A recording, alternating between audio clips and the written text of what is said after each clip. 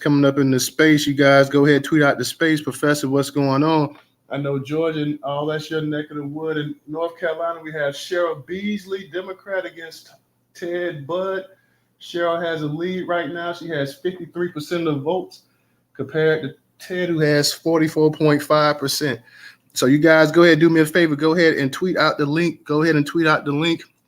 We want to have an interesting conversation tonight about politics. What's going to happen with a lot of these black candidates? We got Tim Ryan in Ohio for the Senate race against J.D. Vance. Tim Ryan right now, Democrat, is up 58-41. In New Hampshire, we have Maggie Hussein, 64% of the vote against Donald Baldwin, I believe, that has 35% of the vote. So yeah, y'all, we're gonna be chopping it up, talking about statistics, talking about who's leading and whatnot. A lot of interesting races. Can the Republicans take control of the Senate once again? Can they take control of the Senate? I believe the number is one that they need. So leading the vote right now, like I say, I'm turning back and forth. I'm not even facing the TV. Got CNN on and whatnot. So all you guys that sit in the space, I appreciate you guys coming up in the space. Definitely go ahead and tweet out the link. I'm doing that right now. I want to hear my people's opinion and whatnot. We got Fetterman right now. It's early. John Fetterman up there in Pennsylvania against Dr. Oz. So far, he has 84% of the vote. But as you guys know, a lot of these actual polls, these places and stuff are just closing and whatnot. So the actual tallies have not been counted in. So, yeah, we're going to do our best to try to go ahead and report what's going on. I'm glad to have everybody coming up in the space. Those coming up in the space, please go ahead. I'm turning around looking and whatnot. Like I say, up there in Ohio, Tim Ryan has 57% of the vote. Tim Ryan is Republican against J.D. Vance that has 42%. So we have a lot of key races going on and stuff tonight. I see my man Ray's up in the spot as well. Ray, let me go ahead and send you that co-host as well. So for all my people going in, I'm on CNN. I'm checking it out. I'm reporting it to you guys, what I see, what's on the screen and whatnot. So excuse me because I'm having to turn around and look at the TV. I'm not faced it. But North Carolina, I'm trying to see who was that on North Carolina because I'm not right in front of the TV. But like I say, in Georgia, Warnock has a slight lead. It's 54 now to 44%. Hey, dude. What's going on, bro? Hey, bro, I can't hear you at all. I can hear you in your head, bro. It's almost like, just this is from off every time you do that. You can't hardly hear me, you said? Yeah, every time it sounds like you're turning your head and talking or something. Oh, yeah, I am doing that. I'm sorry because I'm facing the TV. I'm trying to because I got CNN on, so I'm trying to face the TV. So what about now? Yeah, I can hear you perfectly fine now. I can tell like something was going on with it. I couldn't hear nothing. Okay. Let me I'm sorry about that, y'all. I was turning around facing the TV. Like I say, Warnock right now is 54 to 44% with the Warnock in Georgia right now. We have the race up there in Pennsylvania. And like I say, guys, let me know what's going on in your local politics as well, too. And here in Florida, right now I see that Val Demings, and I have to get that update. Val Demings is losing to Marco Rubio. Ron DeSantis is starting to assert himself over Charlie Crist for the governor. So you guys let me know exactly what's going on. Herschel Walker was down pretty big, but then he's starting to come back some against Raphael Warnock. Raphael was up pretty big in a lot of those Georgia exit polls and stuff like that, but now he's kind of narrowed the gap. It's kind of narrowing the gap right now. Professor, what's going on, man? I'm surprised that you hadn't come up to speak yet.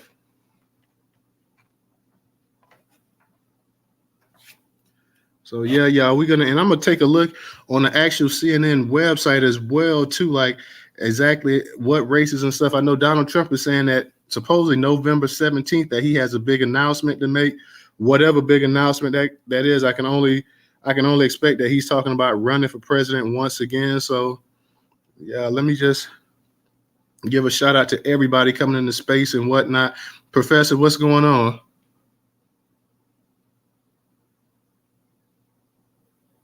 CNN's breaking down some of the counties and stuff in Georgia right now between Warnock and Walker. And I believe in Cobb County, he has a pretty big lead over Walker. So we know that it's going to take a lot of those red states for Walker to actually close the gap against Raphael Warnock. Yeah, what's up there, brothers? Man, I'm trying to follow these races too, man. That's why I've been kind of sitting back because I'm trying to see what's going on, who got what. What is the update on Stacey Abrams' situation? Let me check and see because I may actually because I got ESPN open, so let me go. Not ESPN. What the hell I'm talking about? CNN open. What I'm talking about here? I got CNN open, so let me try to get to the actual site because I believe she was down at one time because it's still early and a lot of the actual tally hasn't been racked up or whatever.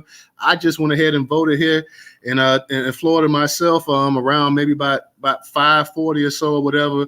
Not too many people in the line or whatever, but wherever I go at normally my station is never really completely ever full, so I'm always able to get in and out without any issues or whatever. So, and let me take a quick look and see if I can find that with Stacey real quick, y'all. Let me see if I can find exactly what's going on with that race real quick.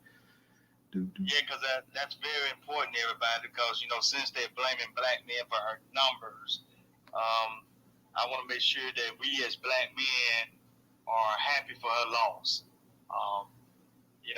I definitely want to be to blame for that. Okay, right now with Stacey Abrams right now, Abrams actually has a lead. She has a 51-48 advantage over Kemp with 752,000 votes, 669. Kemp right now has 715, 555 votes right now. So right now, Abrams has a small lead, and it says that they estimate that only 36% of the votes are in right now. Here in Florida, DeSantis has a pretty sizable lead right now against Charlie Crist. He's at 58%. Chris has 41% of the votes, and estimate that 73% of the actual votes here in Florida are already in right now. So let me see. That's just for the governor races right now. And those seem to be the only two governor races that we can actually gauge on. I'm on over here in Pennsylvania. Shapiro, Democrat, is up and only 4% of votes in. Shapiro has a 90% as Mastrino has 8.7%, but only 4% of the votes are in right now. So it's still very, very early there. In Texas, big race there with Beto O'Rourke against Abbott. O'Rourke has right now 52% of the votes. Abbott has 46% of the votes, but right now they estimate only 12% of the actual votes are in at this point in time. So that's what we have right now in the actual governor race. Let me jump over here to the House real quick. Let me check out the House, and then I'll check out the Senate as well too. Ray, if you see anybody trying to come up to speak or whatever, go ahead while I'm looking at what's going on CNN. If anybody wants to come up to speak, go ahead and let them speak. I'm gonna check out what we got going on with the House and the Senate races right now real quick as well too. Well, y'all, I'm gonna go ahead and say this, Ray. I ain't mean to cut you off, bro. I was gonna chime in right quick and say, man, look, last night in that space, we see that we got a lot of people, man, that's in our, well, I guess you could say in our family, because I'm not so sure if I consider that person in our family, but I guess they are. That's gonna keep trying to sell this Democratic crap down our throats.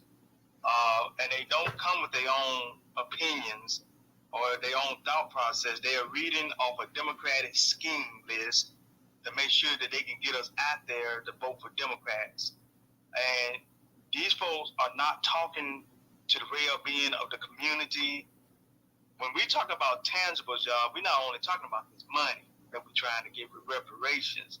We want to hear our leaders talk about police reform in the way of the George Floyd Police Reform Act, because we're talking about that qualified immunity being stripped from the police. That's key. We also talking about mass immigration policies to stop this mass immigration of Hispanics and whatever else that's trying to get up into this country. We're talking about education in regards to our children, y'all. All of these things are very important to us. The the hate crime, the anti-black hate crime bill. See, these are the things that we are looking at as tangibles besides reparations. So I want everybody to understand we got these Democratic operatives, like the one we heard last night. Me and Ray was in a space last night, and we had one that kept bringing in all this crap and just saying all kinds of stuff to get us to go vote Democratic. Basically also saying that black men don't go to the polls and vote. That's the other thing that this person threw out there at us. That black men, let me put it this way. Shim, excuse me, because it ain't a she. Shim said black men, heterosexual black men, do not vote. And that the Democratic Party would not deal with folks that don't vote, is what the Shim said last night. This is the kind of disgusting shit that we have to hear on the spaces about black men. And this particular person is always in these spaces downing black men, even though it's supposed to be a black man itself. But it turned itself into a shim. Anyway, I land my plane now. Hey, I mean, is that really surprising? What space was y'all in real quick, Professor? Judge Joe had a space, him and I believe it's Dana. Okay. So I jumped in to say hi, and then TS jumped in. I guess Judge Joe had no idea who the person was, and they were going back and forth. I mean, Hey, DJ, I think your phone, your mic was on for a second. But go ahead, Ray. y'all know I get up and work super early, man. And even I was up to damn near 12, 1 o'clock, and they were just going back and forth. And it got to the point where I was on stage, I was going to TS, the judge was going to TS, the professor jumped on the stage, he was going to TS, and he was like, well, you guys are just homophobic. And I was like, didn't we let you on to use our space to let you spew your bullshit? And guess what she said? Who the fuck is Newstoter? I was like, yeah, just sit up there, really?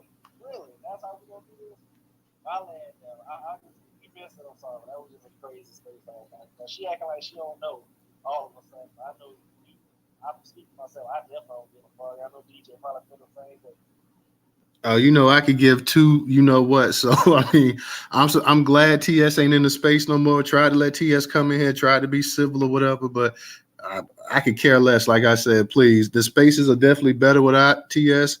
And like I say, TS wanted to come in one time. We had Judge Joe Brown in the space too, and I wouldn't let TS come up in it because I didn't want TS starting all that noise. So I'm pretty sure that caught the judge by surprise. But I'm not even gonna worry about that. Let me get back to the actual the thing that everybody wants to hear about. They want to hear about what's going on in the political field and whatnot. So I'm gonna go ahead and get back to it. We just went through the governors, but what's looking in the governor races and stuff right quick. Let me jump on the House and Senate as well and see what's going on with these elections and stuff nationwide in the House and Senate. So right now we're doing the House. We're gonna take a quick look. House 13 in North Carolina. Democrat Nichols is up against Hines.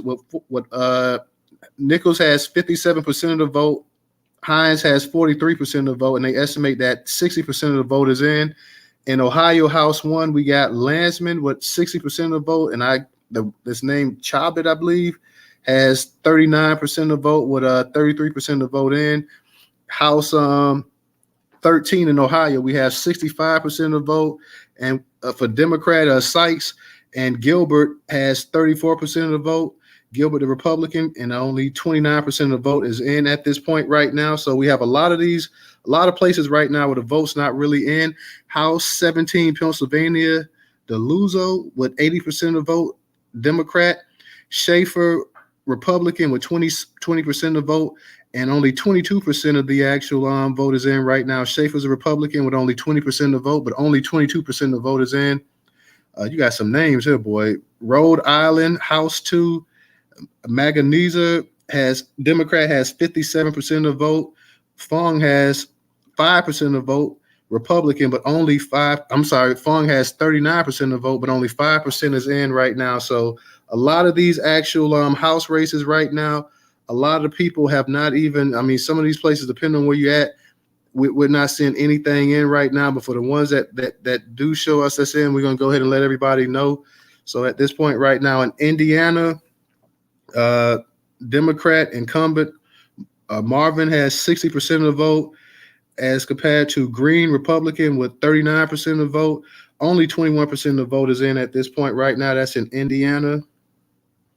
In New Hampshire, we have House 1, Levitt, and damn, that they changed that quick. Let me go back. Levitt has 54% of the vote. Levitt is Republican against Pappas, Democrat with 45% of the vote. Only 1% of the vote is in at this point right now. Also in New Hampshire, we have House 2, we have Kushner with 51% of the vote, Democrat against Burns with 48% of the vote. Only 2% of the vote is in right now. So a lot of places right now at this moment where there's not a whole lot of votes in. Let me go to Pennsylvania, House 12. We got Lee Democrat with 75% of the vote.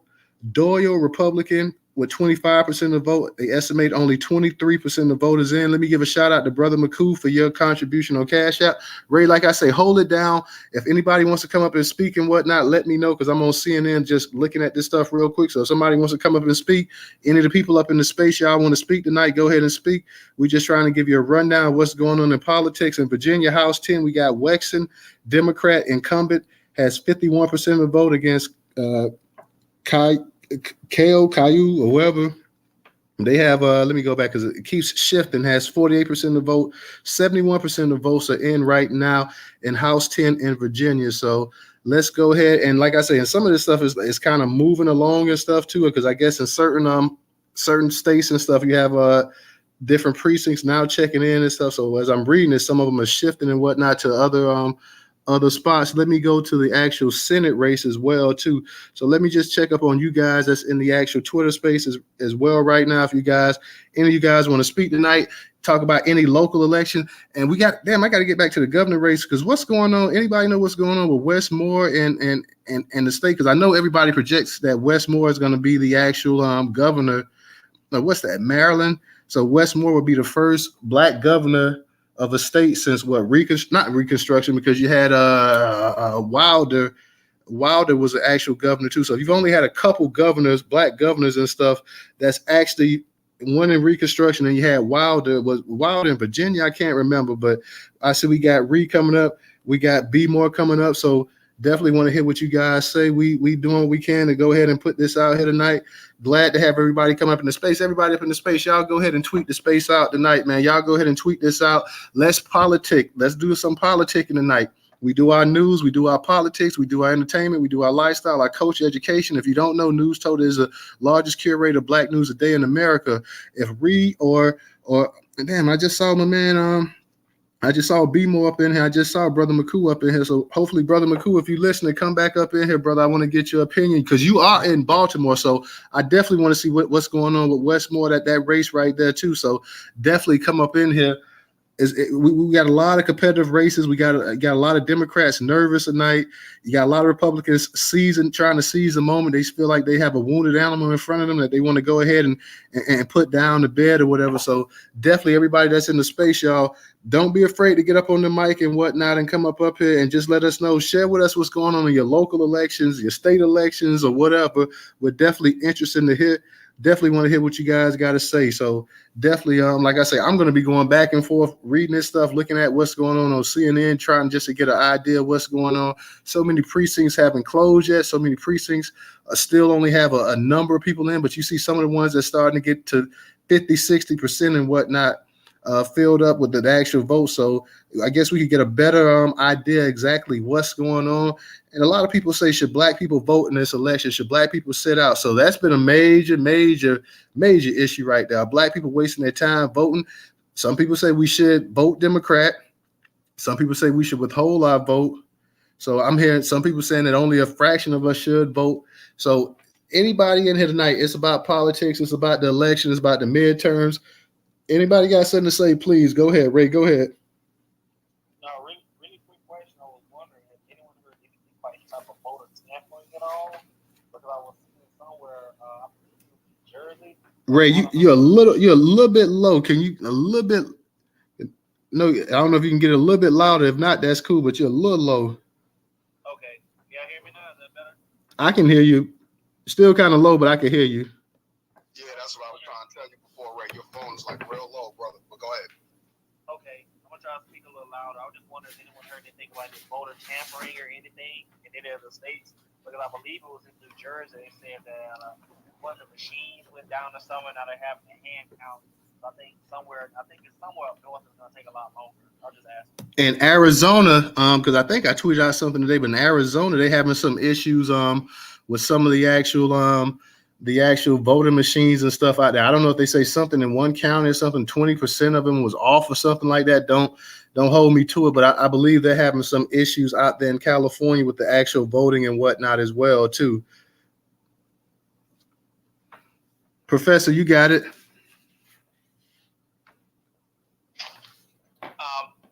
Let me say this, y'all. I went to the polls early this morning, and I'll tell you that I ain't gonna lie, it's the best time to go if you're gonna go, cause you don't have to worry about the crowd, that's for sure. But when I got there this morning, first thing I looked at was the Libertarian. That's the route that I took, cause I know this time around I'm not gonna do anything in regards to Democrats. They're not gonna just get my votes. The Libertarian Party is the route that I took this morning, and I feel really good about it. Definitely was not going to give my vote to the Republicans because we know they're not trying to do anything for us. But I'm not going to willingly give my free vote or give away my vote freely to the Democrats anymore. We have been a voting bloc of theirs for over 60 years. And no longer we can give our vote to them. We can't afford it, y'all. So I just want to say that I took the route of going the Libertarian route, and I feel very good about that. Hey, I ain't mad at you. I went ahead and I voted today, and like I said, and most of what I voted for was the actual, about policies and stuff in the actual state.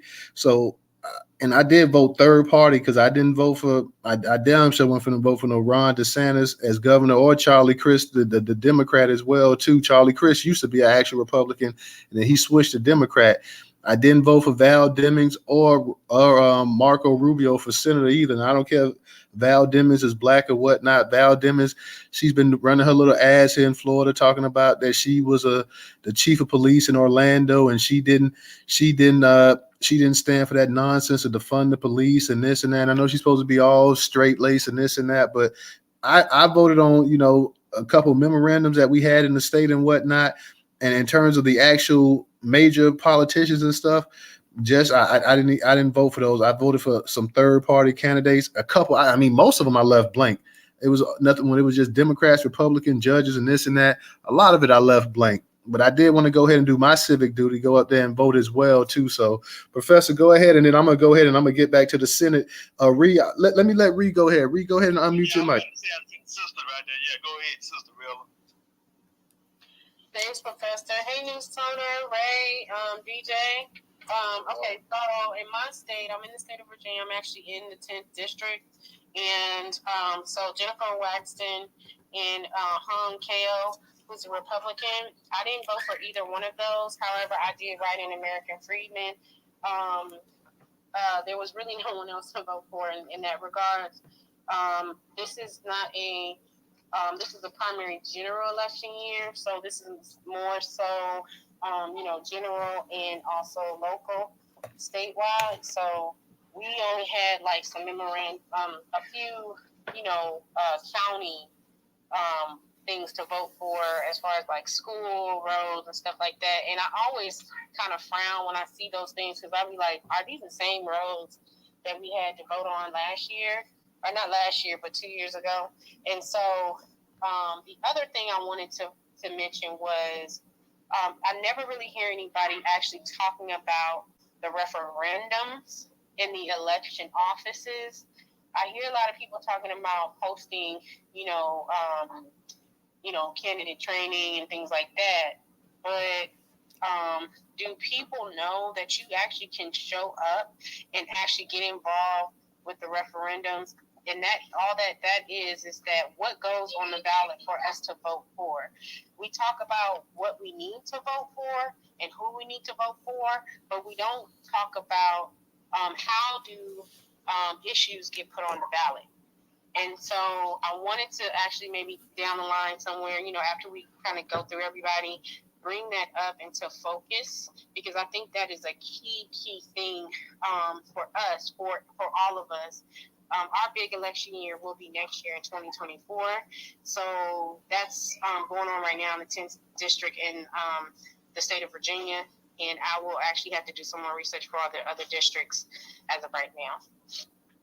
All right, sister, you made a very valid point. Definitely. It looks like he bought Marco Rubio one. Oh, I mean, did anybody actually think that they were going to elect in Florida a black woman as the damn senator here in the state of Florida? I mean, sometimes I think people kind of misconstrue Florida. Like, I mean, Florida's still part of old Dixie as well, too. Yeah, we got your carpetbaggers here, we got your immigrants, and we got all these other people, and you can talk about all the diversity in Central and South Florida, but you got a whole bunch of good old boys up here. Ain't nowhere in hell where they about to have Val Demings. I don't care if she was a cop or not. And see, this is the thing. I'm sure that she could have been, definitely if she had been a white man, she would have been endorsed by all the police people and stuff in the state and this and that or whatever. But the fact that she is a black woman, and I'm no Val Demings fan, it's no way, even though she was in law enforcement and everything throughout her career, you knew that wasn't going to be enough to carry the state of Florida. I'll give him his due that he came close when he lost to DeSantis. What's your boy name? Andrew Gillum. Back in 2018, he came close. He lost a close election, but even then, at the time when he ran, a lot of us was like, because he was a mayor here in Tallahassee, a lot of us was like, I don't know why he's running for governor of Florida. He's not going to win this. Like, he can remain the actual mayor of Tallahassee for as long as he wants to, But as soon as he went and he ran, and they started talking about him possibly being down the road a vice president, a candidate, and this and that, that's when they started digging deep into that background and stuff like that. And that's when all that crazy stuff that happened down in Miami in the hotel, and him being butt broken and all this and that, whatever, everything went haywire. So yeah, man, you're still in Florida, man. And that's why I don't give, and I told you guys before, I didn't give Stacey Abrams any real chance to win. You can sit up here and talk about how blue Georgia's turning and all this other nonsense and stuff like that. It's no way that they were going to elect a black woman as governor. And I know the race isn't over, and I know she was up there leading and stuff like that. And if she wins, I'll eat crow tonight. If she pulls it out, I will eat crow. I'll be in shock or whatever. If she somehow pulls off what I consider to be something that ain't impossible, but it's damn near up there. If she somehow wins Georgia, which is still red as hell, I'll be totally shocked. Now you're gonna have a black senator because you already got Warnock. So you got Warnock and you got Walker. So that in itself is something right there. You're gonna have a black senator, whatever. So we're gonna see how this stuff unfolds tonight, y'all. Hey, Newstoter, update. It looks like the Senate is at 37 to 36 Democrats right now with the one seat. Okay. Appreciate that. So let's go ahead and check out. I'm gonna check out real quick exactly what other Senate races we got going on. Anybody that wants to speak, you guys, go ahead and raise your hand. I might not see you because I'm going back and forth between here and CNN as well too. So any of you guys that want to speak, please, by all means, go ahead and speak. And what you say, brother, they at Professor, you say it's 37, 36. I don't think they've updated it on CNN because right now they got it at 36, 36 Democrats. So you said that the Democrats, they have one. Yeah, they got one seat in the Senate at 37, 36 on NBC News. Okay. On NBC News. Okay, they already said Rubio. Of course, Rubio beat Demings, and he beat her by almost 1 million. He won. This is what Marco Rubio. He had 56% of the votes in Florida. He had over 3.9 million to her 2.9 million. So Val Demings, she competed, she tried. We see it getting a little bit closer here with and it's only got 43% of the vote in Georgia right now. Warnock is leading at 51.9%. Walker's at 46.4%. Warnock has 354,000 votes to Walker with 775,000. So we're starting to see a little bit of that race is starting to tighten up, and you still got quite a few people that haven't been accounted for because only 43% of the votes are in for the Senate race in Georgia between Raphael Warnock and Herschel Walker. Let's go to Iowa. Iowa right now, nothing is in. Nothing is in Iowa. Nevada, nothing is in. Here in New Hampshire, you got Hussein. Hussein is incumbent. He's also a Democrat. Only 14% of votes in it, but Hussein right now is leading 60.7 to Bolduc. I believe that's the name. Sorry if I'm butchering it. At 38.2%. So here in North Carolina, what's up? Did you not announce that Coon won up there in South Carolina? He won by a lot. Oh, you talking about Tim Scott? You know, I got to get to Tim Scott, man.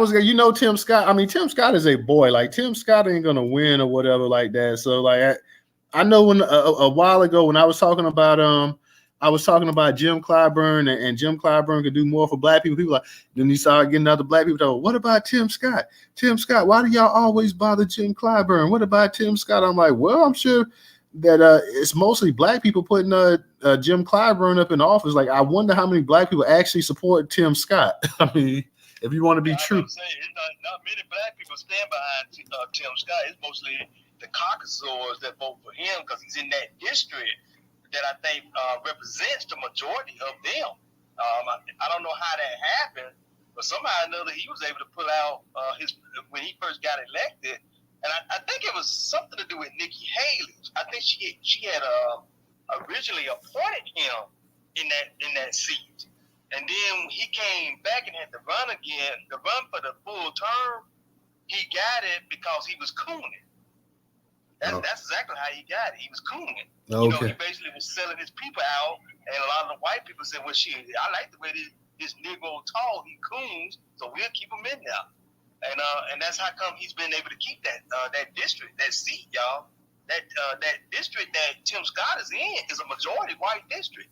A lot of people don't know that.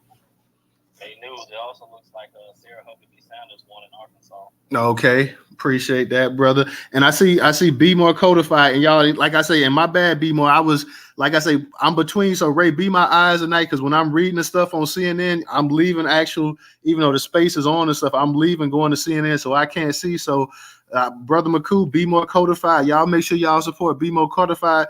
Brother McCoo, put the Be More Codified apparel up in the actual jumbotron as well too, so our people can go ahead and support that as well too. Be More Codified is a black family owned apparel shop. So y'all make sure y'all support Be More Codified. What's going on, bro? Thanks, Toda. Everybody in the room, Rella, Professor, Ray, DJ, Social. What's going on? Love y'all, fam. Hey, Miss Carter. Look, I want to say Westmore bootlick up here, man. And all the old bootlicks running out voting for him, man, because they scared. I've been going hard in the paint, like my man, Black Majority State, with passing these, Black Boycott Vote postcards out. And we got the plan on the back. It's not about totally just saying not voting. It's temporarily holding out vote for tangibles. And it just seems like people up here in the Maryland area, man, they just fucking scared. They just doing that shit like they haven't learned from the Trump Biden lesson. They still on that. We still got that old thinking here, like, well, you gotta vote for the lesser two evils, and it's just killing me. But we got a lot of young people up here that's definitely sticking to the guns. They're not just in there voting for any old everything. Up here, we voting a lot for taking that homosexuality shit out of schools and teaching that pleasure-based sex shit. You know what I'm saying? We voting that out. We voting on that. But as far as voting on any candidates, man, we ain't got no rival candidate up here in Maryland. Up here, Be More. Westmore, just like I said, is a waste of time. He's pandering to these Jews and this white collective up here. So I hate to say it, but it looks like they're gonna elect this bum. Brother McCoo, from what somebody in the Freedman News DM just sent, Apple News said that he's the first. Apparently he won. They said that he's the first black governor of Maryland. So it was already said too, man. That they said it more than likely, whatnot. And I know you guys have a heavy black population up there, and you know a lot of times our people they want to be part of history as well too. So they felt they saw the chance of actually having a black man elected. He's only the third black governor in the history of the United States. And like I said, you got to go back to Reconstruction and you got to go back to Wilder. Wilder was in the 70s or whatever. So, you know, in modern times, he's only the second black man to be elected governor. And whenever our people get a chance to what they feel be part of history and create history, you know, they're going to go ahead and they're going to do it. So, yeah, I know. And I know from quite a few people, you and the sister Great Ape and whatnot, and a bunch of other people that's up there in the area. A lot of y'all are not too happy and pleased about having Wes Moore as an actual governor. So, you know, maybe y'all can, and that's one good thing, man. You can see exactly how this thing can go. So our people need to go ahead and hold him accountable because when it comes time for re-election, he's in there right now and he's in the driver's seat. But come re-election time, you know, if he's not doing anything, then our people can't have that same love affair like they had with Barack Obama. We didn't want anything to happen to Barack Obama. And I'm gonna be honest, I voted for the man twice. A lot of our people, they say, well, hey, Obama's going to do something this last term, but what can they do? Like this and that. And we kept sitting and waiting and waiting and waiting and waiting and waiting and waiting. And it was like, well, no, my man was talking about his legacy and this and that. Well, bro, your legacy don't put food on the table. Your legacy don't put a roof over our head. You know, so your legacy don't mean a damn thing because let's be honest, we all knew that once they got you at the White House, they weren't going to have another Negro up in that White House anytime soon. So you supposed to go ahead and with the scorched earth type mindset and like, hey, I'm going to go ahead and just lay it down. I'm going to set executive orders. And if these white folks want to go ahead and flip it when I get up out of here, let them go ahead and flip it. But that all that legacy stuff you talking about, man, that legacy stuff don't mean a damn thing. You got it, Ray. Real quick, I'm just updating y'all real quick. It looks like Henry McMaster won in South Carolina. He's the 117th governor of South Carolina. Okay, great job, Ray. Great job. Like I said, we trying to keep everybody informed tonight. We going back and forth, y'all. Like I say, but you're in the space, man. And like I say, don't be afraid to come up. It's politics or whatever. And hell, we're not political science majors up in here, or whatever. So I mean, if you got something that you guys want to say in the space, please go ahead and request a microphone and this and that. We just shooting the breeze tonight. We talking politics. We have a major election that's going on and stuff. We in 2022. The next major election will be 2024, the presidential election and stuff like that. So, yeah, between here and now, and we know, like I said, Trump, we expect him to announce his plans next week. He's talking about making his plans next week. Donald Trump loves the attention, so everybody's leaning forward, thinking that Trump is once again going to run for president. I'd be surprised if he doesn't. You know, I'd be totally shocked if he doesn't run for president again. So we'll see. But everybody in the space, make sure you guys tweet out the space as well, too. Tweet out the space. We're having a nice conversation going on here tonight. It's politicking. It's the midterms. It's the black agenda that we're talking about. And like Brother McCoo said, like we are our actual candidates and stuff, man. It's so far and few people that actually represent us and whatnot. So as I'm going through and we just giving these election results and stuff like that, please feel free to go ahead and chime in. It's an open mic. It's political theater at its best. Every election, you hear the people say this is the most important election. I don't give a damn. Every election since I've been alive is the most important election, whether it's a midterm or the presidential election. So the next election in 2024 will be the most important presidential election. And then in 2026, it'll be the most important election. And then in 2028 or whatever, it'll be. So it's always, every election is always the most important election.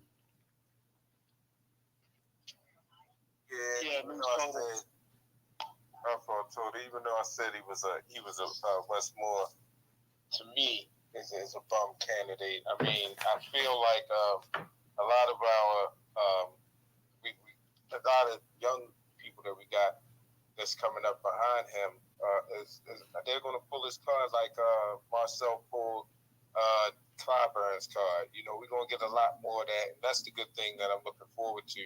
You know, because a lot of these candidates, such as Westmore, they ain't talking about no good reparations base. They're not running on no reparations platform. And the ones that are mentioning it, they're mentioning it in a real, I mean, I give it up for my man Red Grant running for office in DC. But you know, he got on stage during the reparations rally and just said, "I'm for reparations," but he ain't get no detail. He ain't say nothing about lineage base. He ain't say nothing. You know, they not hitting no key points. So I just urge and beg the people to listen to the key points. You know what I'm saying? Don't take the they talking a good game, but listen to the key points and get in on those, lineage based anti-hate, anti-black hate crime bill. You know what I'm saying? Nobody ain't talking about that. They mention it and then they run away from it. They mention it and run away from it.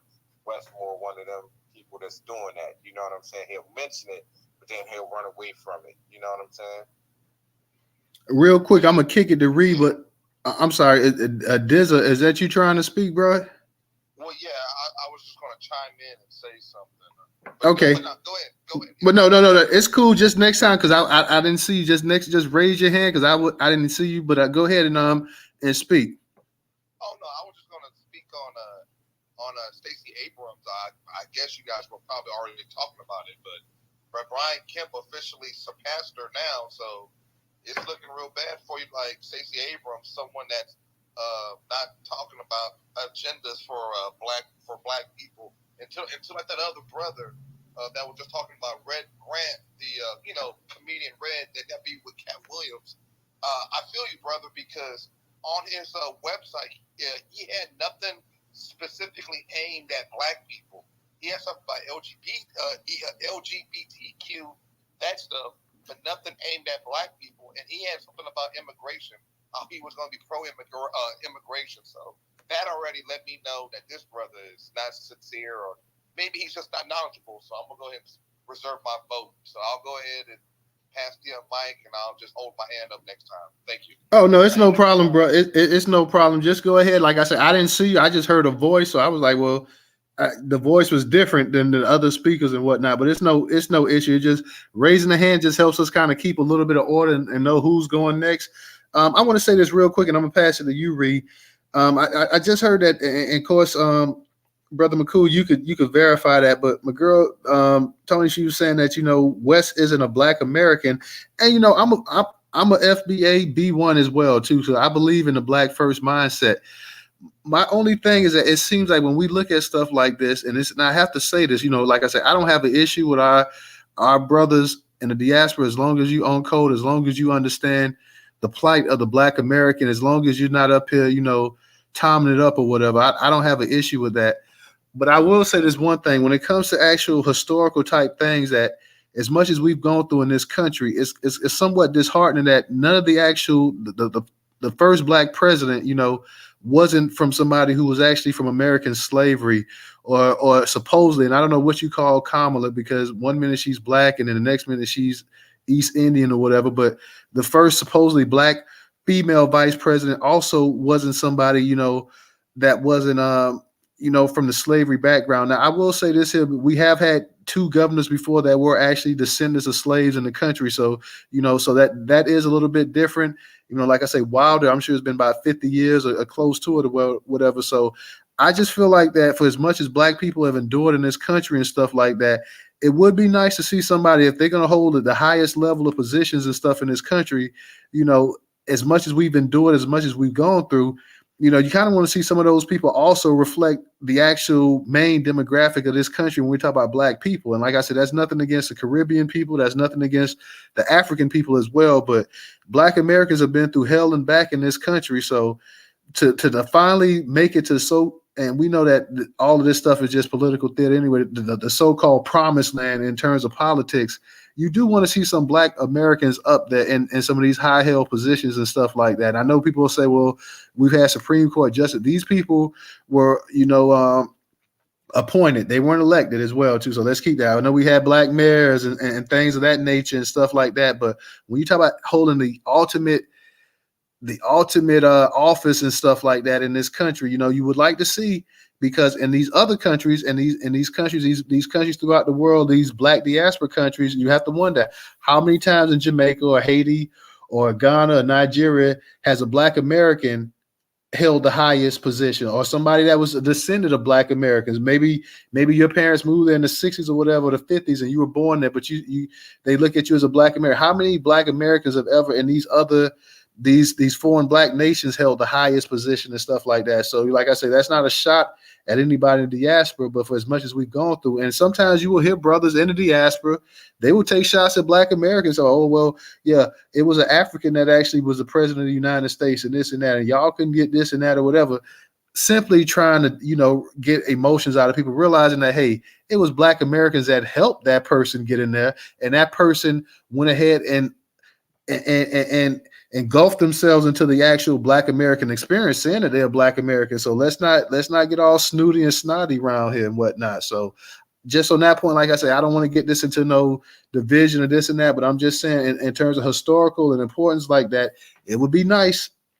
It would be nice to see a Black American, actually hold these positions and stuff for all that we've been through. I'm going to kick it to Rhea, and then I'm going to kick it back to you, Dizza. Thank you, Newstoter and everyone. Shout out to all the people in the space. So I'm just going to reiterate, shout out to Stacia Hall. She's a Republican incumbent American Freedman who boldly stands on American Freedman First in D.C., running against Red Grant, Mara Bowser, and I believe there was another gentleman, I can never remember his name.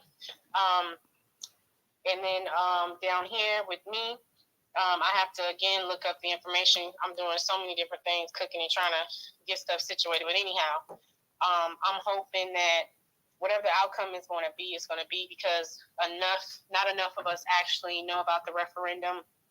Again, I'm going to bring that up on how to get things on the ballot. And hopefully we can start the discussion and actually talk about that once, we're done with elections tonight.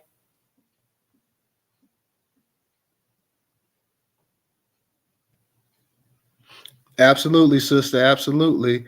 Dizza, go ahead and go ahead and get your say in there, brother. And then I'm gonna go ahead and I'm gonna check out once again on CNN what's going on with these the governor races, the Senate races, and stuff like that. Trying to keep our people. B-more, I'm gonna let you get back up here as well too. So Dizza, B-more, and then we're gonna go ahead and we're gonna check up and see what's going on.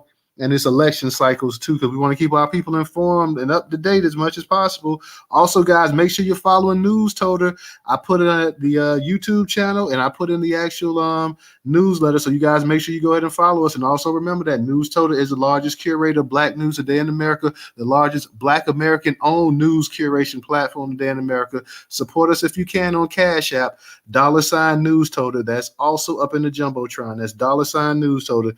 Go ahead, Dizza. No, I was actually just going to talk about the numbers. Stacey Abrams is sitting at 987,000, and Brian Kemp is sitting at 1.1 right now. Just like those are like the rough numbers, 52% to her 46%. So this is it's not looking good for Stacey. But once again, you don't have a Black first agenda. You don't have things representing us. This is the end result. So hopefully this is a big shock to Democrats. Hopefully we can get real things going through in this country. But I'll pass it back to you. Bro, let's be for real right here. And we talked about this in other spaces. Stacey's main job was to raise money for the Democratic Party and to get more registered voters. That anybody with more than 3 brain cells know, like I said before, there's no way this chick is going to win the state of Georgia. There's no way. She has as much a chance of winning the state of Georgia as anybody in this space has of winning the state of Mississippi as a governor. It ain't happening. That's true, brother. That is true. So it was just a ploy. They was doing a little Dougie and the sister girl dances and this and that, and you had the little girl running up in the bus dancing like nobody knows where the hell she comes from, but she starts cutting up. You got Kerry Washington sitting up here dancing. I saw my man LeBron James. He went ahead today and he gave his thumb of approval for Raphael Warnock in Georgia. Hey man, it never fails. So let me go ahead, Brother McCool. Go ahead and get your say in there, bro. Yeah, and you made a good point earlier, man. That's what I keep harping on this Westmore guy. You're right. He's not FBA. He's not Foundational Black American. We get all these Sheila Jackson Lees and all these other, they not stomping for us. You know what I'm saying? We stomp to get them over here, and they get over here and basically give us their ass to kiss. And so I foresee this guy pandering to the white structure, definitely getting more into their gentrification plans, not messing them up, but not stopping them, but definitely making it worse for foundational Black Americans on a whole. They're all about getting their immigrants in here and their illegals in here to replace our vote. And what's interesting right now is that it's really backfiring right on them and slapping them right in the face. What they thought they were going to do with that illegal vote is not really working in their favor. Oh no, that's they looking for that replacement. That's what they want. They want those votes so they don't have to deal with the Black attitude and this and that. So as long as they can get us out the way, and it's gonna be interesting to see how this all plays out and stuff like that. I'm hoping that tonight that they just absolutely get gutted. Like, I mean, that's what really needs to happen. Yesterday we talked about in the space when we was talking about the environmental racism, and we was also talking about Joe Biden talking about basically all that what his administration has achieved for Black people and stuff like that. And we're sitting up here just like, how is this dude even talking this with a straight face, dude? What have you achieved for Black people, man? What have you done just for Black people alone? When you do something for everybody, that's not, people keep sitting up here talking about student loan. Like they talk about signing bills and laws and putting them in and passing them and stuff like that, that's going to benefit everybody. And then they want to say, well, Black people are going to benefit the most from it or whatever. Something that goes to benefit everybody is supposed to, be a Black bill. So I that part right there, I'm still like scratching my head. I'm still trying to find out exactly what we're talking about. So, Ree, go ahead, sister. You know what? And to add insult to injury, Stacey Abrams on her website, she separated the not the talking points, but her agenda between Black women and black men. Instead of, like everyone else, actually having a community discussion agenda, whereas everyone else is recognized as a whole community that has issues within a community that you can address. She separated Black women and Black men as if we are somehow separated. So I just want to put it out there. A Black woman cannot birth a nation without a man's seed, and a Black man's seed, an American freedman man's seed, or someone who literally has my same DNA marker. And so it's really sometimes very disingenuous when you get legislators who even come from other places and they're raised to have this kind of like cultural perspective on, I guess, how houses run versus how we do it here on the Western front. You know what I'm saying? If I can say it that way. And it actually came out in her agenda, and it was so disrespectful on so many levels because I want an agenda that lets people know in this society and in this America that I am one with my man. I'm one with my people. My children and our family are one. And if we have issues within our community, they need to be addressed as a community-led issue and not separate into a gender war perspective. I think Black women's issues can be addressed by actually allowing men to have the discussions, to know what we go through, and to get the perspective of wanting to cover us. And I think that we also can compartmentalize and actually have an open discussion about how men are feeling mentally and physically, and the things that they also go through, where we can also turn around and hold up their backs and cover them properly. We have to get to that point. And, I cannot wait for my turn in the state of Virginia to run as a senator. I think I would be a great candidate. And so I just want to throw that plug out there.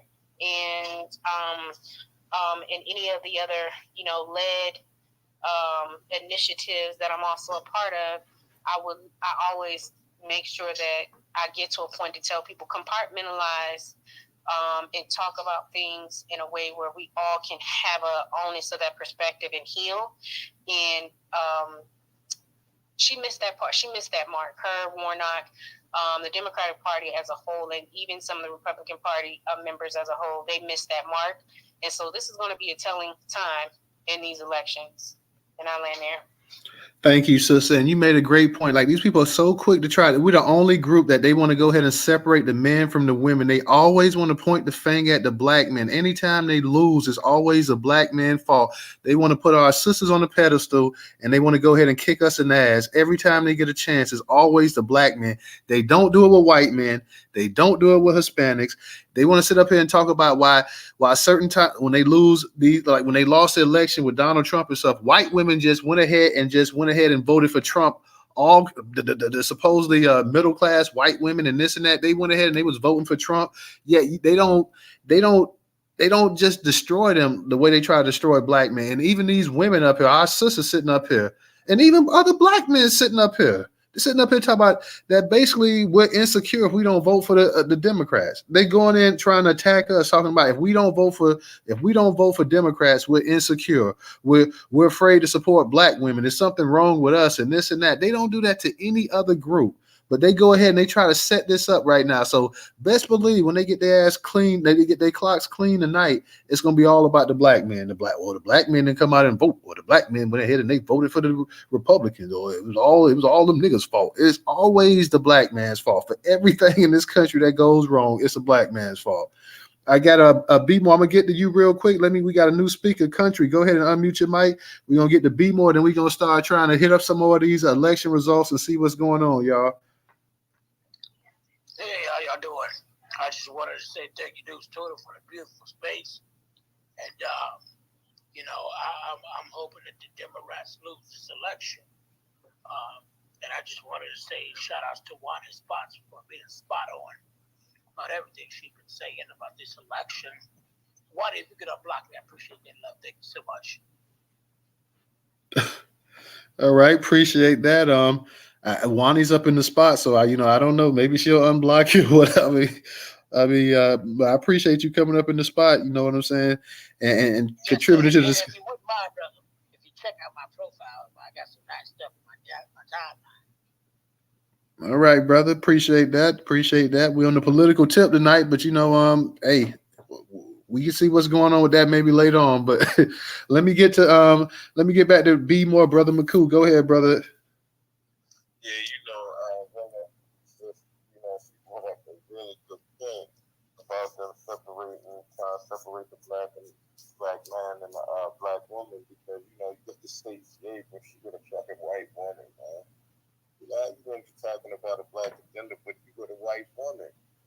Like, that kind of remind me of the boy, what's little, we call him switch hitters up there, when you got these,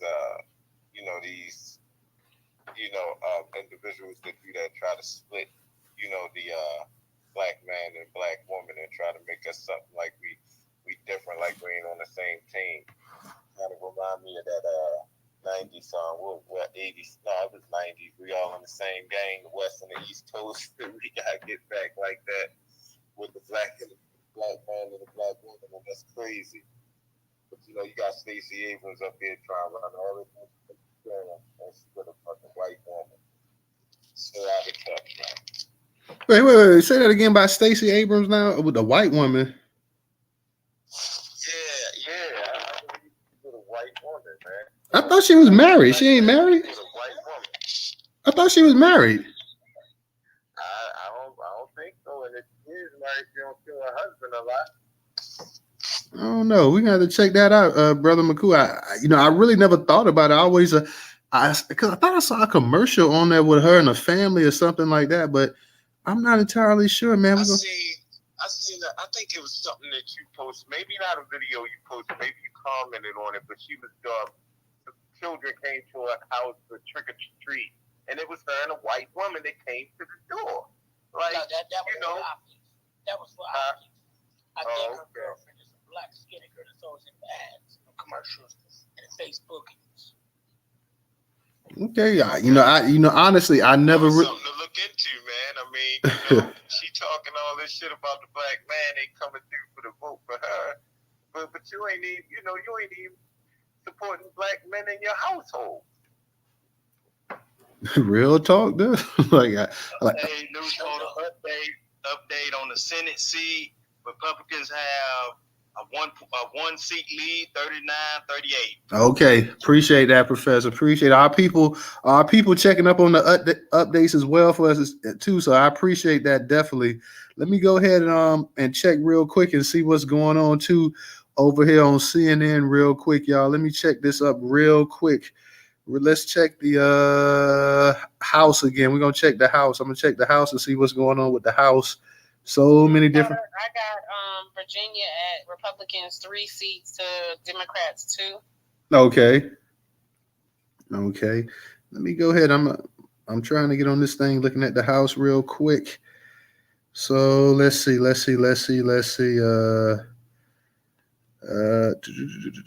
In Florida, House 7, Mills, the actual Republican, actually already won. Mills beat Green in the actual House Senate. So you had a Republican win that. Let's check another House in Florida. Rutherford, it looked like he didn't run against anybody. So let's keep going. McCormick in House 6 in Georgia. McCormick is up 57-42 against Democrat Christian. Only 39% of the vote is in. In Michigan, we have James against Marlinga, but it says that 0% of the vote is in. So I don't know how they got it at. James has 60% of the vote, so I don't exactly know how they got that. In Florida, we got Lee. Lee beat Cone. Lee is a Republican. Lee took 58% of the vote, so Lee beat. Also in Florida, we got Salazar, another Republican, won another seat in Florida. So another Republican in Florida won, which ain't surprising because Florida's red as hell. I know Obama won here, but let's be for real. This is a very red state. And New York, House 11. God damn, some of these names are something hard to spell. Let's just say another damn Republican won in House 11 and House 11. What was that? House 11? Because damn Democrat, the damn thing on CNN keeps like flipping around or whatever. But Malatikos or whatever, only 25% of the vote is in New York, but you got a Republican winning. So let's keep, because the damn things keep jumping around. And Texas, De La Cruz is up, a Republican. De La Cruz is up, but only 19% of the vote is 19% of the vote is in. So in most of these places here, with the exception of Virginia and some of these other states, you got Kiggins in Virginia, 79% of the vote is in. Kiggins, a Republican, is winning as well too. Let me jump back to the actual Senate. Let's see what's going on with the Senate. Like on CNN, like it's constantly like as you're trying to read the thing, it's constantly jumping. I guess you got so many different House races, but it's just constantly jumping and moving out the way. So like we already said, Rubio won. I still don't see any change right now. 61% of the votes are in Georgia. Warnock is up still 51-46 over Herschel Walker. Grassley. And they say 0% of the votes is in Iowa, but Grassley, the Republican, is up right now, 54 against Franken. Does anybody with the Dr. Oz thing, does anybody know what Dr. Oz and Fretman? Let me see if I can. Lost, yo. I think he lost, Joe, if I'm not mistaken. But I'm just getting that. What's good, everybody? Mac and Jersey in the building, yo. Mac and Jersey in the building. Oz is losing right now, but only 11% of the vote is in. Right now, Fetterman is up 69%. The 28, but only, like I say, only 11% of the vote is in there. So it's still pretty early to call that one. But right now, Fetterman has a pretty decent lead. But like I say, only 11% of the vote is in. And we got so many different ones right now. Like Wisconsin isn't in yet. Washington isn't in yet. Utah isn't in yet. I mean, in North Carolina, Bud, the Republican, and Bud has a slight lead over Beasley, the Democrat, at 49%-48. 68% of the vote is in right now. These are all Senate races we're talking about. Hassan in New Hampshire, the Democrat is up 57-41, but only 26% of the votes are in right now. New Mexico, nothing is in. And like I say, Marco Rubio was already soundly defeated. Of course, soundly defeated Val Demings in Colorado. We have Bennett, the Democrat, is up 75 to 22, but only 22%, but only 5% of the voters in there. Arizona, 0% of the actual voters in there. Let's check out any governor's races real quick. Let's check out what's going on with the governor races real quick. Governor races. Let's see real quick. Arizona governor race, nothing to report right now. DeSantis, like I say, easily defeated Charlie Crist. I don't even know why the hell Charlie Crist even wasted everybody's time running. Kemp has a 51 to 48 lead over Abrams. 62% of the voters in. 62% of the voters in. So it still hasn't been called yet. So Kemp has a slight lead. So we expect maybe Kemp to hold on, but it's still not really settled at this point. In Kansas, we have the incumbent, a Democrat, Kelly, with the lead over Schmidt at 59 to 38, but only 27% of the voters in Kansas. So right now, the Democrat incumbent Kelly has a 59% of the vote, but only 27% of the actual 27% of the voters in. In Maine, we have the incumbent, a Democrat, Mills, with a 49 to 48 lead over LePage, but only 6% of the voters in. So right now, only 6% of the voters in. Of course, we already know what happened. This is crazy right here. Like now, they already said that what's his name is won. That Moore has already won, but judging by here on CNN, it has Cox with 55% and Moore at 44%. I don't even understand that. If you got people already saying he's won, but an estimate of 0% of the voters in. So I want to get a little bit more confirmation, but I know if Apple is saying that Moore already won, then it's already got to be. It's got to have some legitimacy to it. Here in Massachusetts, we have another Democrat, Healy, with the lead at 60 to 37 over Deal, but only 3% of the voters in. Only 3% of the voters in. Whitmer and Dixon in Michigan. Whitmer has a 56 to 42 edge. Whitmer's the Democrat, but only 9% of the voters actually in. Again, only 9%. In Minnesota, we don't have anything to report. Nevada, we don't have anything to report. New Mexico, we don't have anything to report. Up there in New York, the Democrat, Hutchell, with the 74 to the 25%, but only 8% of the actual voters in. Hutchell is a Democrat incumbent. Oklahoma, we got Stitt. Stitt is the actual incumbent. Stitt is also a Republican. Stitt holds a lead of 55 to 41, with 44% of the actual vote in. Nothing to report in Oregon. Pennsylvania, we got the Democrat Shapiro. Looks like he's well in front, but only 13% is reported. Shapiro has 71% of the vote. One of the races that everybody's going to be looking about what's going on in Texas with Abbott and O'Rourke. And right now, Abbott is leading 52 to 46, 38% of the actual voters in. Abbott, of course, is a Republican. And he has 52 to 46. But like I say, only 38% of the actual voters in. So it's still kind of early to call that as well, too. So just to keep everybody informed and what's going on. I'm trying to read the House as well, but like I said, the House keeps clicking over so doggone fast that once you get there, the House is just constantly clicking over and going. Like it's kind of hard to actually get a read on the House. You're reading it, and the next thing is shifts. But Professor, go ahead and unmute your mic. Yeah, thank you there, Newstoter. I was going to get around to Sister Rilla's question about getting certain issues on the ballot. I believe that's what she was asking about earlier. I do believe that in order to get something on the ballot, you have to go through whoever your representative or legislator is for your particular district, which can bring up the issue before a committee. And then that committee has to vote on it for that issue to be put on the ballot. It's like I guess it's called like a referendum on the ballot. Is that right, Newstoter? Like something you can vote on in the ballot. I guess they refer to it as a referendum or a proposal or something like that.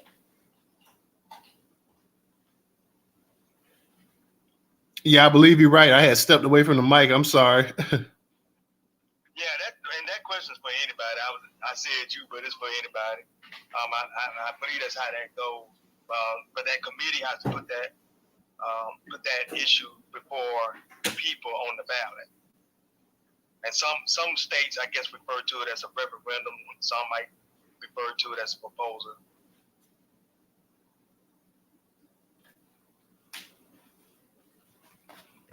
I see in House 27 here in Florida, I see CNN's reporting that Maria Salazar just won Republican and stuff like that. I'm really hoping that, even though I think he's a nutcase, I really want to see Herschel Walker win up. I mean, I just want to see what would that say about American politics if somebody who could possibly have CTE becomes the actual senator of damn Georgia. Like, I mean, that would just be the best thing to me in the world. Like, people thought it was ridiculous when Donald Trump became the president, but this was when Ronald Reagan became the president, or when you had Jesse the Body Ventura, a former WWF wrestler, become a damn governor and stuff. Like when you had Arnold Schwarzenegger, who could barely talk, coming over here from Austria, bodybuilder. So, I mean, this would take the cake right here. You got it, Ray. I was just going to say this real quick, and I saw somebody else posting this, and I agree with it. It said if you're running for re-election for Senate against Herschel Walker, and you are narrowly leading the polls, that means you're the one unfit for the position.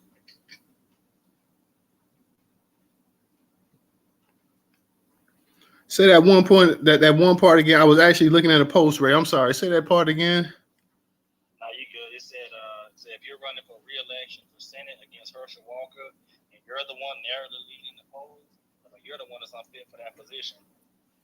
That shouldn't even be close. Well, look at the debate they had that night. I mean, that thing was so comical, and you know, Raphael Warnock should have been able to tie him up in a ribbon and just send him on his way. But you know, you can make a case that Walker actually won that debate, or at the very least, it was a draw, a stalemate. So I mean, here you got Raphael Warnock, who's already, he was a senator before, against somebody who knows absolutely nothing about politics.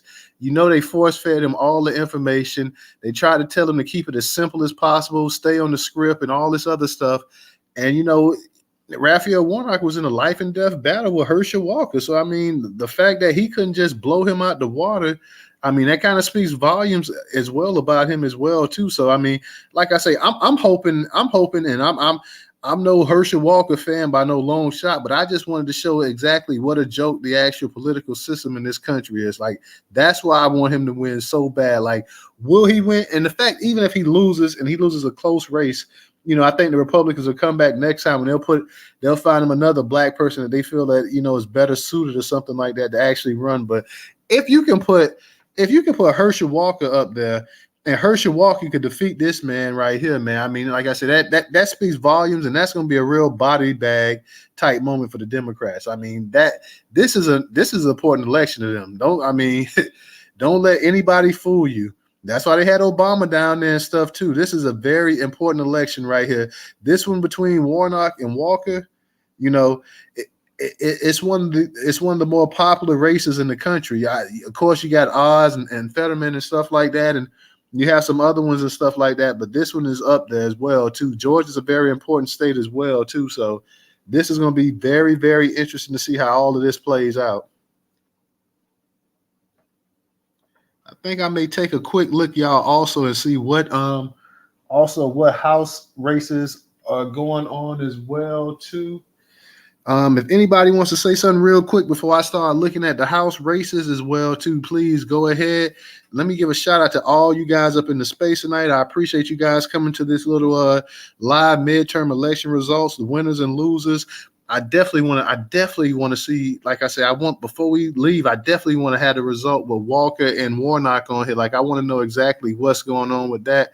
Wani, I know you're definitely politically astute. So when you get a chance, if you want to speak tonight, please don't hesitate, because I definitely would like to get your opinion on this as well too. So, man, what happened to DJ?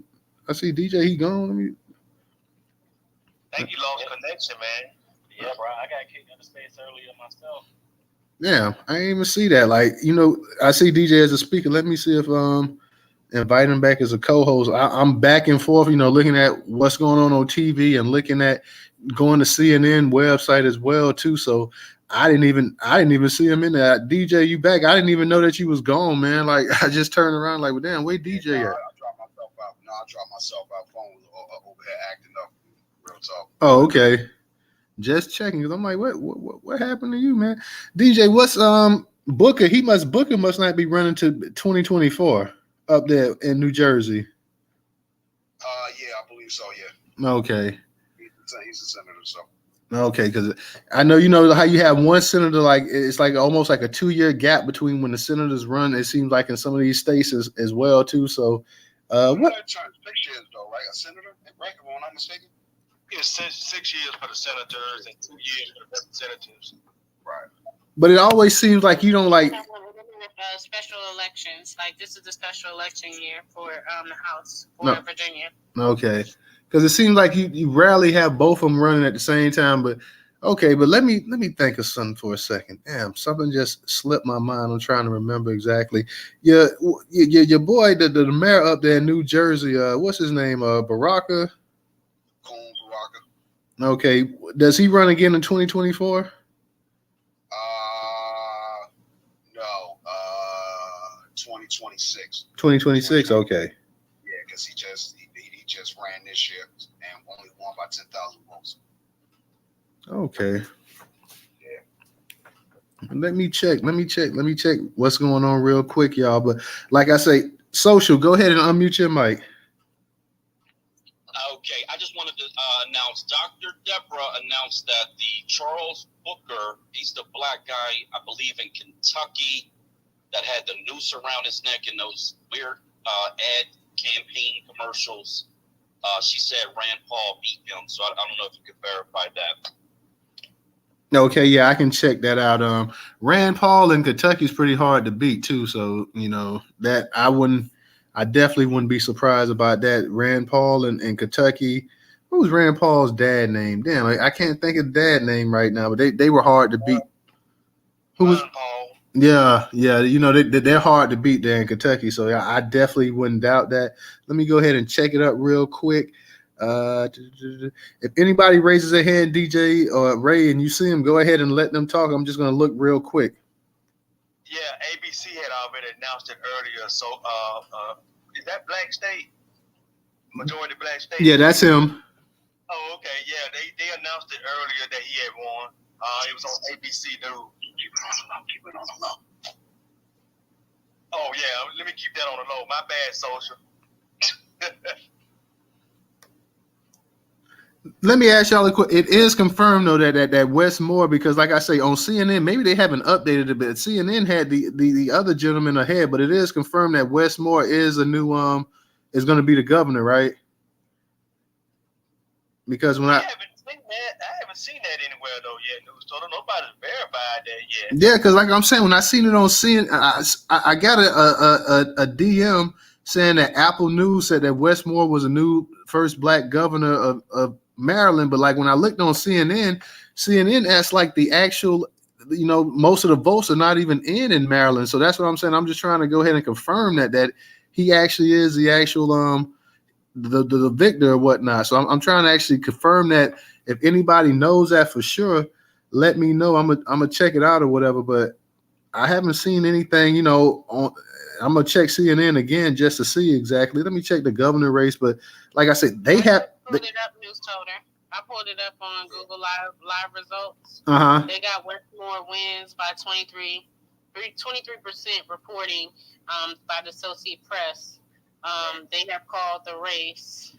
He has 67.1%, 363 and 104 vote count against the Republican Dan Cox and David Lashar. I guess those don't really matter, but Dan Cox would have been the other guy.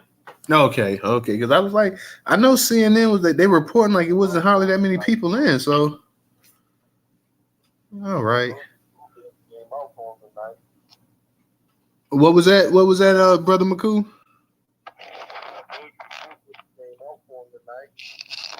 That last one I couldn't make out. I just heard you was kind of a little bit mumbled there. I told you the booth that came out for him tonight. Oh yeah. Dancing at the polls up there, man. They was dancing, you know what I'm saying, with their little bootlegs, you know what I mean, rolling up in there with their butter biscuits like Westmore. I'm like, what are y'all talking about? Hey man, I mean, I guess everybody has their day, so this is his day right here, whatever, man. Like I said, y'all just make sure y'all hold him accountable up there, and if he's not doing what he's supposed to do, go ahead and give him the boot. Ray, what's up? You got something else? You got something else that just developing? Yeah, from what I'm seeing, it looks like Greg Abbott defeated Beto O'Rourke in Texas. Yeah, he was winning. So yeah, that's probably fine. Like he had a not a huge lead, but he had a sizable lead on him and stuff like that. So not surprising as well either. Texas, let's be for real, Texas is fully red as well too. So you got to come with it in Texas. I don't know when is the last time Texas had a Democrat governor. I mean, anybody knows? I'm not sure. I want to say it was Governor Ann Richardson. I'm thinking that too, like back in the 90s. Like yeah, and she died back in the early 2000s. Yeah. She was the last Democrat that I remember in Texas. Yeah, man, you threw that name back then when you said that, and like I mean, and the fact that she was a Democrat and a woman and the governor of Texas was something like, yeah, like. Yeah, but you know that lady was tough though, man. She was probably one of the toughest governors ever, and she was very well liked by a lot of people. At one time, they were trying to put her up there as running for president, but I think she had got sick. And so, but yeah, I think she was the last Democratic governor of that state, kind of like Alabama, because we haven't had a Democratic governor in Alabama since 1997. Yeah, that's a long time there. I'm trying to think. I'm trying to think. Then the last Democrat governor we had in Florida, because Charlie Crist wasn't a Democrat at the time. Charlie Crist was a Republican. The last Democrat governor we had to be Lawton Childs. If I could be wrong. I mean, just over the years, so many different things change and whatnot. But I believe Lawton Childs might have been the last Democrat governor that we had. A quick result here in the House. In House 7 in Colorado, Peterson, Democrat, is winning at 60% of the vote. So Peterson, and you have 62% of the vote in. So Peterson, the Democrat, is winning right now. And actually, in Colorado, in Illinois, you have a Democrat. Damn, they got some names, boy. I'm gonna just call him Bud. Bud is up here winning 64%. Bud is winning 64%. Let me go back and see how much in the precinct, but only 9% in the precinct has reported. So, Go to Arkansas because they have updated that one, from what I can tell. Is that the House or is that the governor's race? Oh, the they just updated that one. Okay, let's check that out real quick. You say Arkansas? Yes. Okay. I'm looking for Arkansas. Give me 1 second.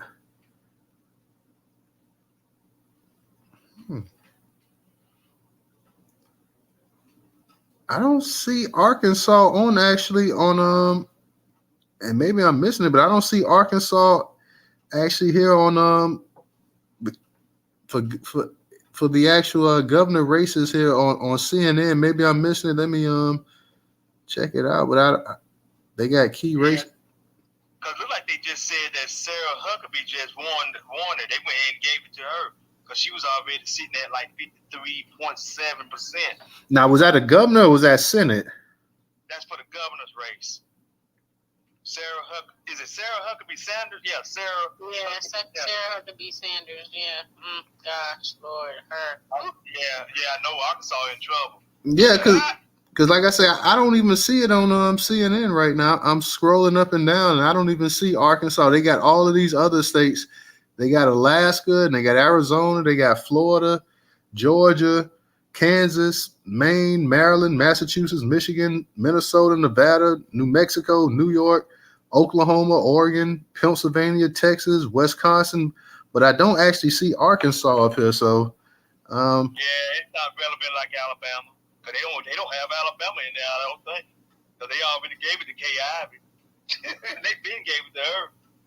See, maybe because they got I guess they got their these are what they call their key states or whatever that they highlighting and stuff like that as well too. So exactly, it's the key states. Arkansas and Alabama are not considered key states, everybody, because those states mainly vote Republican all the way around. So they just kind of throw it in there. Hey, they're going to get it anyway. So that is. you can just kind of say, hey, we know what Alabama and Arkansas are going to do. They two redneck states. There you go. You ain't lying. They redneck as hell. Let me take a look at.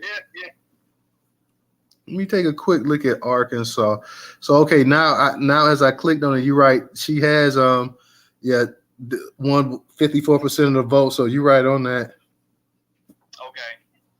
All right. Well, there you go, Arkansas. For any of the family that's Arkansas, just know what you're gonna get. Well, you already know. Well, Google Live results have Republican 17 senators and Democrat 10. Yeah, Arkansas is pure trash, along with Alabama as well too. So like, yes, two garbage states. And y'all, here's the thing about Alabama and Arkansas that brings them together in correlation. Tommy Tuberville, because we have talked about. Oh yeah, I forgot about this peckerneck. Tuberville is from Arkansas. That's where he comes from, and so he has history with Arkansas as well as being the head coach over here in Alabama at Auburn University. So, what's up, Ray? You got something else? Just real quick, I just saw that AOC Alexandria Cortez, she just won re-election in the U.S. House in New York's 14th congressional district. Not surprising. What's the population? What's the population in her district? You said what district is she in, Ray? You said the 14th congressional district. Okay, I'm gonna look at the population. Is she demographic side. AOC? My mind is going blank. She's not in Minnesota, is she? Where's New York? New York. What am I thinking? Okay, I'm like, what? That's not surprising. AOC, she's tough to beat as well too. So, good job, Ray. Good job. Man, Tim Scott, man, I mean, he put a whooping on this lady, Crystal Matthews, 61.6% of the vote, and her 32%. My goodness. Ray, what's going on? Hey, your boy Herschel back in the lead right now. It says that he's leading 49.3 to Warnock's 48.9. Okay. Miami, they're only at an estimated 55% reporting. Hey, but Miami just flipped red too. Miami just did what? I believe Miami is red now too. Tampa Bay and Miami's red now. So Democrats, they scared about that. Miami, I don't know. Being here in Florida, Miami, when you got Dade County, Broward County, Palm Beach, those counties have always historically been Democrat, but it's the rest of Florida. See, the 67 counties, there's 67 counties here in Florida. Hell, if you look at the entire counties that's probably Democrat in the state of Florida, you may have 10 counties that, you know what I'm saying, that may be actually blue. The vast majority of them are red or whatnot. So you got, I know offhand, Dade County, Broward County, Palm Beach County. That's the bulk of the actual population, the heavy set of the population here in Florida. Then you got Jackson. I'm reading an article. I read an article about it, though. I believe that Miami-Dade County has turned Republican, the same Tampa Bay. Tampa's always been Republican, though. Tampa's always, now, like I say, the tri-state, the tri-county area, that's historically been a Democrat area, but like Tampa Bay and Tampa is always Hillsborough County. They've always been red for a long time. Orlando, those areas down there, stuff like that. They've always been Orange County. They pretty much been red. Now, Duval County, the entire Panhandle, with the exception of maybe Duval and Leon County, are pretty much all red. So, like I say, you've had places. Even when Obama won, like, he might have won like 6-7 counties out of the state of Florida, but they were the counties he won were so big, like those 3 counties, you probably talk about 10, 11 million people between those 3 counties. Yeah, I'm reading an article about it too. It says, Florida's Miami-Dade County turns red for DeSantis. So it's Miami-Dade County actually turned red. Hey, news, it's official. Brian Kemp just defeated Stacey Abrams. Yeah, that's probably like the least shocking news of the night right there. Yeah. This is one for the black men. One for the black men, baby. Struck the blow. And he knows. But I mean, think about it. I'm reading the article. I'm reading the article. As she says here, that Miami-Dade County turned Republican. Hey, look here, I can see all the articles coming out tomorrow. Black men, you did it. You caused this woman to lose. You gonna catch heat behind this. I mean, to be honest though, what happened to the Latinas that was supposed to show up for her? I'm just saying. Man, them Browns were that Negro woman. They were not sitting in that Negro. Listen, she did all of that, spent all that money, spent all of that campaign money, handling to them, and she started backpedaling, talking about, so well, the black men ain't showing up, but you didn't address the black men. Actually, to be honest with you, she didn't really address the black woman. She just went on stage at a concert and was like, throw your pussies up, your pussy, you're right. And I'm just like, at the end of the day, that's not legislation. That's not agenda based, nothing. That's really you panhandling to everyone when we are not all a monolith. No. Thank you, Sister Rilla, because I'm glad you said that, because that's what they were doing. They were getting up there, bus dancing, her and Carrie watching all up in videos, doing whatever they were doing. I don't know what they were doing, but I guess they kept dancing, thinking we can get these black folks to the cold without dancing. Yeah, but they weren't talking about nothing specific, No, they wasn't. And so now she lost, and I'm pretty sure now they'll be all up in there somewhere, drinking on that wine, talking about damn black man, look what y'all did to me. Couldn't even come out to the polls, but. So, brothers, all my brothers up in space tonight, we're gonna toast one to Stacy. We're gonna do a toast to Stacy now. Or a moment of silence for Stacy. Somebody, somebody real quick, mute your mic because I'm hearing a lot of feedback. So everybody, if somebody's speaking, go ahead and mute your mic because I'm hearing a bunch of feedback. Let me add this real quick. That black That's DJ. Oh, that's DJ. Yeah, DJ, we're hearing a bunch of feedback from you. But black gorilla, a black nationalist, if what you say that Miami, that Dade County went Republican. Well, I put it this way here: if Dade County goes Republican in Florida, you can pretty much lock it up. Like the state is already damn heavily lean red anyway. So if Dade County, if you break up the tri-county area, and you go ahead and that goes Republican, then it's going to be pretty much a clean sweep all throughout Florida. I mean, yeah, I was posting in Jumbotron. Yeah, Miami-Dade County. Yeah, that's been installed. Yeah. You could put a fork in it. If that goes, you talk about the most probably the most important county in the state of Florida. If that goes red, then it's pretty much over with. Even with Broward and Palm Beach right down there and stuff like that, you get Dade County to go red like that, then you're gonna have a hard time winning in the state of Florida, straight up. Hey y'all, let me give y'all some updates on seats, and I'm talking about for the House and for the Senate. The Senate, they showing on ABC as being tied, 40-40. Tied right now, 40-40. For the House, right now, they are showing Democrats at 120. Republicans are at 181. That's where we are right now on ABC News. Say that again for me, Professor, about the House. I'm sorry. Say that one more time. Okay, for the House seats right now, Republicans are leading 181 to 120. Yikes. Yeah. Yikes. And then for the Senate, it's right now it's really close with this Senate, y'all. It's 40-40. 40-40 right now. Like I say, man, that race between Walker and looking in Oregon. You say how's it looking in Oregon? Yeah. I'm pretty sure Oregon, most of their people probably haven't their precincts, probably most of them haven't reported all the way yet. Last I checked, it didn't. I can't say about now. DJ, what's up? Nah, Twitter over here fucking with my phone and shit, you know what I mean? Trying to kick a brother off again, but I got it right. I'm back. Oh, okay. I thought you was gonna give us a little info what's going on up there in the Northeast. I don't even care what's going on up here. I I voted straight red, so it don't matter what happens. You know what I'm saying? Word up, fuck New Jersey. You know what I'm saying? That's how I feel. Hey, Newstoter, I wanted to put this data information out there for AOC. Her district is 50% Hispanic. So Yeah, that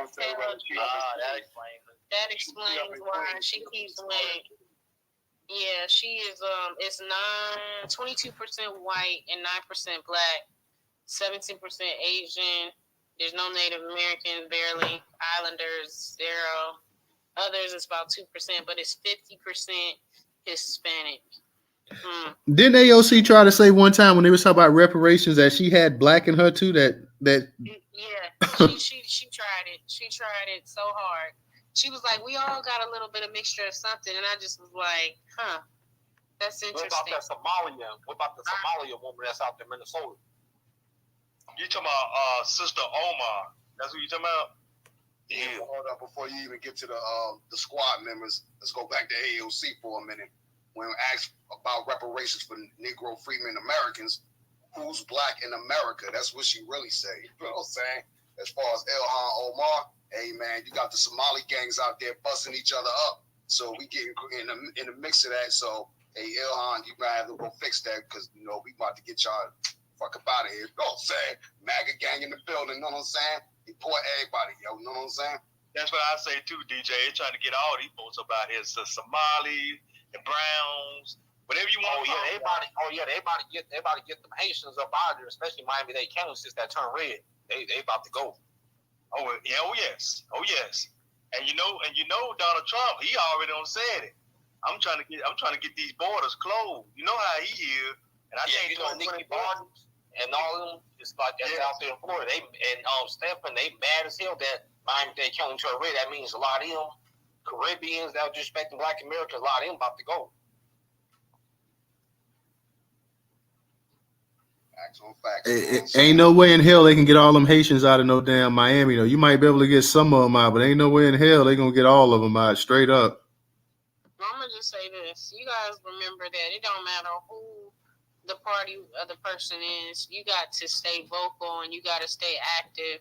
You know, people down there keep trying to influence them to get in the ears of whoever is in office and bring up the attention of the impacts of what's going on with immigration, to the point where it is a detriment, and that these folks need to be making sure that they stick to the legislation that's on the books and invoke the legislation that they are not using at all, and make sure that we are fully protected. So please, please, please, it don't matter who's in office at this point. We got to get right for the next election for ourselves, and we got to get active. Like as we say in Inglewood, it's time to get active. Those of us who are from the streets or have family that work in gangs, you understand what that means. And that means it's time to get into the streets and get into your legislative ears so they understand where we're coming from. And that's why it's MAGA gang all day, because I ain't voting for no damn Donald Payne Jr. I ain't voting for no Bussy Booker. You know what I'm saying? I ain't voting for no Ross Baraka. Yo, keep seeing the same faces, same names, same families for the last 100 years. I ain't even that damn old. And my ancestors been voting for your fucking ancestors. That's fuck y'all. Fuck the Democrats, yo. And the motherfuckers just like they trying to end us right now. But I ain't trying to tell you who to vote for. I'm telling you, I went MAGA gang on a ticket sign. Know what I'm saying? I couldn't do it, bro. I just had to leave. I mean, this ballot that I filled out today was the emptiest ballot I ever filled out in my life. Like, it was so empty. I left so many damn blanks on there. I did put a couple, like some of these third party people, but when I saw Democrat, Republican, like I left so many of them blank, man. I tell you no lie. I was signing the referendum, all that kind of that's the only thing I really signed. I think I did vote for one Republican. I believe I voted for one Republican, but I can't even be sure. But like it was just blank, man. Like I saw DeSantis' name up there and I saw Charlie Crist's name. I'm like, hell no. I picked a third party. I saw Val Deming's name up there and I saw Marco Rubio. I was like, hell no. Like I just some of these people, I just couldn't do it, man. I was like, nah, I can't vote for these people here. Like, I mean, I know that people talk about the lesser two evils and this and that or whatever, but I'm like, damn, I can't. Let me just go ahead and some of these laws and stuff, and they talk about this and that around the state. I'll go ahead and I'll do that. But man, I mean, I literally left 90% of that damn ballot actually empty. I can't go for these people here, man. Like, I mean, trash is trash. I don't care how you. It's like if you remember on Juice, what Samuel Jackson told your boy, like, just because you pull syrup on shit don't make it pancakes. So I mean, I couldn't do it. I mean, straight up, I was like, nah. I mean, straight up. Ray, what's up? I know you probably got another report to give us. Real quick, it's out of Georgia. It's what's her name? Marjorie Taylor Greene is one in the U.S. House.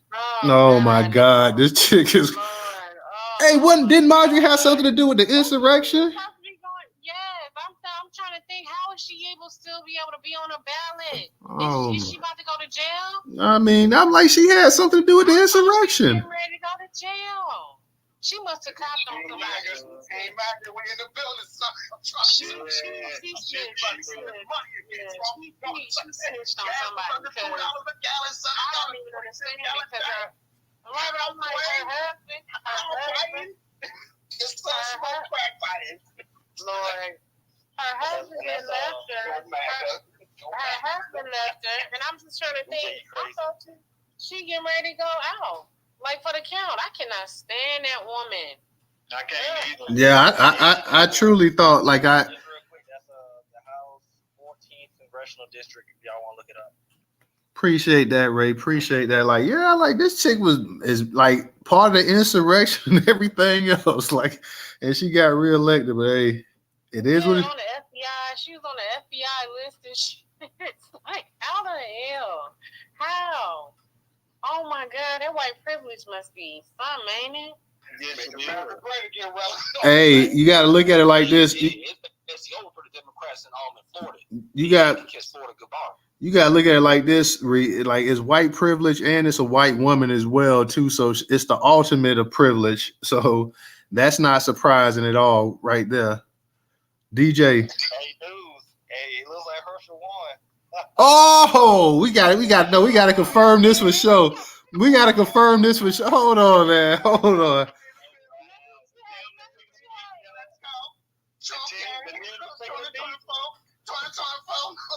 Yeah, that's right.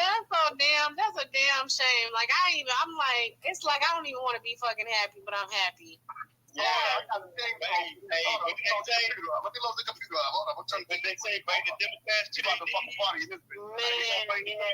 knees tonight. Yeah. We're gonna bring the Democrats to their knees. I want everybody to let everybody know the Democrats are going down tonight. The knees, they're going down to their knees. Hey, Ray. What's up, bro? I'm looking. It looks like I'm looking at multiple sources. I'm seeing people already got us projected winner, and they're doing their victory laps. For real, because I'm looking on CNN, and they still got Warnock up. They got him up 49.5 to 48.6. So yeah, let's check a couple of sources just to go ahead and validate that, because they talk about. I'm seeing he's up by 1.4 million. I'm sorry, go ahead. Google Live results got him at 49.5%. He is at 1,500,739 votes over Warnock. Okay, because CNN mustn't update theirs yet. Because CNN. This is what CNN is reading. Like I said, they maybe didn't update theirs yet. It says checking for updates. So hold on one second. But CNN got Warnock at 49.5 and Walker at 48.6. So, like I said, yeah. They don't have Dr. Oz character. Y'all heard about that? What happened with Dr. Oz now? No, I don't know. I'm asking. Oh, yeah. He was getting beat, but like I say, CNN, like they behind. Like, I don't know, man. Like CNN, like they kind of behind. Let me check and see what's going on. That's Pennsylvania. So let me check that real quick. Yeah, that's Pennsylvania. It looked like that the gentleman that had the the stroke. I guess he had a stroke. Yeah, he's up. Yeah, 53.2%. I'm a little worried for him, John Fetterman. I'm not really. I know people don't like Oz, but John Fetterman already showing some health concerns. That's not a good deal in a high stress, I think, situation. Like, to me, that's kind of like, Yeah, he made his wife, his family should have told him to go ahead and sit down, because if you got that kind of health issue, man, you don't need to be in no politics, like straight up. So you would think his family would say, hey, this might not be the thing for you, whatever. And I know a lot of people felt that his health issues may even hurt him in the actual election or whatever. So I know also they were talking about no, Newstoter. I was down that timeline thread, and then people was like, he's so brave, and he's putting his life on the line. So if he dies, then Oz actually will get in, right? Is that how that works? I'm not sure about that. No, that is not how that works. It goes to the governor. Oh, the governor. That's right. So that means that governor, who could be a Republican, could very well put a person in that spot. Well, who's the Pennsylvania governor right now? I think that person is up for election right now. Shoot. We got to look and see who that is. Yeah, we got to find out who that is, y'all. But if that's a Democratic governor or a Republican governor, you know they're going to choose their own party. You already know that. So the current governor is Wolf. This is his last term. He can't run again. So it's going to be okay. So in that case, then, well. Hey, somebody, please. I mean, y'all check a couple different sources. Please validate this thing with the Herschel Walker Warnock thing for me, please, y'all. I mean, like I say, I'm looking at one now says 50 to 48 news total. So Walker's up 50 to 48. No, Warnock. Oh, Warnock. Okay. It's close though. It's still close either way though. Like this is gonna be a nail biter. This thing is gonna come down to like and whoever loses, the other one's gonna definitely say the other one cheated. Believe that. Like, and the one I'm looking at is saying that Herschel Walker's up 49.4 and Raphael Warnock's behind 48.7. That's what I have on Google. That Walker is up. I don't know what to look at. Hold on, just for the record, Google down with the DNC. So let's get that right too. So that's fine, but it's still showing live results. You want me to go to like Ugly Duckling or one of them other Bing or something? Try. Somebody try NBC or CBS. See what they say. But I'm Google gang, so I can't. No, I'm locked in. You know what I'm saying? Yeah, somebody try NBC or CBS just to verify if you can. This would be, like I say, this thing here is going to come down, and either whoever loses, and you know if Herschel loses, they're going to sit up here and say that they got robbed, and the Democrats too. So this is going to be a nail biter right here. If the Democrats lose, and we're going to start hearing this stuff too about voter suppression and all this other stuff, and if Republicans lose, you're going to hear the same. It ain't going to be voter suppression. It's going to be this and that. It was cheating and this and that. So I don't know why one side always blames the other, because whenever they lose, from Al Gore to Hillary Clinton to whoever to Trump, all of them are always, somebody's always cheated. And, you know, I think there's some truth in it. Elections, people have been robbing people in elections since they've been having American elections and stuff like that, politics. So, I mean, you constantly got people cheating. So I don't know why one side acts like when the other points the finger at them like they're holier than thou, like both of y'all cheat. It's like they say, you're not trying if you're not cheating. So, I mean, this thing, I definitely want to see exactly what's going on with this thing here. And Dr. Oz, that's I think 30% of the actual precinct in Pennsylvania is only reported. So that's still kind of early in it too. Like Dr. Oz is actually, he has actually made it a little bit closer than what it was earlier. So I don't know exactly how that's going to turn out as well too. So let me take a quick look real quick. Because like I said, these things, it's razor close. You got 75% of the vote in Georgia from what they're saying. And like I say, CNN, it's crazy how you can't, like all of these different networks and things have different, like actual, like giving you different opinions and different stats or whatever. So you don't really know what's what. I see all my people done got quiet. That means everybody's surfing, trying to look and see exactly what's up. Ray, go ahead. Yeah, I'm over here watching actual news I was just gonna say 70% of the votes are in Georgia. Herschel Walker's winning 50 to 49. Which source you got that from, Ray? This is from, what does this thing say? It just says Georgia election day, election 2022.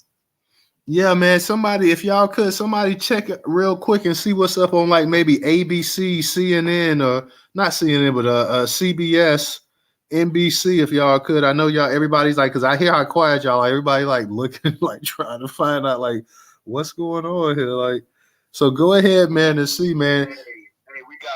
I just did a reset on my Google or whatever, so it got 66% reporting in on the Georgia Herschel Warnock race. And they got it seemed like the front runner is Walker, man, 49.6, yo.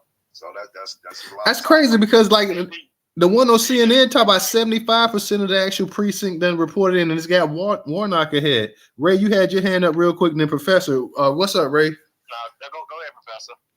Oh, I know. I was just confirming what DJ just said because that's what I'm looking at too. Is 49.6%, and then it's like 64% of the vote tally. Hey, if you're looking that way, I'm not sure. You might be on your phone, Professor, but I'm on my actual computer or whatever. So it gives you different little tabs you can tick as far as the filtering. So I can look at the overview, I can look at the results, I can look at the news, I can look at the date. You feel what I'm saying? Change it up. So I'm not sure if you see that right there on your Google main feed. Okay, let me check. And I just went to the results. And Walker just went up another 0.1%, yo. So he's 49.7 now. Okay, yeah, this thing, trust me when I say this, y'all, this thing is going to go down to the wire real quick here. This is going down to the wire. Yeah, you know what, y'all? They talking about runoff on this one now. I just see where they posted that this could go to a runoff. Yeah, that's what I'm saying. Yeah, this thing is going. This thing is going to definitely be. That's what they setting it up for. This thing is definitely going to be going to the actual nail biter and whatnot. So yeah, not surprising at all. Hey, so look, this is what it says right here in real time. Georgia, and this is the most notable races. U.S. Senate, Herschel, 49.7. What is this? I think New Hampshire, Maggie Hassan, 56.3. She a Democrat. North Carolina, Ted Bud, Republican Party, 50.9. 70% of that is reported in. Ohio, J.D. Vance, Republican Party, 52.5. 57% of that reporting in Ohio. Let's go to PA. John Fetterman, Democrat Party, 52.5 with 33% reporting in. Damn.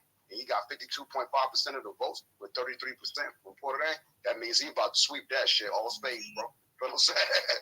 So, what's this? I think Wisconsin, I think WI was right. Mandela Barnes, 51.6 Democrat, 35% reported. So that might be another sweep right there. And let's go over here to the U.S. House. See Colorado, Yadira Barry, 49.4 with 55% reported in. She Democrat. Connecticut, Yahara Hayes, Democrat Party, 54.2% with 10% reporting in. So, damn, I don't know. That looked like a sweep too right there. Illinois, Esther Joy King, Republican Party, 53% with 25 reporting in. And Illinois, I think it's Indiana right here.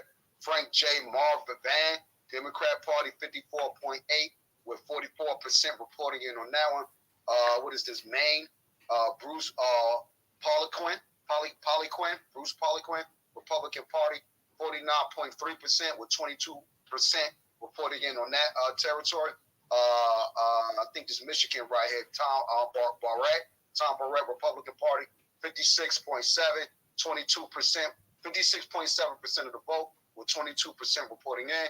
And let's go back to, what is this? I think New England, Tony Vargas, Democrat Party, 50.5% with 62% reported in. So that's pretty much a sweep right there. And what is this? New Hampshire again. Hold up, New Hampshire.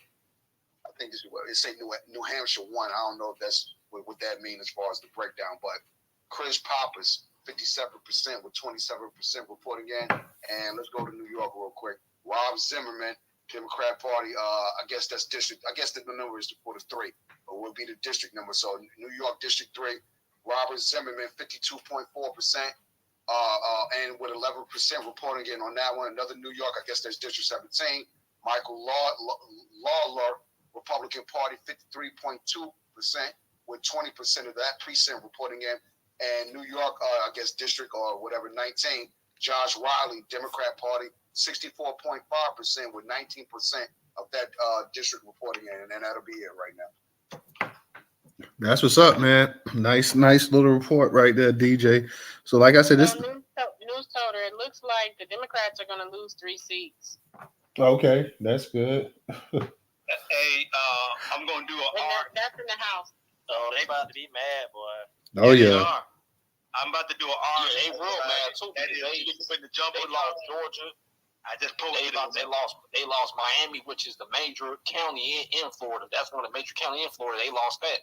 And Tampa Bay was Democrat in 2020. That shit flipped back to Republicans. So yeah, Democrats they mad as hell. Hey, let me get to my theme song real quick. Hold on, real quick.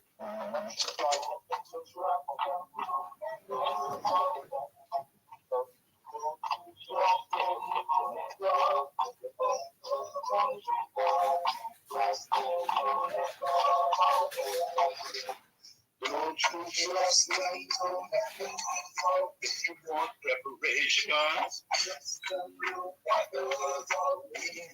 creation.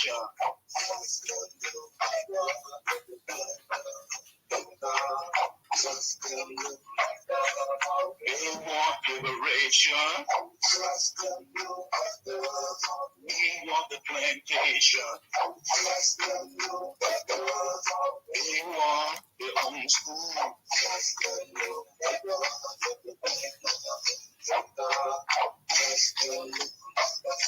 The cops shoot you every day. And then you let them get away. Play the fool.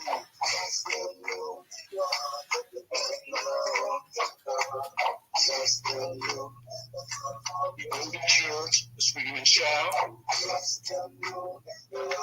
The next day, we sell you out.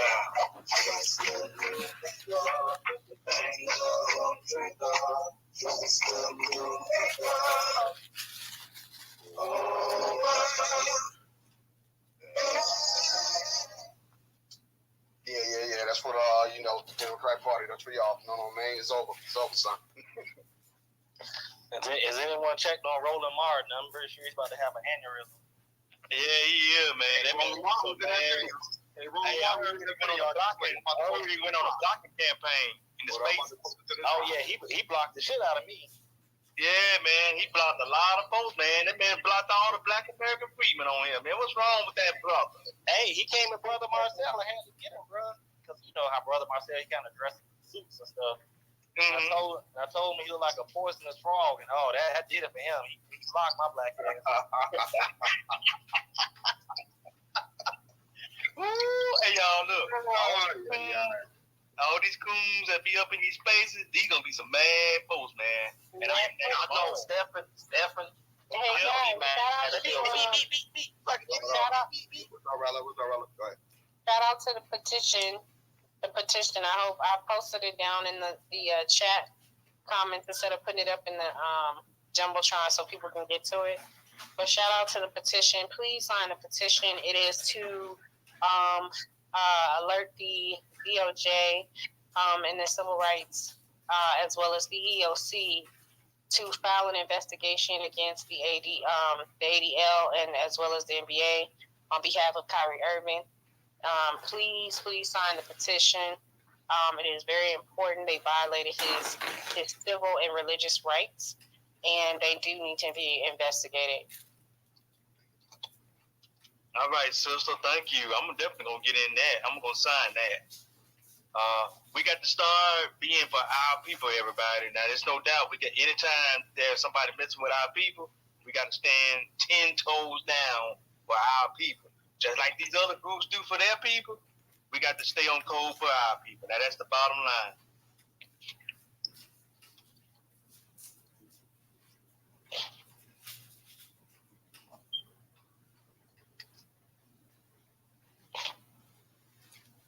Facts on that, though, Professor. Facts on that. Hey, y'all, I just got an update on Warnock and Walker on ABC. They updated it at 49.1, 49.0. That's how close we talking here. Who's leading? I think that's Yeah, it's gonna be a runoff. Yeah, it's gonna go to runoff, everybody. So we going to prepare ourselves for a runoff. What's coming down to they listen Walker though. On which spoon you want in there. Right, but they listen Walker still though as the front runner. Yeah, he is listed as the front runner right now. 49.1, 49.0.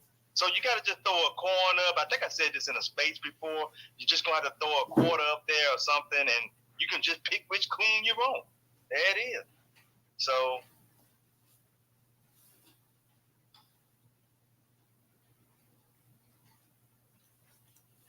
update on the Senate seats, y'all. It's 41-40. Republicans got 41. They got one more seat than the Democrats. And then in the House, it's 188, 122. Republicans got the lead. Well, the Republicans are making a lot of headway tonight. Barnes in Wisconsin. This is a Black American up there. Looks like he's a Republican.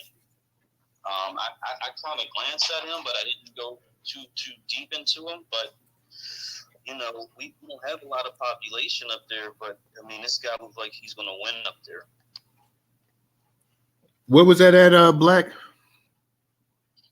Mandela Barnes. He's in Wisconsin. Okay, Wisconsin. That's something right there. You got a lot. I know they were saying that this election here would have more Black candidates than they've had before in the past. Does anybody know if that's so or whatnot? Supposed to have a record number of Black candidates in the election cycle.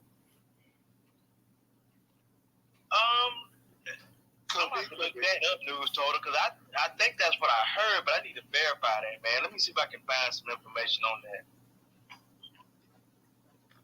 It was either a record number of Black candidates or a record number of Black women candidates, but I know it's supposed to be a record number either way or something. But like I say, with this election, we're walking them, and even I'm starting to see Dr. Oz in them because Dr. Oz is starting to close the gap a little bit. I believe CNN's reporting like 42% of the precinct is closed, and 42% of the precinct is voted, but in Pennsylvania. But I believe that Fetterman has a 51 to 45 edge over Dr. Oz. So Dr. Oz is kind of edging a little bit closer.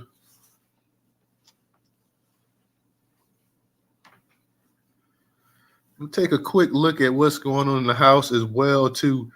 So let me just see what's going on in the House and the Senate as well real quick.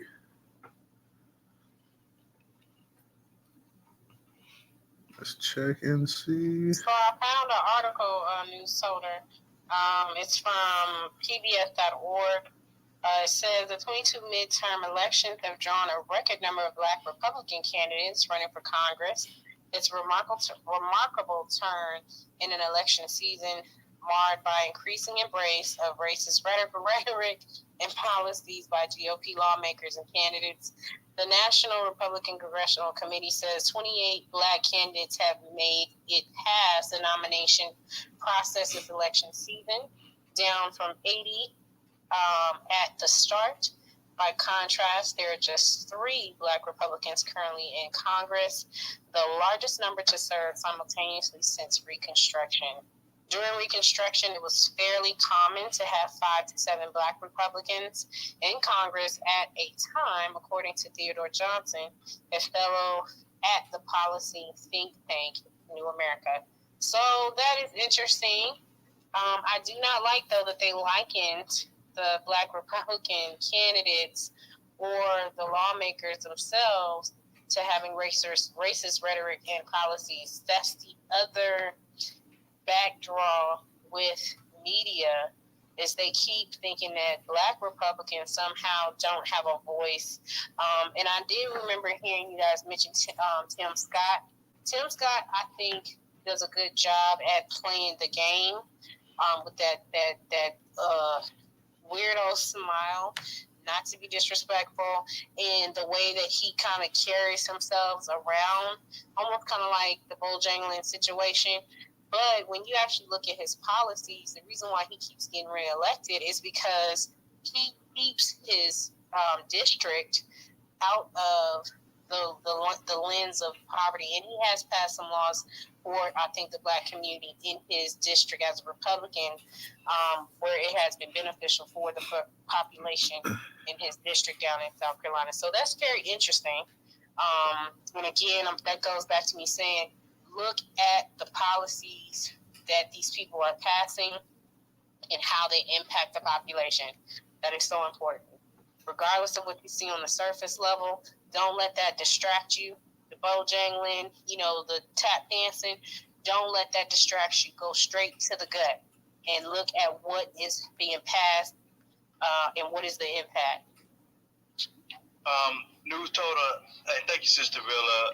Newstoter, I did put that information in the Jumbotron Okay. about the record number of Black candidates this year. That's Black women and Black men. They did combine that information. Okay, because I thought I tweeted out that earlier. I don't know if this week or last week as well. To tweet out so much stuff I can't remember, but I thought I actually tweeted that out as well too. Let me get I see Winter Reigns is up in the chat. Winter, go ahead and unmute your mic and go ahead and share some information with us if you don't mind. Yeah, the only thing I wanted to share is that that's Sister Victoria, by the way. It's fine. I'm the same person. It's fine.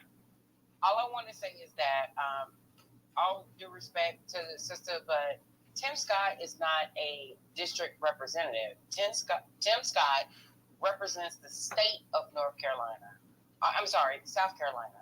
as a state senator. He was not elected by a district.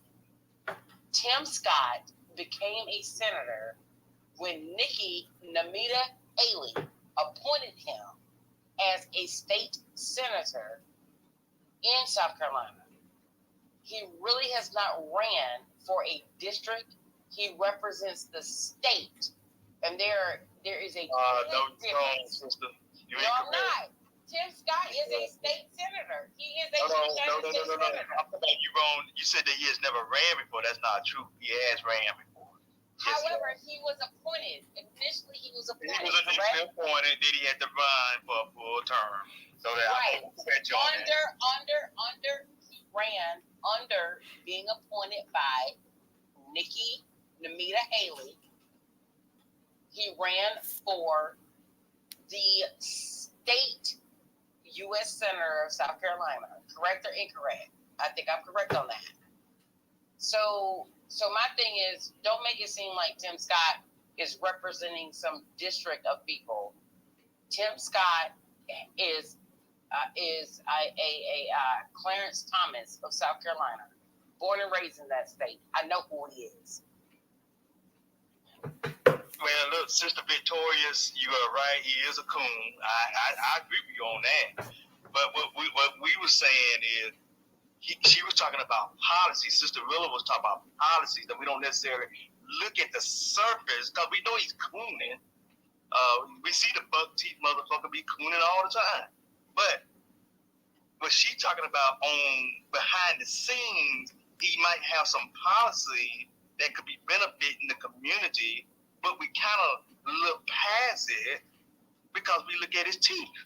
See? And we got to just look behind the teeth. That's all.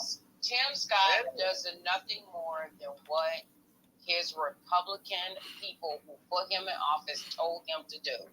That brother ain't about nothing about anything. Except, as a matter of fact, if you really want to get down to the facts, it was Tim Scott who killed the George Floyd policing enact bill in the Senate. You wrong on that again, sister. It was not him by himself. It was that other coon up there in New Jersey, which represents my brother right there, DJ. He'll tell you about that coon. Mr. You're talking about Cory Booker. I don't think Cory Booker is a coon. I think Cory Booker tries to I think he tries to appease too many people. I think he tries to be too diplomatic That's what the phone is, yo. No. But you have to understand the difference. And I know Gert, hold up, boss. I know Gert, that's my nigga. You know what I'm saying? But he be shucking and driving too much. No. Hey, go ahead, but go ahead and let her. Let her. Yeah, let her, because I want to hear what she got to say. Yeah, hold on, let her. I am not disagreeing with what she wants. Yeah, I just want to. Yeah, but I just want to hear what she has to say real quick, because I. He be doing the two-step in the shuffle waffle. You know what I mean? Yeah, but let her get it in real quick, because I want to just hear what she's got to say real quick, and then we can go ahead and everybody can go ahead and talk. But I just want to hear what the sisters got to say real quick. Go ahead. I'll land it here. Cory Booker enacts diplomacy. Do I think he's kind of stale sometimes? Do I think he talks on talking points too many times? And yeah, but he's trying to be diplomatic. But there is a very big difference between Cory Booker and Tim Scott. Born and raised in South Carolina, I can tell you, Tim Scott ain't nothing but a token for white people who will get him to say whatever. That brother ain't no better than the DA in Kentucky that wouldn't press charges against Breonna Taylor's murderers. He ain't no better than that. Cory Booker is not on that level. Maybe he tries to be too diplomatic. Maybe he sounds too stale sometimes. Okay, but he's not on the level of what you call coonery. When it comes to Tim Scott, is on the same level as that sorry ass DA in Kentucky that wouldn't press those charges against the people who killed Breonna Taylor to the Department of Justice put them in jail. So I'm going to hold up my own square, and I'm going to say this. So I misspoke, and I should have said senator. And I'm going to say this. Tim Scott actually helped to try to get the legislation passed for a lynching bill in South Carolina. He's been doing it for years. And there's some other legislation that he's also been on that he's actually co-sponsored with the Democratic Party. So I'm going to put all those facts up in the Jumbotron, and I'm going to stick by what I said. Do not look at the surface level of a person. Actually look at the policies that they've actually championed and passed, and make your decision based on that, because you will get drummed down a rabbit hole listening to people and their opinions about a person's character and what they present to the public for the entertainment piece of politics, and they will distract you away from looking at the policies that have been passed. Now, Tim Scott has been voted into office as a senator, not just by white people, by a bunch of black folks too that live in South Carolina. You might not like him. You might not have voted for him. I don't even know where you live. At the end of the day, guess who's in office? He is. So I'm going to stand on my square, and I'm going to say what I said full-chested. Look at his policies that he's passed outside of him grinning, shucking, and jiving. Because just because you don't like him grinning, shucking, and jiving, don't mean the Democrats don't grin, shuck, and jive. They've been doing it for years. And ain't nobody looking at their policies until it's time to start talking about where is our tangibles. So I'm going to land my plane. I'm only looking at policy. Got a song for that. Let's go. Wait. No, no song. Let me, because I actually want to just want to ask the sister something. I'm only looking at policy. Hold on real quick. Hold on. Hey, DJ, cut the music off real quick, because I want to ask the sister real quick. But sister, you say you stay in South Carolina yourself as well?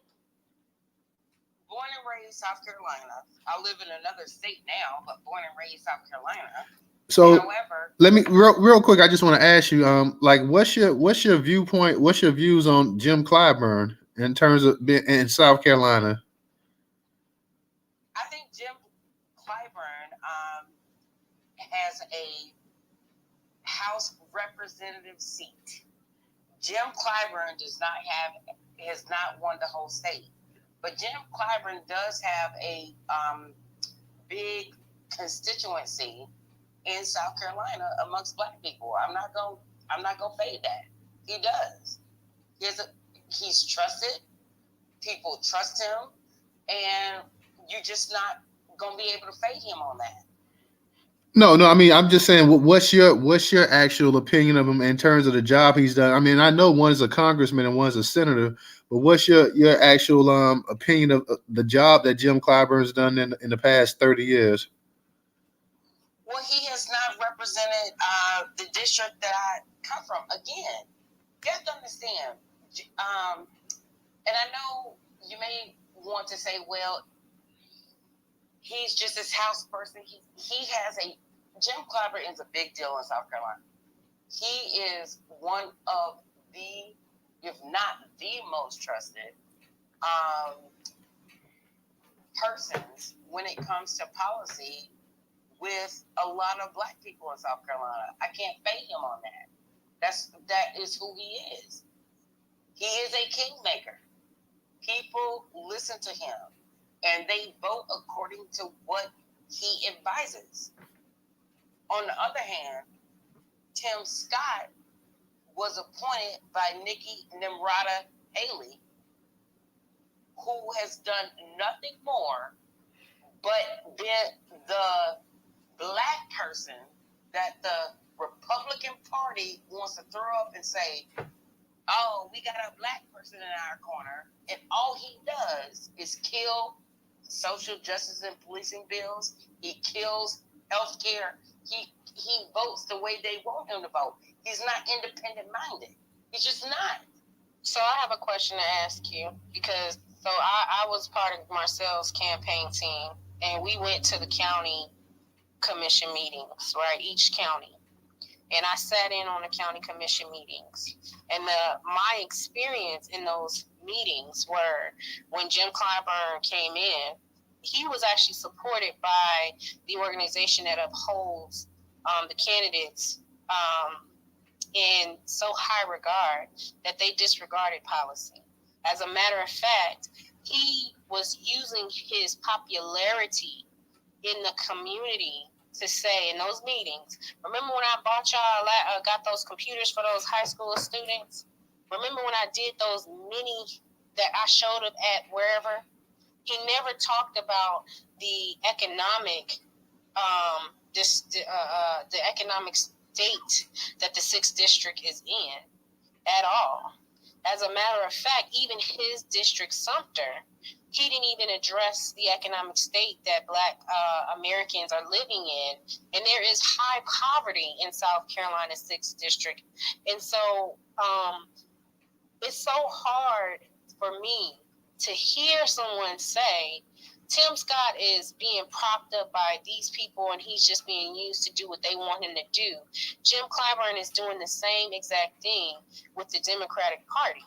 And he's abusing the fact that he has trust amongst the older generation that voted him in back in so many 30 years ago. That the younger generation is so tired and worn down, they don't even want to get involved in politics down in the 6th district. That was the state that I saw it in over a year ago. And so it's really, I don't disagree. It's really, and it's high poverty. And they got the nerve to have a support Ukraine sign up and around the HBCUs. Like, come on, are you serious? You're trying to have people in the 6th district. Now we're delving. No, I'm not. I'm actually talking about what I saw with my own 2 eyes. And that's not delving, because we're talking about poverty, and you're asking people who are in a position of poverty to give money or support causes that for people somewhere else. Have a government to do that. There's an entire UN to do that. There's other nations to pull from, but you want to pull from the 6th district to support initiatives where? And then at the same time, he didn't even support the HR 40 bill 30 years ago when it was on the floor, and then wants to try to bring it up after there was blowback about him giving the Indian Nation down there, the Choctaw Nation down there, reparations. So it's really mind-boggling to hear you say that Tim Scott is doing what the Republicans tell him to do, and somehow Jim Scott in his legacy seat, that he somehow is doing a beneficial job for the people in South Carolina.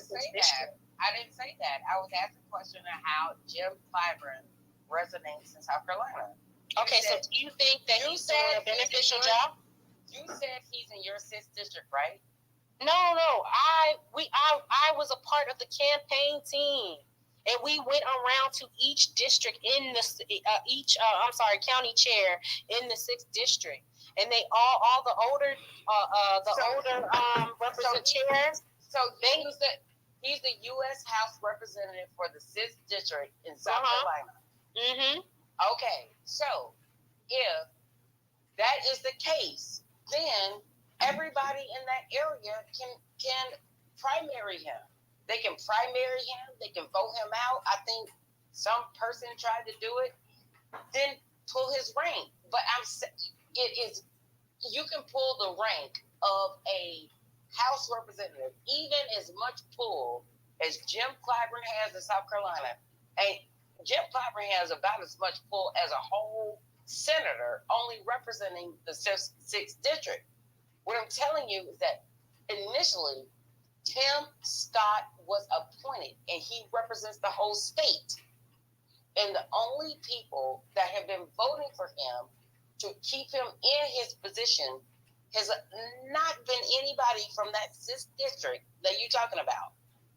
So if you want a representative for your whole state, then vote for the whole state. If you think Jim Clyburn is too old and he too backwoods and he too country and he too past thinking, then you have a whole House district to vote him out. Do that. It is very difficult to get a senator out of their seat than it is a House district member in the state of South Carolina, which is why you could still have Lindsey Graham, who back in the 2000s, when I thought I wanted to be a Republican, because I was like, oh, lower taxes, less government, but that's not who they've become. The biggest expansion of the government has been under Republicans. The biggest expansion of government spending for the last 20 years has been under the Republicans. The biggest financial collapse that we had in 2008, and now the healthcare disaster that we had in 2020 was under Republicans. They know how to win elections, but they do not know how to govern.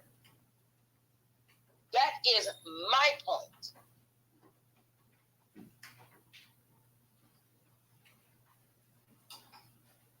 Well, if you can't get policies passed for the majority of people who are in poverty in your 6th district, then to me, you don't know how to govern either. If all you got is the lights, primary him, sister, primary him.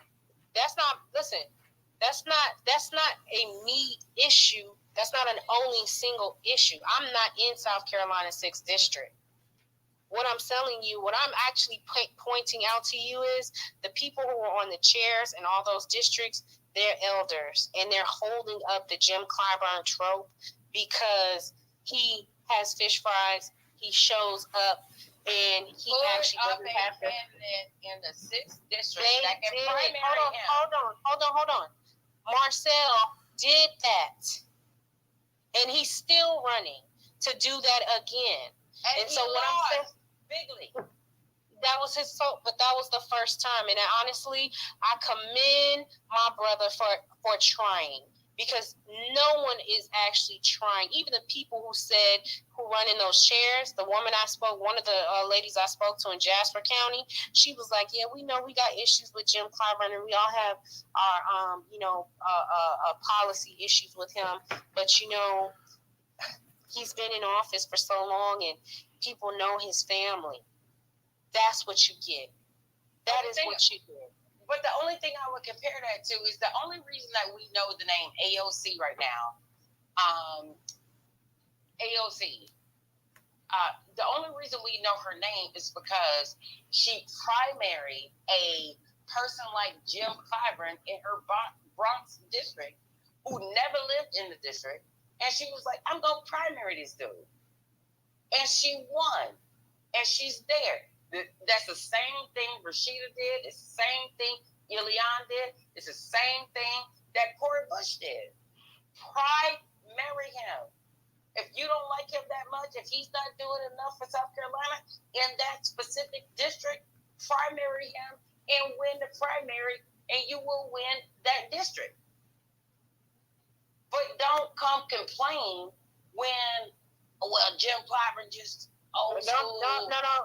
It ain't about, I didn't even say he's old school. It has nothing to do with his age. I didn't say he was old school. I specifically talked about the fact that he does not have specific policies that he's enforced and put in place to actually get the people out of the 6th district out of poverty. And majority of poverty in the 6th district are Black Americans. I was very poignant about that. Has shit to do with his age. But at the end of the day, since you brought it up, 30 years is quite a long time not to produce nothing. I'm just going to say. Well, I would have to say that's your point of view.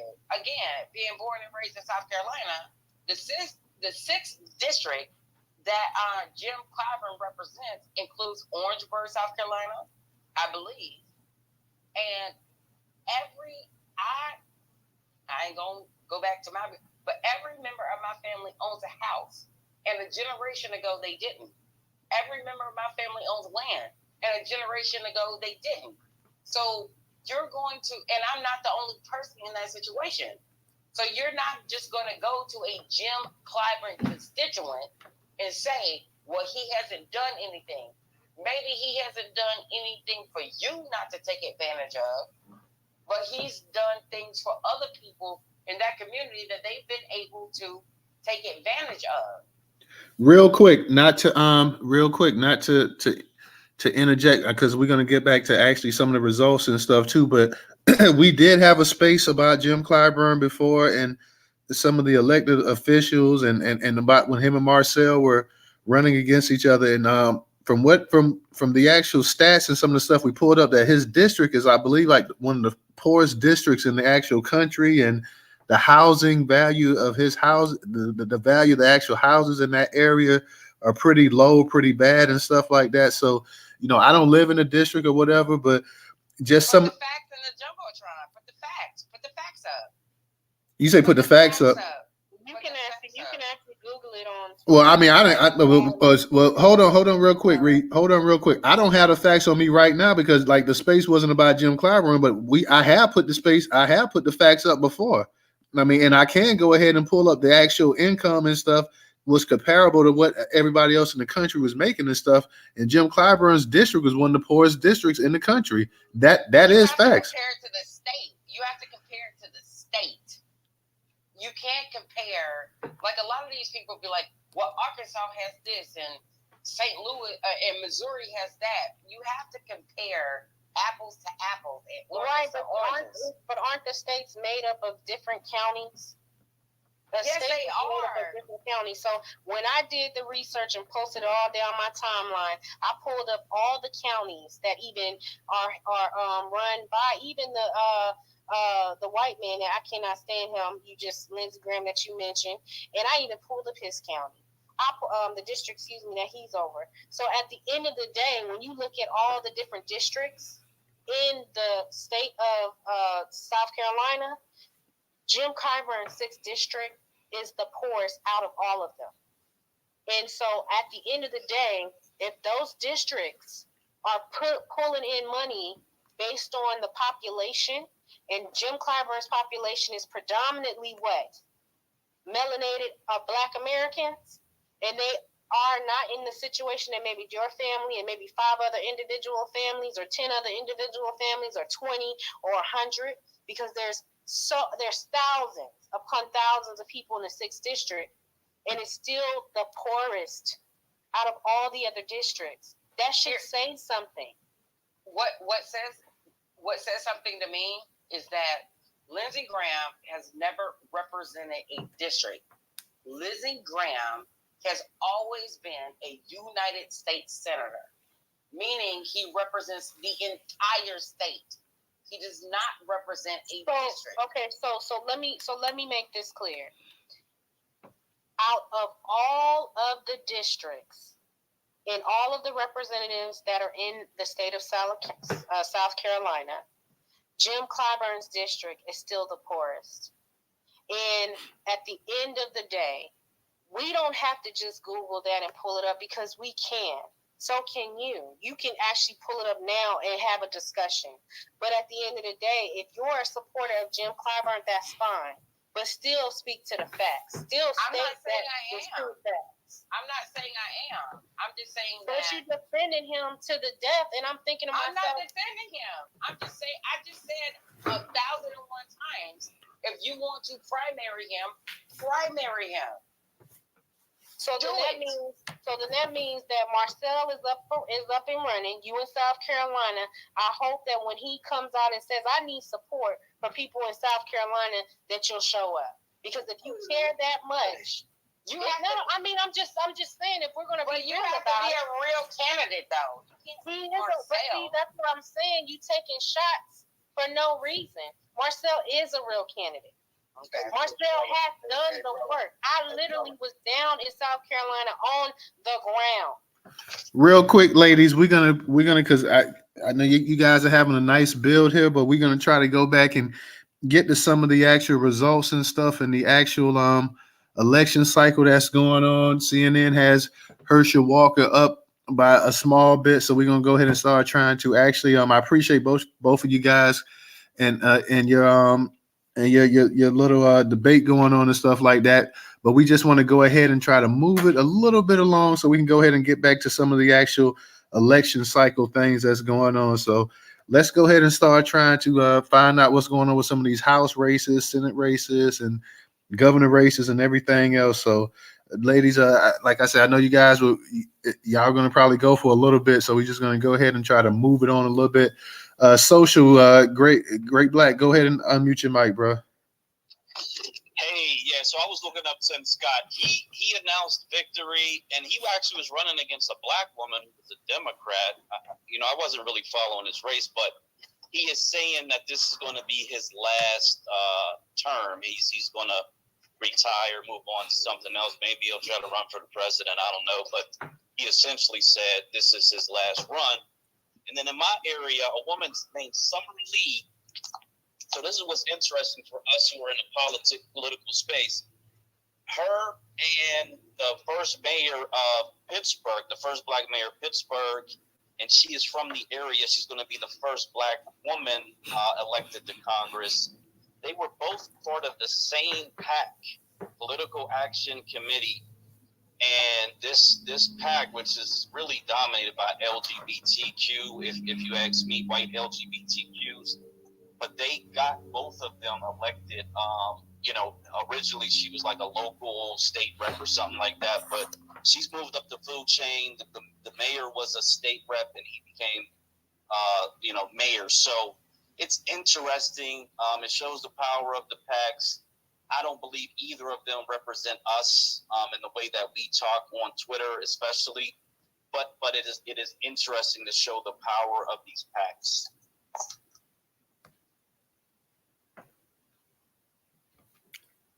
Absolutely. Let's go ahead and check out a couple Senate races real quick. Just see some updates real quick, guys. See what's going on. Let me check. I'm on CNN right now trying to see exactly what's going on. In Arizona, we have the incumbent Kelly, Democrat, ahead 56-41. 43% of the people have already voted. 43% of the precinct is in. These are all Senate races. In Colorado, we have Bennett. Bennett has been declared the winner. Bennett's been declared the winner. Bennett is a Democrat as well. Bennett had 56% of the vote to 41. Of course, Rubio won in Florida. Walker is up 49. Now this is CNN. Walker is up 49.6 to 48.5 over Warnock. Says 83% of the actual 83% of the actual precinct is in. So of course we know what walk is. Grassley in Iowa, 57% of the precinct is in. Grassley is a Democrat. I'm sorry, Grassley is a Republican. Excuse me. Grassley is a Republican holding a lead with 53.4%. And nothing in Nevada at this point. In New Hampshire, we have Hassan, an incumbent, a Democrat. 46% of the precinct is in. Hassan is winning 55.8 to 42.8. North Carolina is a very, very close race. 88% of the actual precinct is in. We have Bud against Beasley. Bud is winning. Bud is a Republican. Bud is up 50 to 46%, but it's still pretty close. But 88% of the precinct is in. In Ohio, we have Vance. Vance looks to have a pretty decent lead over Ryan. Vance is a Republican. Vance is up 53 to 46%. And we see up here with Oz and Fetterman. Fetterman is up 50 to 47%. 61% of the actual precinct is in right now. So Fetterman is up 50 to 47%. Oz has made a comeback. 61% of the precinct is in. So that looks like that could potentially be a close race. We see what else. If Oz is going to be able to move up anymore. Wisconsin, we have the Democrat Barnes ahead of Johnson. Johnson is the incumbent Republican. Barnes is a Democrat. Barnes is up 50 to 49% with 51% of the precinct in right now. So far, those are our Senate races that we have right now. Those are the key races. Could be more, but right now CNN is just highlighting the actual key races in those areas and stuff as well too. So that's pretty much it. So if you guys want to add something else to it, Ray, DJ, Professor, if you guys see any races that you guys feel worthy of being highlighted, please go ahead and let me know. Please let me go ahead and know as well too. I'm seeing the same things you're seeing, bro. I'm definitely keep an eye on this Herschel Walker, Raphael Warnock situation. My eyes on that race too, man. Hey, Donald Payne, New Jersey, 10th District. Unfortunately, he's on winning anyway. So it is what it is. Somebody got their my mic on. So anyway, New Jersey, 10th District, Donald Payne Jr. He pretty much was going to win it again. That's why I voted MAGA. You know what I'm saying? Because all folks around here, too, is both blue no matter who. But Jersey is a flip state. So, it's only, 45% of the stuff being reported, but he got a 74.6% lead. So he pretty much got that for the most part. But, it's some red up in here in Jersey, but it's mainly blue, though. All eyes on Georgia for me. I'm still looking for the governor's race and the Senate race, which they have called too close to call for both of them. However, that governor's race is over before. That governor's race is over. Did they already call it? Yeah, they've been called that. I know you're a big Stacey Abrams fan, so let me go ahead and give you the news. She lost. No. Yeah, she lost. Yeah, she lost. But look, don't feel bad now. Remember, black men. I don't feel bad. I'm just. We did you a favor. We're looking out for your sister. Where'd you get your numbers from, though? Oh, God. It's posted everywhere. Well, they haven't officially. Everywhere, like what? They haven't officially called it yet. Just pull it up on Real quick, they haven't officially called it yet, but CNN, the projected winner looks like it's going to be Kemp, but CNN has Kemp up by almost 7 points in the actual, with 82% of the actual precinct in. So CNN at this point has Kemp up by 7 points, I believe. I could take a quick look. Let me take a quick look. I believe, yeah, it has Kemp at 54% of the vote, and actually Abrams at 45%. So that's what 82% of the actual precinct in as well too. So at this point, it looks like more than likely that Kemp is going to win that race. It's not really that close at this point, but the actual Walker Warnock race is, that's splitting hairs at this point right now. Max, real quick, Max, I see you up in the spot. Again, nobody's called it. It's projected winner, and we did you a favor. Thank black men for this now. Remember. All right, let me get to Max. Max, go ahead and unmute your mic. Yes, brother. Yeah, this is good news. There's a red wave. I hope Stacey Abrams doesn't blame black men, though, even though we gave her the loss. So, yes, I'm happy to hear it. Good. I don't care if she might be able to pull up on the face. She look like she might be able to take me too. You know what I'm saying, Professor? But I know y'all been training. You put on saying, Professor, so you know get in this, Professor. You know what I'm saying? Where are y'all getting these numbers from? Because it's not been called. I didn't say it had been called. I said that just looking at the numbers on CNN, that he has a pretty sizable lead on her. I'm not saying that it's been called anything, but 80. And the early votes haven't been counted yet. So, well, sister, real quick, I'm not saying that the race is over with. I'm saying that Kemp has, and I don't know what the early, you're right, the votes or whatever haven't been counted. They're not been counted. Yeah, they've not been counted. Big swole, Professor, big swole. You feel what I'm saying, son? I'm not saying they've been counted, but I'm just saying, just based on the actual numbers right now, he has a lead. And I didn't say that he's won. I didn't say that they called it, but I'm saying that he had. He has a lead. That's fine. Yeah, he had.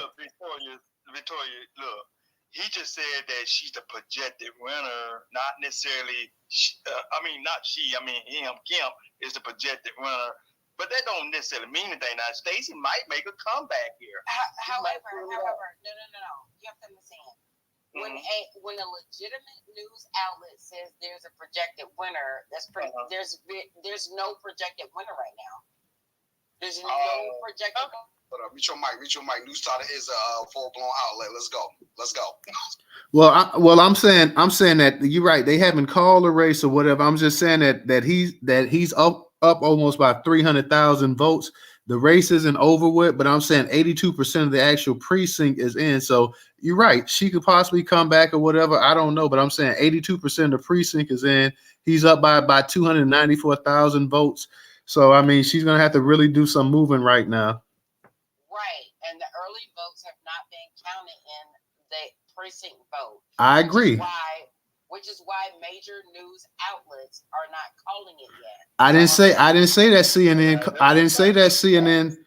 Real quick, I didn't say that CNN called it. I said that CNN had him listed way ahead. I'm not saying that it's called or anything like that, but CNN has him ahead in the actual in the actual race.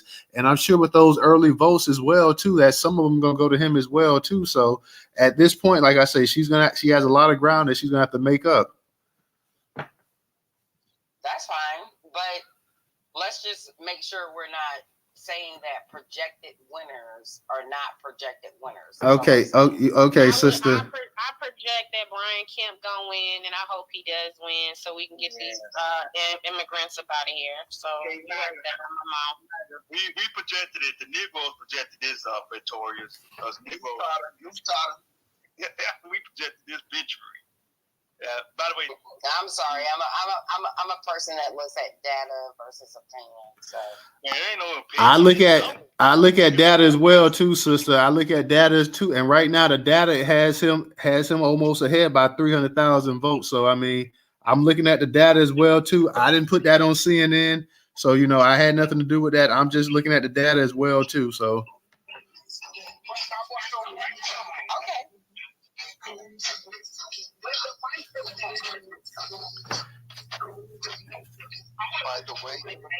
Hey, hit the music real quick, man. Come on, hit the music, man.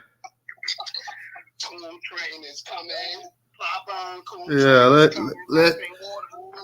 let's just chill. Hey, everybody in the space, let's just kind of chill and whatnot. Let's just stay on track with the actual results and stuff like that. Everybody's doing a great job of coming in and letting us know what results are happening from the House to the Senate to the governor. Let's just go ahead and keep it on that level, y'all, so we can go ahead and we not trying to make anything personal or anything like that. So let's just go ahead and just keep it 100, man. Let's stay on the facts. And thank you, Newstoter, for representing the Black American official news outlet in 2022.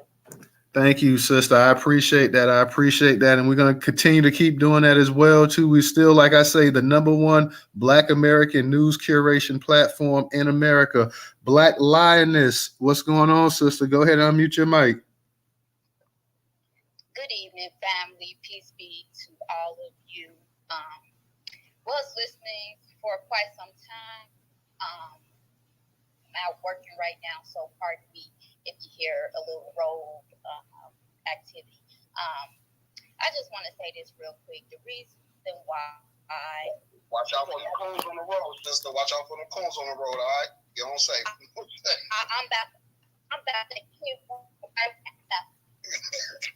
that is this is the reason why we have so much discourse within the community, and we can never get ahead because you got Boo Vixen, Clouds, and coon chasers such as herself to sit up and throw shade on Marcel when we all seen him put in the work. That girl, you ought to be ashamed of yourself, and I'm quite sure you're way older than me, so you need to go have several seats.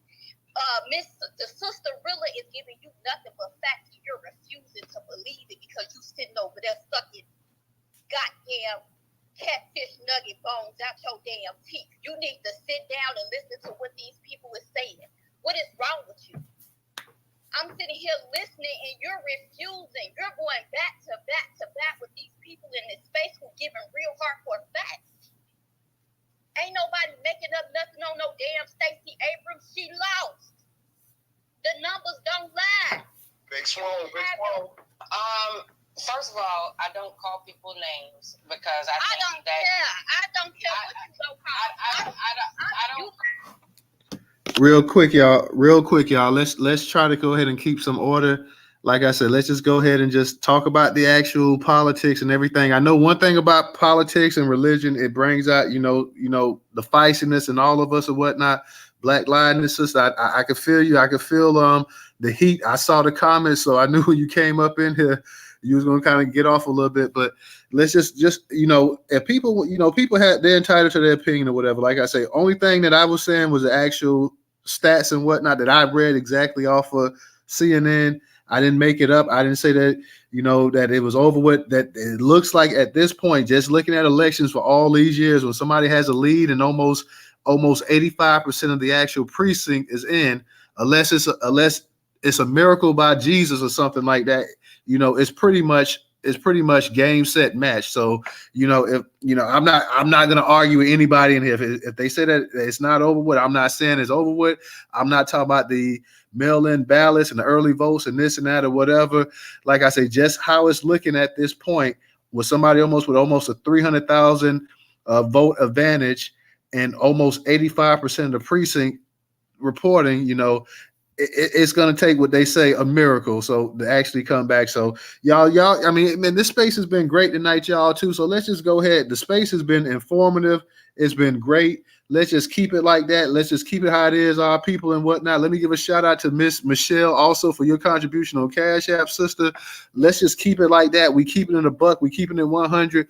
We know everybody in this space knows what it is or whatever, like I said. So I'm not the main thing if you look at the Herschel Walker and the Warnock election, that is too close to call right now. That's what I would say, that you can't project a winner at this point. And you have some other close elections and stuff like that. Even the Oz and Fetterman, were only 60% of the actual precinct is in, is starting to get pretty close or whatever. So let's just come on, my sisters. Like, I mean, I know all of you. I know you guys have your opinion, you have your views and this and that. Let's just go ahead, for the sake of argument, let's just go ahead and just say what we got to say. Let's try to keep it civil as much as possible, y'all. We don't want to have any beef or whatnot. So let's just go ahead. I'm unmuting it. Black Lioness, sister, please go ahead and unmute your mic and go ahead and say what you got to say. We got a few hands up and stuff like that. But like I say, the space has been rocking tonight, y'all. We put on this thing. We had a 2022 live midterm elections, and we had one of the livest spaces tonight on all of Twitter. Know what I'm saying? We're doing our thing. We got so many of our people in here feeding us information, constantly letting us know what's going on. So I appreciate everybody up in this space. Like I say, everybody in this space, every person in here makes up the new black media. Know what I'm saying? We're just the medium, but you guys are the actual media. So I appreciate all of y'all all of the followers, all of the listeners, all of the subscribers or whatever. You guys are the actual black media. Newstoter is just the goddamn control panel. So let's go ahead and keep this thing a buck. Black Lion and Sister, go ahead.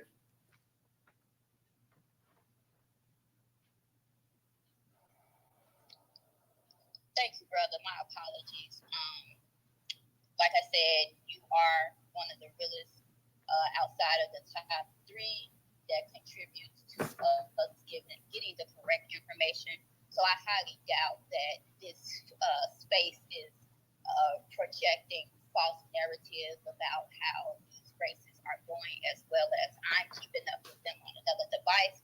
So everything your guys is saying, I'm double checking, and I'm getting those same results. Like I said, and like we all been saying, policy over catfish nuggets, policy over politics, policy over the bootleg class, policy over the bootlegs, policy over the coons, and policy over everything. If you went out and voted, okay, that's good for you. And I hope you voted for something tangible. I hope you voted for something that would benefit us all, not just you and your family, us all. Because if we all don't win, guess what? We won't win. And I'll let her take it however she want to take it. All right, my sister, I appreciate that. Thank you, Black Lioness. Thank you. We'll go to winner, then we're gonna go ahead and move it around. We got some hands up, y'all. So let's keep focusing on this actual let keep us updated on these elections and stuff like that too, y'all. Yeah, there's some governor seats that been won. I do believe that the Democrat that was running for governor in Maryland just won. Yeah. Wes Moore. He actually won tonight. He was actually projected winner earlier. So from Wes Moore, they pretty much said that he had won the actual the governor's seat in Maryland. And then again, the Senate seat for Maggie Hassan in New Hampshire, that Democrat won as well. I'm not right in front of the actual CNN, but yeah, we've been going back and forth. I would have to take a look and stuff, but you've had a number of Democrats in the actual Senate. I'm looking at it. I'm just looking at it. Yeah. I'm just saying that to say, I'm not over here to hate on anybody, and I think it's I've not called anybody names. I'm not being belligerent towards anybody. I just point out my point of view. And there's a whole lot of game left to play in these House and Senate seats tonight. So I would just ask everybody to keep a cool head and let's just keep moving forward. That's all. All right, absolutely, sister. I appreciate that. Let's go ahead and get into Professor. Professor, go ahead, brother, and unmute your mic. Yeah, thank you again, Newstoter, and let's just keep it a buck, everybody. Whenever you know in a race that the numbers are showing where it might be 2 losses for that person to come back, you just have to look at the numbers for what they are. That's what you got to look at. You look at numbers, you see how far apart they are. You know, you got this guy at 54%, you got her at 45%. Chances are he's going to probably take this thing. That's what you look at. That's how you do it. All right, now. Up in the Jumbotron, I'm going to pull an R here, y'all. Up in the Jumbotron, you'll see up there how this election has affected people with Stacey Abrams. Just take a look up there, and you'll see exactly how people have felt about her and how she has made us feel. There you go.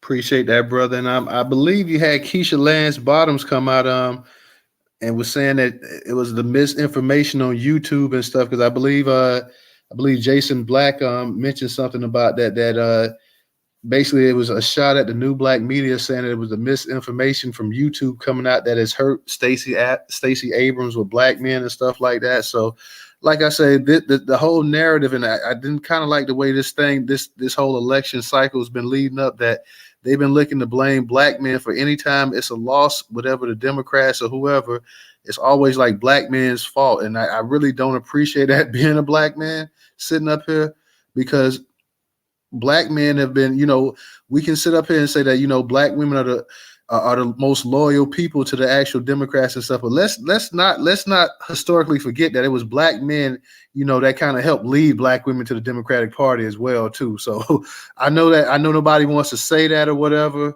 because let's not forget how history in this country was as well too. When we think about the civil rights movement and this and that or whatever, our sisters, they helped organize and this and that, and our men, they went out there and they led, So all of this talk about, about just this love affair all of a sudden the Democratic Party has with black women, and they want to tell black men to kiss their ass and stuff like that. I really don't appreciate that, because it was black men. Let's not forget, it was black men who actually was able to vote in this country before even black women were. If we want to go ahead and talk about historical facts. We started off voting Republican because of Lincoln, and we started to change over the time when FDR came on the scene and things of that nature and stuff too. And the civil rights movement, let's not forget that it was black men, that led black people, black women, to voting Democrat as well too. So all this stuff here trying to play this divide game and this divide and conquer, and you're gonna do stuff for the sisters, and you're gonna go ahead and you're gonna rail against black men. I mean, you can kiss my ass straight up. I mean, I don't appreciate that as a black man. I don't appreciate you sitting up here trying to play divide games with us when you don't do that with any other group in this country. You don't do that with white. You don't do that with the Latinos. You don't do that with the Asians. Hell, you don't do that with anybody. Yeah, you want to do that with us, but you won't do that with anybody else. And you want to sit up here and every time something goes wrong, you want to point the finger and say, well, it's them nigga men that caused this. I mean, enough is enough with this here. Okay. Black men have a damn right to be upset how we always talk about everybody else. They've been passed over left and right, built the damn country. And people sitting up here making all kind of excuses and this and that whenever we say, hey, it's time for us to get something. If you want to conquer a race or you want to conquer a group of people, you don't conquer the kids. You don't conquer the women. The women, and I know some women in here may not like what I'm saying, but let's be honest. Women are the spoils of war, okay? They are the spoils of war. When you want to take it to a group, of people, you take it to the men. You conquer the goddamn men, and then you go ahead and you take the women. And that's what they've been doing. Trying to conquer the black man, crush him so they can go ahead and take the black women. They've been playing this goddamn divide game since the late 1960s. So enough is enough. We got to have our people standing with us on this as well, too. You sitting up here trying to blame black men for all of the L's and all of the problems in this country. And we've had enough of this. You want to sit up here and give immigrants and everybody else this and that. You want to give Ukraine, you want to give everybody everything except us. The people who went out here and died working in them goddamn swamps, getting worked over and in these damn hot ass fields and stuff, laying down before the Chinese ever set foot in America, laying down the damn railroads. And you want to sit up here and talk about all we did was pick cotton? I don't think so. At some point, brother, you have to acknowledge that you're not respecting the fact that black women were a part of that too. Sister, I never said black women were not. Wait, hold on, sister. I never ever unmuted. I never sat here and said that black women weren't a part of this. What I'm saying, when we think about the term buck breaking, okay, that's a very real term. I know people use that term, just use that term and throw it around. But from the time that we've had these black men and black women on these plantations, y'all went through hell on these plantations, and we went through hell on these plantations with you as well. We got buck broke. We got buck broke in front of our wives and our kids and everything else. I never once said, because we got raped. Sweetie, we got raped too. Okay? I mean, that's even worse. Hold on, I'm gonna mute the button for a second. But Master used to have them say, hey, bring that little nigga boy in here to rub my feet. Okay? Yeah, definitely more women got raped than men. I would definitely agree with you on that. But you had little nigga boys getting raped on that plantation, and men as well too. Okay? I never once said, and that's what I'm saying right there. I'm saying, and I mean, you're sitting up here. I'm not saying that black women haven't gone through anything. I'm saying that when it came time to make this move politically to the Democratic Party, black men led the way. So all of this stuff every time that they want to heap praise on the black women and they want to heap scorn on the black men, that's nonsense. We sat right there with you, okay? While y'all were organizing in the civil rights movement and everything else, y'all were the organizers. I don't take anything away. We led. But I don't think it's a score for a score. I don't think it's a dehumanizing thing versus another dehumanizing thing. I think it's all dehumanizing. I agree. But I'm saying you would, but you would admit, sister, not to cut you off, but you would admit that the Democrats, they don't mind heaping praise on black women, while at the same time they don't heap that same praise on black men. I really don't give winner. Once again, you are interrupted. Let him finish. No, well, sister, I want to hear what she's got to say. I want, and nobody interrupt, because this is a dialogue between me and her. So we're gonna have a little conversation, a little back and forth right here ourselves. Go ahead, sister. I want to hear what you got to say, Winner. All right, you asked me a question, and I'm gonna answer your question. I don't think it's a competition between who was done worse, black men or black women. I feel like we are all in this together. We were done wrong. Don't get me wrong. We were all done wrong. And I just don't think there's black men were done way much wronger than black women. I just don't subscribe to that type of mentality. I subscribe to, let's figure out what we can do as of where we are now, understanding our history and moving forward together. That's it. I do not compare and compete against pain. Who went through more pain? A black man or a black woman? We all went through this. Now, sister, I never said that black men went through more pain than black women. What I said is that you have these Democrats, okay, because let's be for real, black people have been the most loyal voting bloc in the history of this country to the Democratic Party. I have said, and I said that these Democrats, they want to heap praise on black women, while at the same time, they're trying to heap scorn on black men. And you have a number of black women and a number of black men as well, too, sitting up here saying that if we don't vote for a certain party, that we're insecure, we're this, we're that.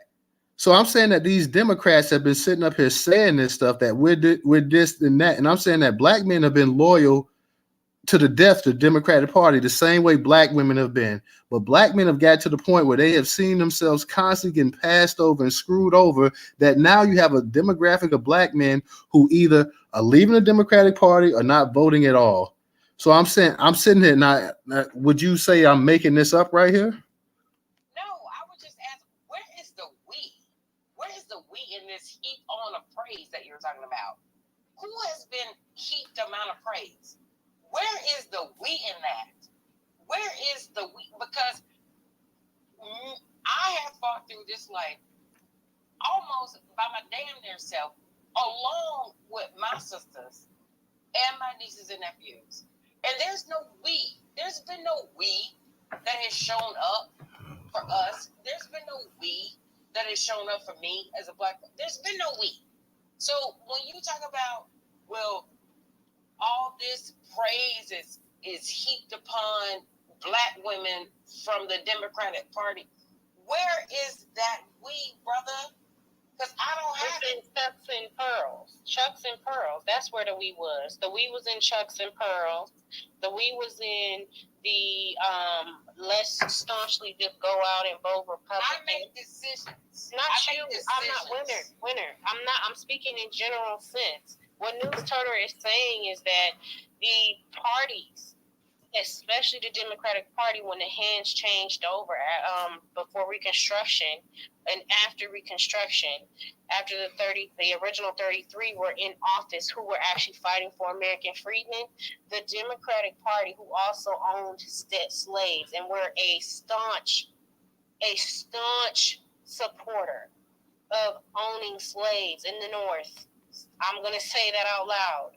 And at the end of the day, black people as a collective, fell into this mesmerization of let me divide my pain from my men because this person is telling me to do so.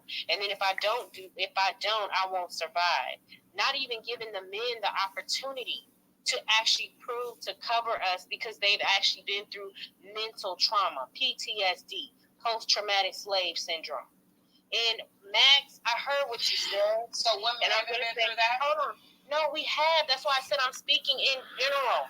I need you to hear that.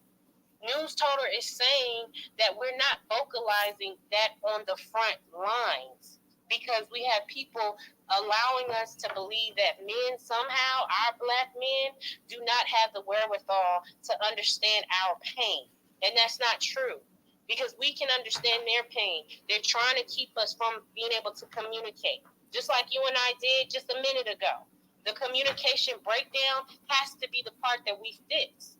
And if we cannot do that, and if we cannot have the conversation, and you keep toiling in the pond of, well, what about this? What about that? What about? Okay, so if I acknowledge those things, and I point to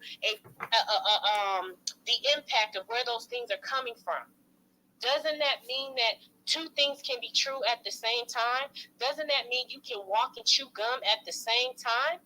It does not mean that we ignore our black men because you have a platform of people who believe certain things. The overall arcing issue is that collectively as a community, the Democrat and the Republican Party of today, the Tea Partiers, the MAGAs, the ones that would never actually put us out if we were on fire and piss on us, them are the ones that we're talking about. The ones who actually sign off on the same bills that the Democrats are putting in office when they're majority in the House and Senate. Okay? So what I'm telling you is we're not new here. We're not dumb. And that it is a disrespect to disregard black men because you want people to be like, oh, well, they don't want to my body, my choice. First of all, they have never my body, my choice. White women, they were her property type folks, had they babies on our titties. Okay? They men was raping us, like you said earlier. And in today, black women and young black girls and black boys that we don't even hear about are missing at record numbers, being killed in the streets, in their house. That's not a single gender issue thing. That is a community thing. And if you're going to run for office, and you're going to divide us by gender and play the war game and see us as actual community, you are not for me. And Max, at the end of the day, we will never, ever side with you. Ever. There ain't going to be a man in here that... No, hold on. Wait, hold on. Max, there will never be a brother in here on God's green earth that's going to side with the shit you just pulled. I don't give a shit what you are. I don't care. I'm addressing what you said. You want a space with majority American freedmen, and you decide to open your mic to say women shouldn't be somewhere. First of all, I don't give a shit where you're from. You don't have a right to speak and tell us where we can and cannot be. And then second of all, this is not... He did. That's what I'm telling you to wait. And second of all, at the end of the day, you don't know our situation in our community that we're trying to address amongst each other in here. And then third of all, for me, in my house, I'm not a Stacey Abrams, and I'm not a Brian Kemp. But I will tell you, I know what my brothers and sisters need and what we are demanding, and it is not on the breaths and on the backs of you saying women don't deserve to be somewhere, and black men somehow are making a valiant point to prop up immigrants and allow somebody on stage to come in here and be a disruptor. I caught you. I see you. So you can agree with different points, but don't come in here and try to play us at all, because I'm not having that. Real quick. I caught that there. Hold on, real quick. We got a new speaker in the house. What's up, secret sister? No. Let's go. Hi, thank you for letting me in on this. I just came in. I don't know what Max said. Winter, I love you, sis. But one thing I do know is we all have to stop all this bullshit. And I'm talking to my sisters, because honestly, they are after our men. Our men have the golden seed. That is what they are after. We carry, no, I'm not saying that we are beneath anybody. I'm not saying that we don't have our things. But married men they carry our existence. We can carry anything. Anything. We Chinese, baby, if they rape us again, it's going to bring a light-skinned baby. Me with another black man to bring a black baby. Fuck you, Max. I don't know what you putting your thumb down for, but I know things that you probably don't. And if you want, I'll send them your way first. They can have your golden seed. But what I'm saying is, Newstoter, Ray, DJ, Black, Professor, William, Val, all of y'all, we family. We are family. Nobody is no less than nobody else. But we both have been taken pure advantage of. I can never stand toe-to-toe with a man, because a man can't stand toe-to-toe with me. So I will never sit and have a conversation with a man about what I've done more than him. He's done what he was what he's put here to do. It's not his fault he don't have a uterus. It's not his fault he ain't gonna. Guess what? It ain't our fault we don't got the golden seed. That we just carriers. But at the end of the day, Newstoter said one thing. We've all been raped and we've all been fucked. So with that being said, we aren't each other's enemy. They are. I'm not voting, never voted, because guess what? I came from a family of what the fuck are we going to vote for? When the whole time, from great-great-great-grandmas, they all been saying, pull your ass up by the bootstraps. I'm tired of that. So now, every time we pull our asses up, they blow it up. They tear it down. And we pull it up again. They blow it up. They tear it down. I'm not moving nowhere. I don't want to be. I ain't doing nothing. What I want is to be away from them.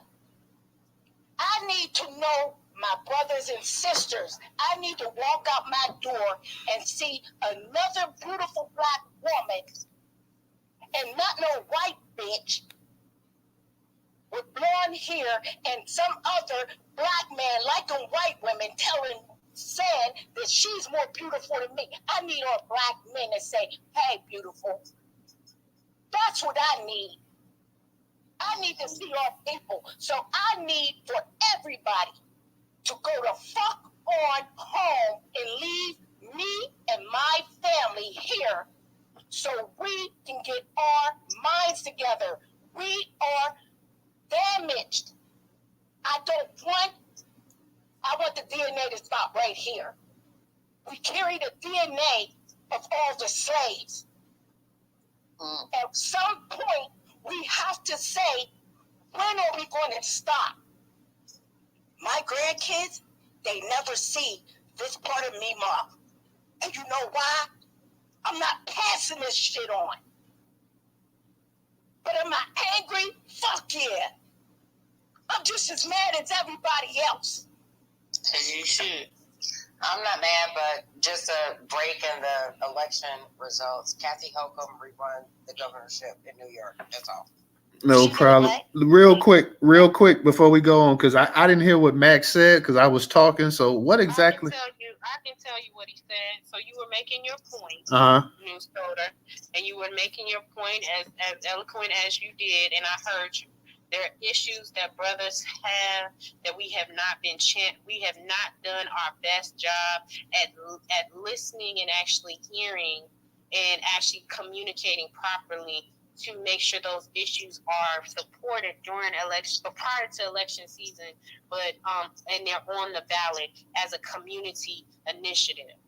Max jumps his raggedy ass off his mic and goes, "Yeah, black women shouldn't even be in office anyway. They shouldn't be there."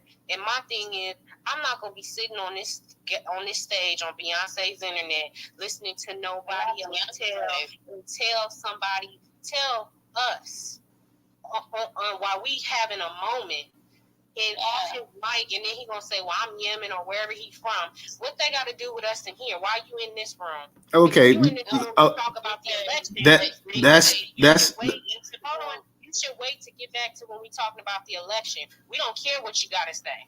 Yeah, because I got Max now. Max, I got it. Max, what was your I just want to hear from Max now. Max, what exactly you trying to say that black women don't deserve the whole? I didn't look.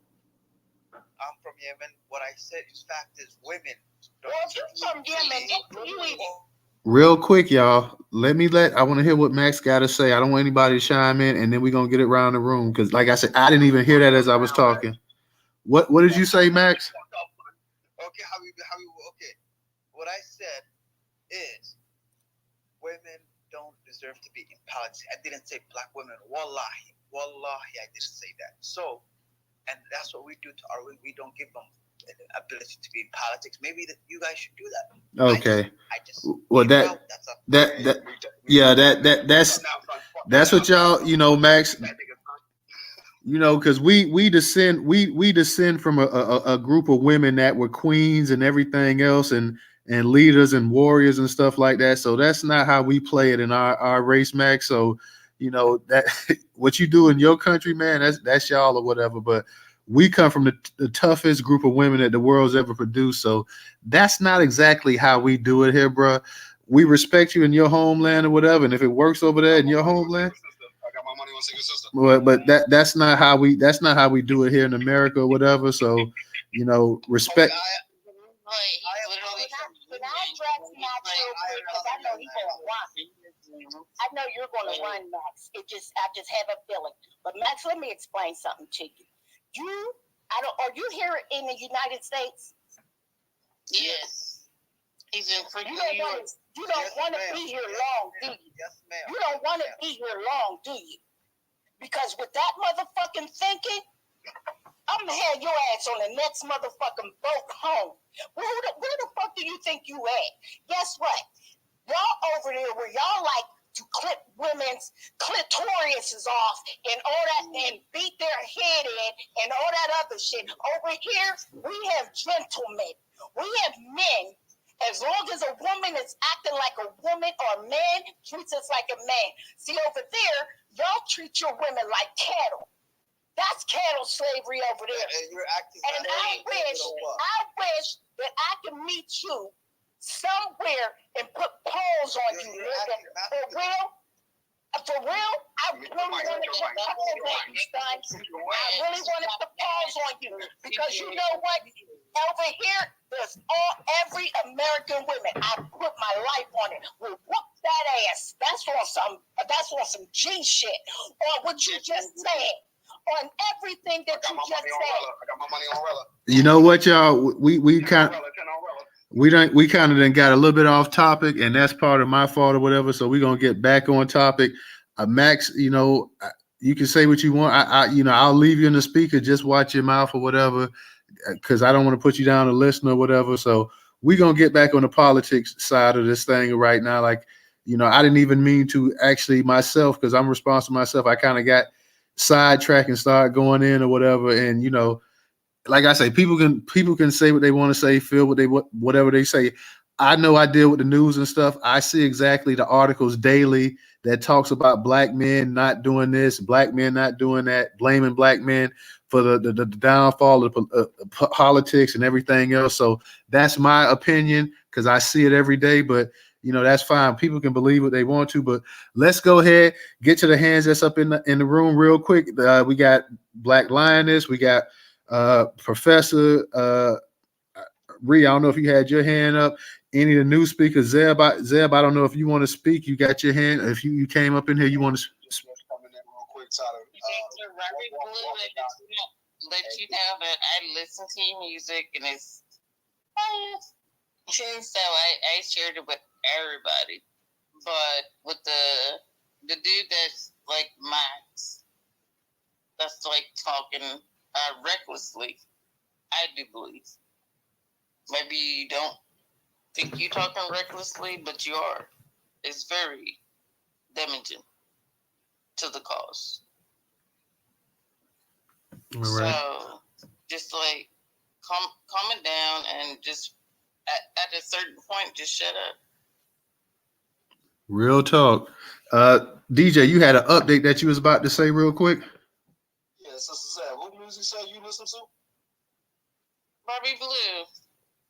Assuming his music, it was so freaking eclectic. It was just beautiful music. Who? Bobby Blue. I don't know who that is, but yeah. He's like literally in the room right now. Yeah, we know. Wave your hand around. Now it was like so freaking good. Okay, that's what's up. Good music. Like just. But Herschel Walker, 49%. What is that? Hold on a minute. I think they fucking with the results. Let me refresh. Kay won her seat. She won her seat in New York. The governor of New York won her seat. Okay. Herschel Walker is winning by about a little over 1,000 votes, yo. Yo, that thing is super. Like we said, that's a nail biter there. Hey, look, this the numbers right. Check it out. Herschel Walker, 49% vote count, 1,756,832,000. Warnock, 40. That's a 10,000 vote differential. No, I'm saying It's your mic, man. It's your mic. I didn't even finish. You know what I'm saying? You didn't even hear the math. So how you gonna calculate it ahead if you can't add the other number to subtract it? You know what I'm saying? I know this is basic stuff, yo. Again, Herschel, 1,756,832. Warnock, 1,755,487. It's only about a little over 1,000 votes difference, yo. Real talk. It's like 1350, 1345-ish. Sorry. I didn't mean to interrupt. Sorry. All right. Let's get it around the room. Let's get it around Black Lioness. Go ahead and unmute your mic, sister. Yo.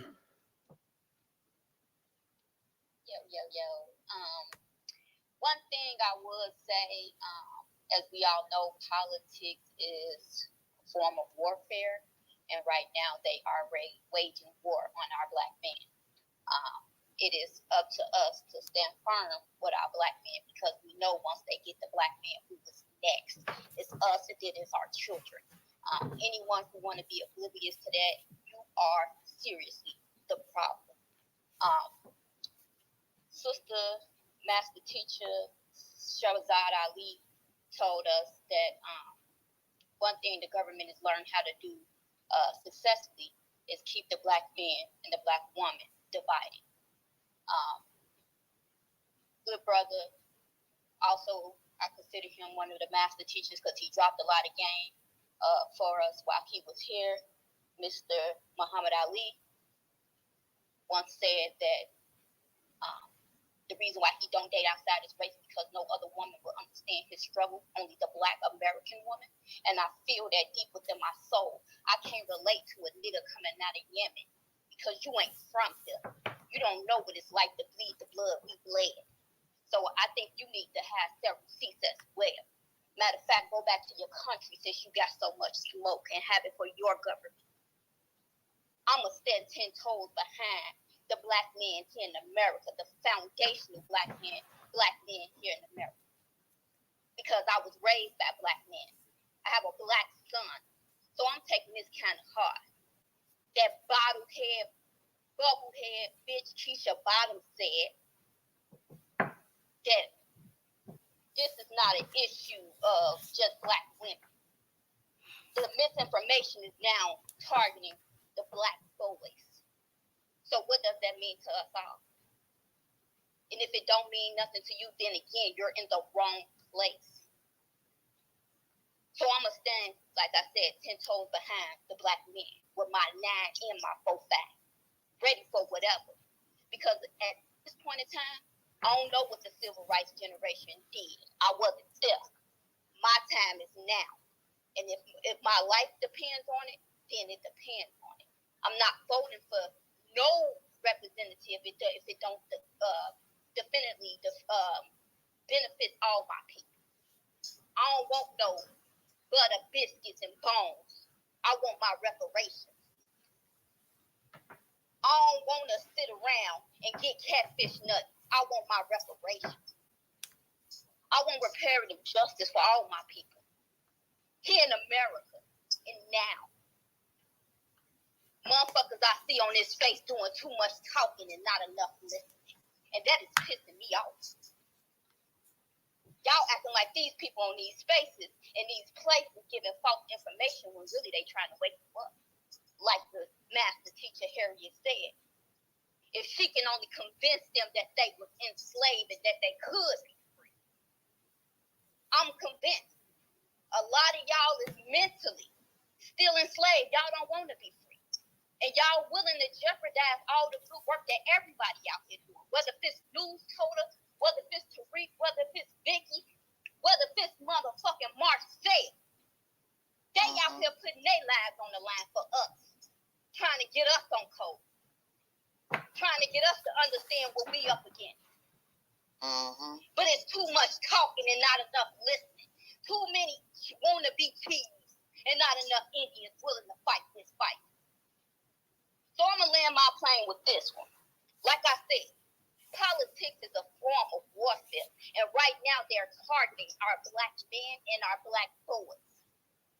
Are you going to keep talking or you going to get up on that line with him and you going to fight? Real talk, sister. Real talk, though. All right. Just real quick. Real quick. Hold on, DJ.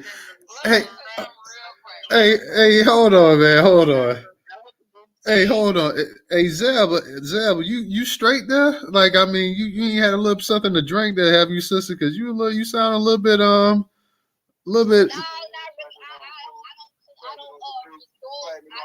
No, not you, Black Liners. Not you, Black Line. I'm talking. But everybody asks me that because I talk like a certain way. This is how I talk. Oh, you just lay. Okay, because not Black Liners. You was spitting fire there, so I mean, I ain't talking about you, sister. No, I'm not like sipping and drinking and dipping and dabbing. Enough to see what's going on in front of me and not. No, I'm not talking about you, Black Liners. No, Black Liners. Black Liners. I'm not talking. I'm talking about Zeb. Like Zeb. Zeb. I thought you might have. I don't result to any form of contraband. I'm a clear thinking person, and when you result to contraband, it kind of clouds your better judgment. So I think I need to let y'all know that if you're gonna have you a sippy sip, a little joint here and there, make sure you're doing it in spaces where it don't involve you. If I did that, I have enough respect. Not two sisters. You know, some of us. No, but he was like to me. He wasn't even talking about that, but he was like addressing it to me. Yeah, because I just thought you. I mean, you sound a little bit. Like I just. No, but nobody say that when I talk. I'm like, dude, that's just how I talk. Oh, okay. I mean, I can't even correct it. Like, what you want me to do? Natural how I understand, Zeb. Hey, look, I'm gonna rub your avatar. You know what I'm saying? Get some luck over here. Oh Lord, Just real quick, check these projectors out. Let me do a Appreciate it. Go. Do it, bro. This thing is under 1,000 votes right now. It's about a good 706 votes. Herschel Walker still winning, bro. Damn, this is man. This is like It's not. The votes have not been counted. The early votes don't start getting counted until today. So who pause. do y'all want to win? Because I think out of the candidates is like terrible. yeah. Well, I concur. The thing about it is, the early votes, technically speaking, the early votes don't start getting counted until the day of the votes. That's just the rules. So So what you're seeing now is that's why they said like this may take a couple of days because the early votes come in late. And so you have to understand that unless it's a projected winner statistically, there's no winner. There's no winner. Because the reason why they do it statistically is because different states count their votes different ways. Some states might start counting their early votes the day of early votes. Some states don't start counting into the day of. So I would just who y'all want to win? Like I would just say like everybody take a pause, take a breath. Who y'all want to win? Like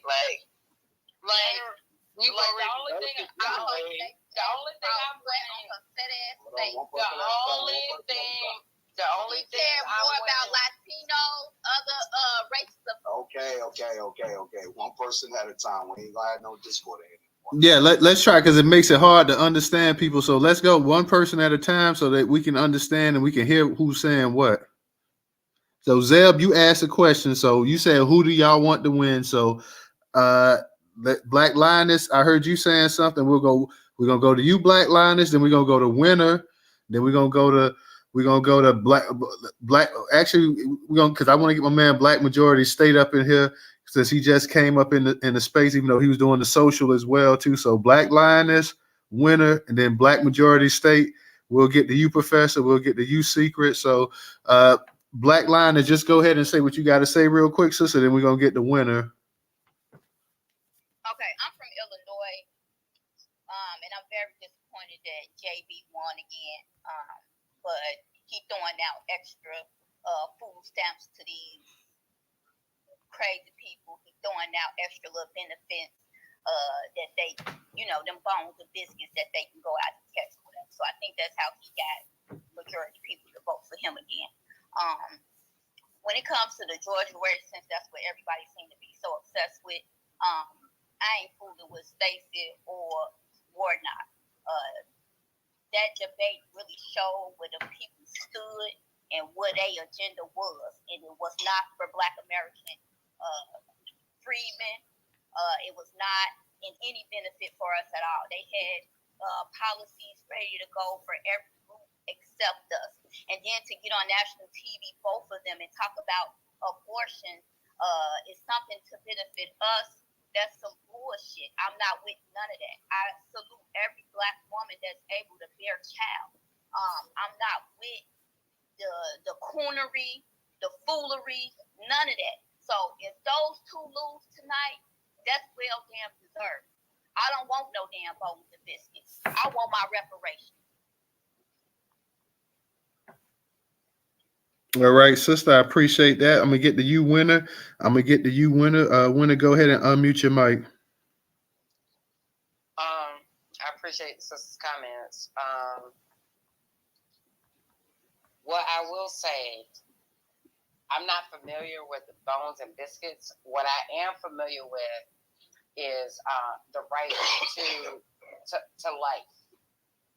What I am familiar with in the state of Georgia, which I live in, hospitals are being closed down. Hey, hold on 1 second. When somebody had their mic open, hold on 1 second. Okay, go ahead now. Again, all respect to everybody who has their own opinion, and everybody deserves their own opinion and their own thought process about however they want to vote. I'm not here to change nobody's mind. It's too late for that. What I'm saying is, what I was focused on was the fact that I live in Georgia, that I have been born and raised in rural counties throughout the South, and it is very detrimental that hospitals are being closed down. It is very detrimental that as soon as these Republicans can cut Medicaid and Medicare, my family gonna be calling me, asking me for money that I don't have to give them when they already paid their taxes for it. I'm talking about reality today. I'm not talking about something 400 or 200 or 60 years ago. I'm talking about the reality that exists in my life today. And if my great auntie gets cut off from her Social Security, the first person she gonna ask for money from is me. And I don't, as much as I want to have that money, I don't have it. And I shouldn't have it because she already worked her heart out as a seamstress to pay into the benefits that she should duly have. Like, this is not like a funny thing to me. This is not a Twitter space thing to me. This is a real life thing. And we'll just see where it goes from here. But I'm not the only person unique to this situation. So when your aunties and your uncles call you and say, hey, can you help me out a little bit? Oh, I just need, $100 this month. What do they need it for? They needed to pay for their medication. They needed to pay for the stuff that they already paid into that is not taking care of them. It's not funny to me. It's just not. I'll land my plane right there. All right, thank you. Just a little quick response to her, and then I'm done here. The bones and biscuits, that's just paraphrasing, people who get little trinkets from dominant society to only benefit them while single-handed leaving out the rest of the Black population. So how you said that, how you told Sister Rilla that your family benefited from some things that Clyburn did in Carolina, but the majority of the district is still poor in poverty. So meaning that those benefits did not reach those other people. So bones and biscuits, that's what that means. They're living off of those benefits. My family, my aunties and uncles are living off their Social Security. They wouldn't be the poorest district in the nation. They're not. They are. The fact says they are. Check Mississippi and Alabama, honey. They up there with Mississippi and Alabama. They are neck to neck with all. Okay, then cut it all off. Then no, it don't cut it all off. Don't work like that. That's not how that works. And real quick, y'all, because we're gonna go ahead and move because we got some other hands up. So let me go ahead and get the black. We're gonna get the black, then we'll get to Ree. I hadn't heard you from in a minute too, but matter of fact, I got original up here, so I'm gonna go to black. I'm gonna go to original. Then I'll get to you, Ree, Professor, Secret Sister. So just so we just don't keep going in the same circle, let's go ahead and get to some of these hands up here. Black Lioness, and when we can get back to you guys, but we got some hands up here. So let me go ahead and get the black majority state. Hey, thank you, Newstoter. Man, it's a spirited conversation. I really am enjoying the space. When DJ, when you look at the Georgia numbers, there's a third candidate. His name is Oliver. Yeah, they only got 2%. Yeah, but look at the numbers. So what he's doing is he's siphoning votes away from one side or the other. I looked at the dude. What is it, about 76,000? I think it was. I just looked at it. I'm in another room right now. So if one of the other candidates had his votes, they would already be way ahead, right? So this is one of those sort of situation. So I just keep an eye on that. That's all I wanted to say.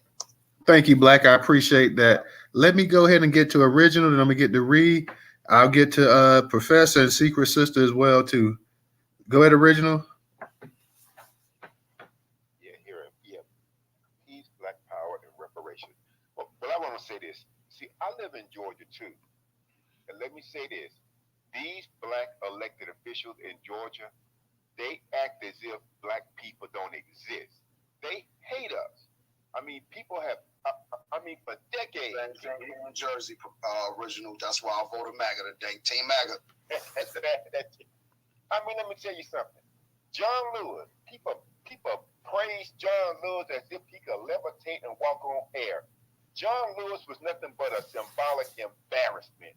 John Lewis didn't do a damn thing for Black people. All he did was whatever them damn Democrats wanted him to do.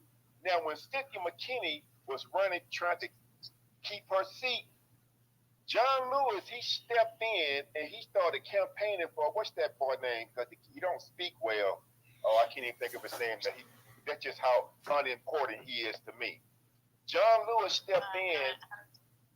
Yeah, John Lewis stepped in, and I'm like, okay, what the hell is this?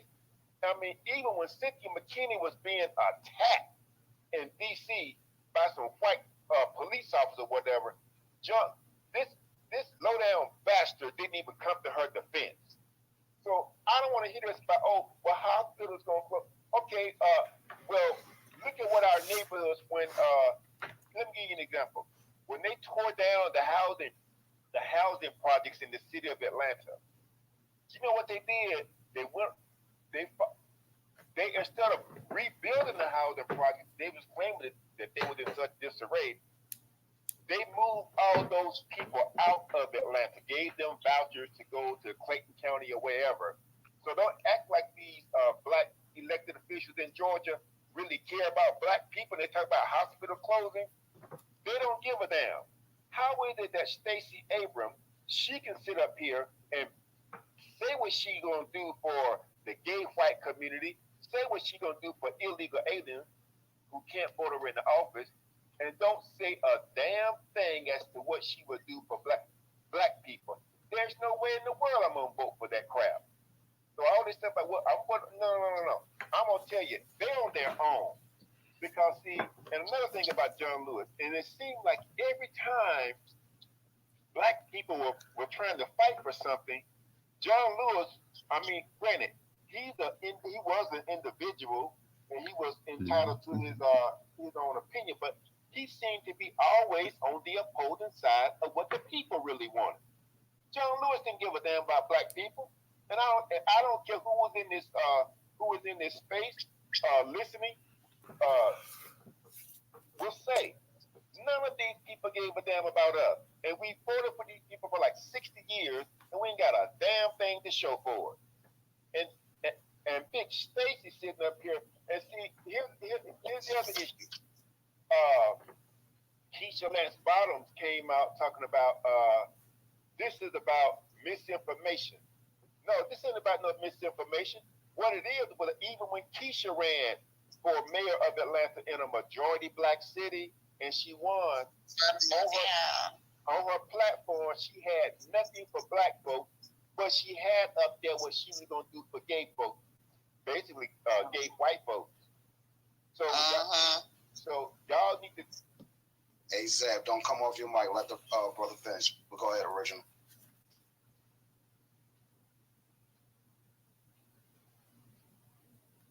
Unmute your mic, Original. Sorry about that. But when y'all start talking about these people here from Georgia, they don't give a good goddamn about Black folks. All they care about is getting in good with these white folks who are not their friends and not our friend either. And they do these white folks bidding for them. And that is exactly what goes on. So yes, we have a hospital to close or whatever, it was the Atlanta Medical Center.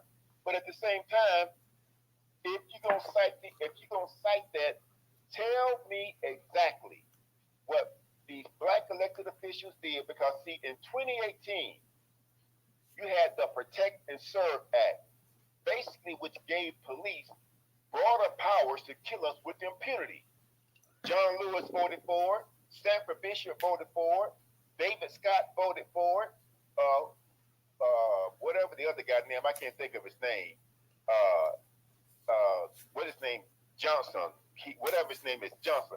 They all voted for it. Now, I'm going to tell you, Cynthia McKinney was a writer. She would not have voted for that crap. But yet, what they do is they're always trying to get in good with the police. They don't want the police. They don't want to be seen as anti-police. Well, hell, if the police are killing us, then hell, why would you align with them to kill us? That don't make no damn sense. So, for anybody want to talk that stuff about what these people are doing in Georgia, it doesn't matter whether they're Democrat or Republican. They're not doing a damn thing for black people. And that's why today I didn't vote for any of them. And I'm proud to be able to say that. Yes, I am. And I'm going to land with that and let somebody come in. Appreciate that, brother. Real quick, original. I just wanted to point this out. If you look up in the Jumbotron, I actually found a tweet by John Lewis from July of 2016. It says, I was beaten bloody by police officers, but I never hated them. I said, thank you for your service. This man thanked the police for giving him an ass whooping. That doesn't tell you the mindset of this brother. I don't know what does, and I'm going to land now. Oh, my Lord. Let me, because I see somebody, I'm going to get to you, Ree, but I see right-wing dumbass. Let me, I want to hear what you got to say. Go ahead and unmute your mic.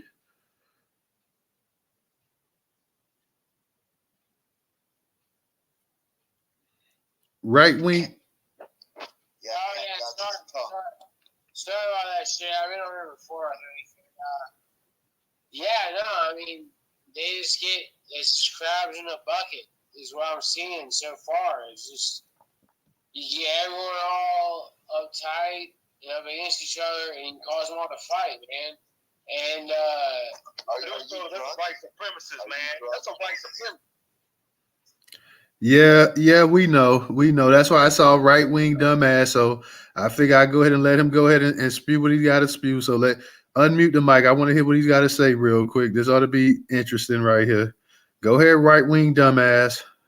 You in a room full of black dudes, black people. Let's go ahead, hit what you got to say.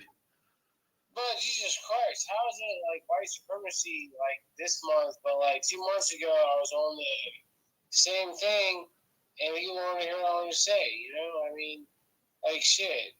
I don't give a fuck about this whole racial bullshit. I mean, are you drunk? Yeah, I'm pretty drunk. You know what, Zeb? I think we got too many. Like I said, we got too many people talking at one time. I personally want to hear what right-wing dumbass has got to say. So everybody stay on your mic and let the host and the co-host handle right-wing dumbass, because I'm sure this is not going to go long. So I want to hear what he's got to say. Go ahead, right-wing dumbass. You decided to come up in this space. You knew it was a bunch of black people up in here. I can't remember if you've been up in here before. I see you follow Newstoter. So go ahead and let me hear your dribble. Sir, what's your transgressions? What was that? No, him. Dude, what's his transgressions? That's how I talk to them. Hey, man, we might have a match right here. Secret Sister Zeb and right wing dumbass. Might be a good couple. Blame it on the goose. Voucherville and Lewis. No, I'm not even drunk. They deserve each other. Real quick, Zeb, please don't come off your mic, sister. I'm trying to hear what this dude's got to say real quick before I move it around the room. Right-wing dumbass, go ahead and since you wanted to speak, you had your hand up, you decided to come in here. Come on and entertain us. Come on.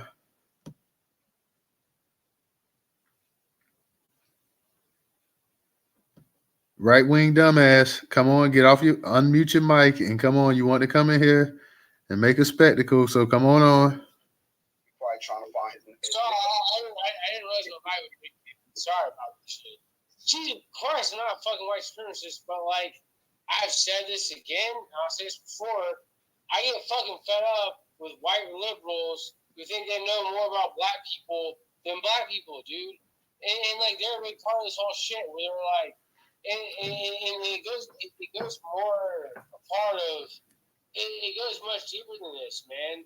Where we got people who will like talk to a cop and tell the cop they're a white supremacist. We got black police officers been serving this community forever long, and they use the same shit that I said before that they use to try to get in on shit. You see these white liberals, well, like climate justice, the black community loves you, man. Justice, climate justice. They'll like justify, oh yeah, let's shut down the Keystone Pipeline. Yeah, let's do all that. It's for climate justice.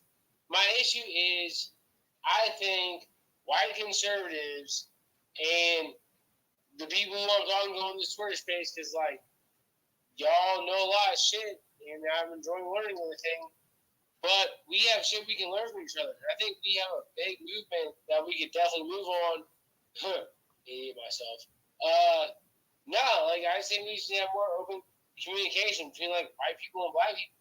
And I think if those things were to happen, we wouldn't see as much hostility because it's like, oh, well, the white woman or the white man is going through more shit.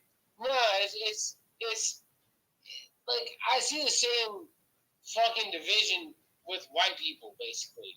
We got white women saying, oh, well, I understand depression better than you do because you're a man and you're part of the patriarchy and all this shit. But yeah, no, I mean, I'm here because I enjoy open discussion. I raised my hand because I enjoy open discussion. I didn't think y'all would get to me tonight, but yeah, no, I'm just here because I like open shit.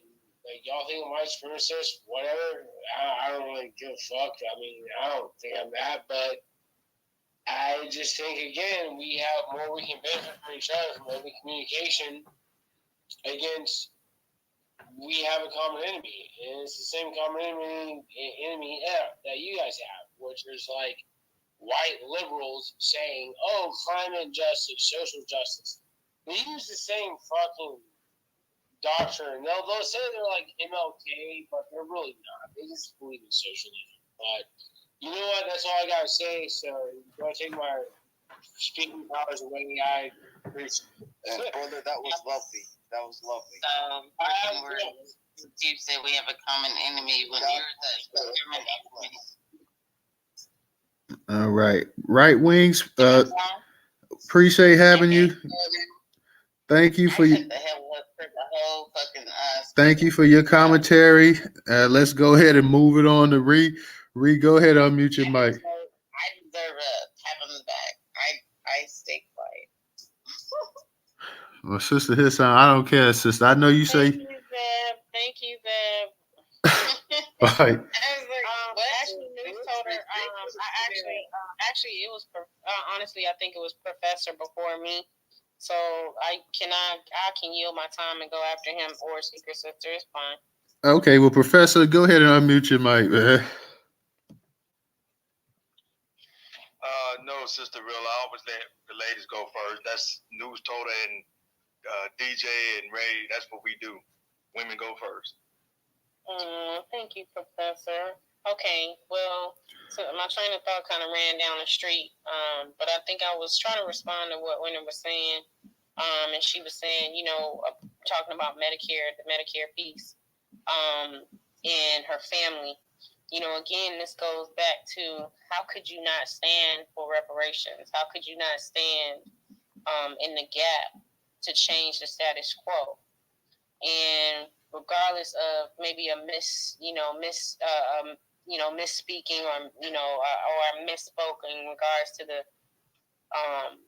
Tim Scott and Lindsey Graham being the senators, it doesn't negate the fact that they live in districts that supported them running for senators, and their districts that they live in aren't suffering the poverty that the 6th district is suffering, with a committee chairman like a congressman like Clyburn. So being someone who had their mother lost life taken in the medical system, the Democratic Party nor the Republican Party addresses that. And I can compartmentalize and I can talk about that because you don't see it on anyone's agenda or policy, which is why I do get upset with Black women, Black American women, and then other women come into the country and they follow the same lame BS, thinking that, it's some sort of empowerment when it's not an empowerment, when you do not see your issues actually aligned on the ballot. And they try to, color it with chucks and pearls and, my body, my choice. Well, if it was my body, my choice, why did I almost die giving birth? If it was my body, my choice, you would rather me die and my children be left without a mother, or you would rather me lose my child and have to go through PTSD for the rest of my life.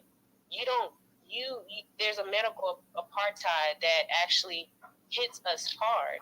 And then they don't even address the effects that men go through, the men who go through those things, and they don't even have a space to talk about that. That's not on a ballot nowhere. That's not communicated with these candidates anywhere. That's the point. The point is, it is a separation between our reproductive conversations, our mental health conversations, and the people who are running for office. And that's why I said it earlier, the entertainment that they put on, the play, I call it the play. They put on the show to get the votes for the people who agree with what they're saying. But when you look at their agenda and you look at what they're talking about in their writings, documentation, it does not match up. And that could be for any candidate, independent, Republican, or Democrat. So from my point of view, if you want to talk about what I'm concerned about when it comes to my family, and if they don't have health care, or if they lose their health care and they have to come to me for money, I want to make sure I have the money to do that. But at the same time, I need to make sure that I'm also equally championing and fighting for them to make sure they don't lose what they need. That means Republicans can also champion universal health care. That means Republicans can also champion reparations. They can even push it. That's not a Democrat-only thing. We are tired of voting Democrat because we don't get nothing voting Democrat. And people are like, well, they make sure that we have the right to vote. Why are we the only ones that are American citizens, descendants, have a bill still on the damn floor that you got to vote every however many years to pass to make sure people get the right to vote? Why aren't white folks and new Americans champion that? Why aren't they? Why isn't there a bill? Why isn't there a bill for them? Why isn't there a voting bill for them, but it's only for a particular group of people? See, people always want to pay attention to the, as you guys call it, the low-hanging fruit. I'm looking at the core. The core of the system is literally what needs to be destroyed. But we are the seed. We are the seed. And they cannot without the seed. No, and at the end of the day, I don't care what anybody says. As I get polished and I go through my life and I make sure that, the things that I'm working on come to fruition, the mission will never change for me. The woman that you see in my profile picture, the reason why you don't see mine, it'll change. That is not me. That's Callie House. That's your. Hey Zeb, sister, please. She's trying to make a point. Please just let her finish. Don't everybody that's in here, Zeb, you especially, sister, because you keep coming off your mic. Let the people speak, okay? We're gonna be closing the space out anyways, because we've been on here 4 hours. So generally we do 2.5 hours. So we're gonna be getting ready to close the space out in a little bit. So after everybody just 2 minutes each, and we're gonna be closing the space out. So hey, news, real quick, while you still got everybody muted. So 89% of the vote is in for Georgia, and Herschel Walker is winning by 16,649 votes from what I added up. In North Carolina, let me make sure I'm saying accurate information. In North Carolina, Ted Budd has won his Senate seat, and in what is this? In Louisiana, John Kennedy was reelected for a Senate seat. All right, appreciate that, Ray. Appreciate that. Ree, go ahead and finish up your point. All right, my point is the person in this picture is Callie House. The book that Mary Frances Berry wrote is My Face is Black is True.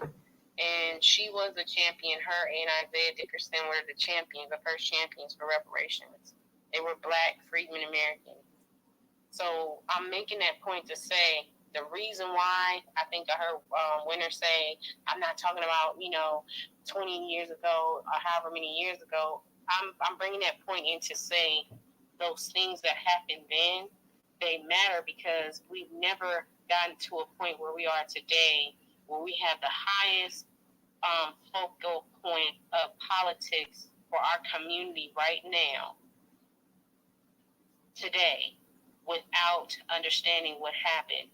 And you have to be able to look at then, how are things today, match them up and figure out how to change the system. That is it.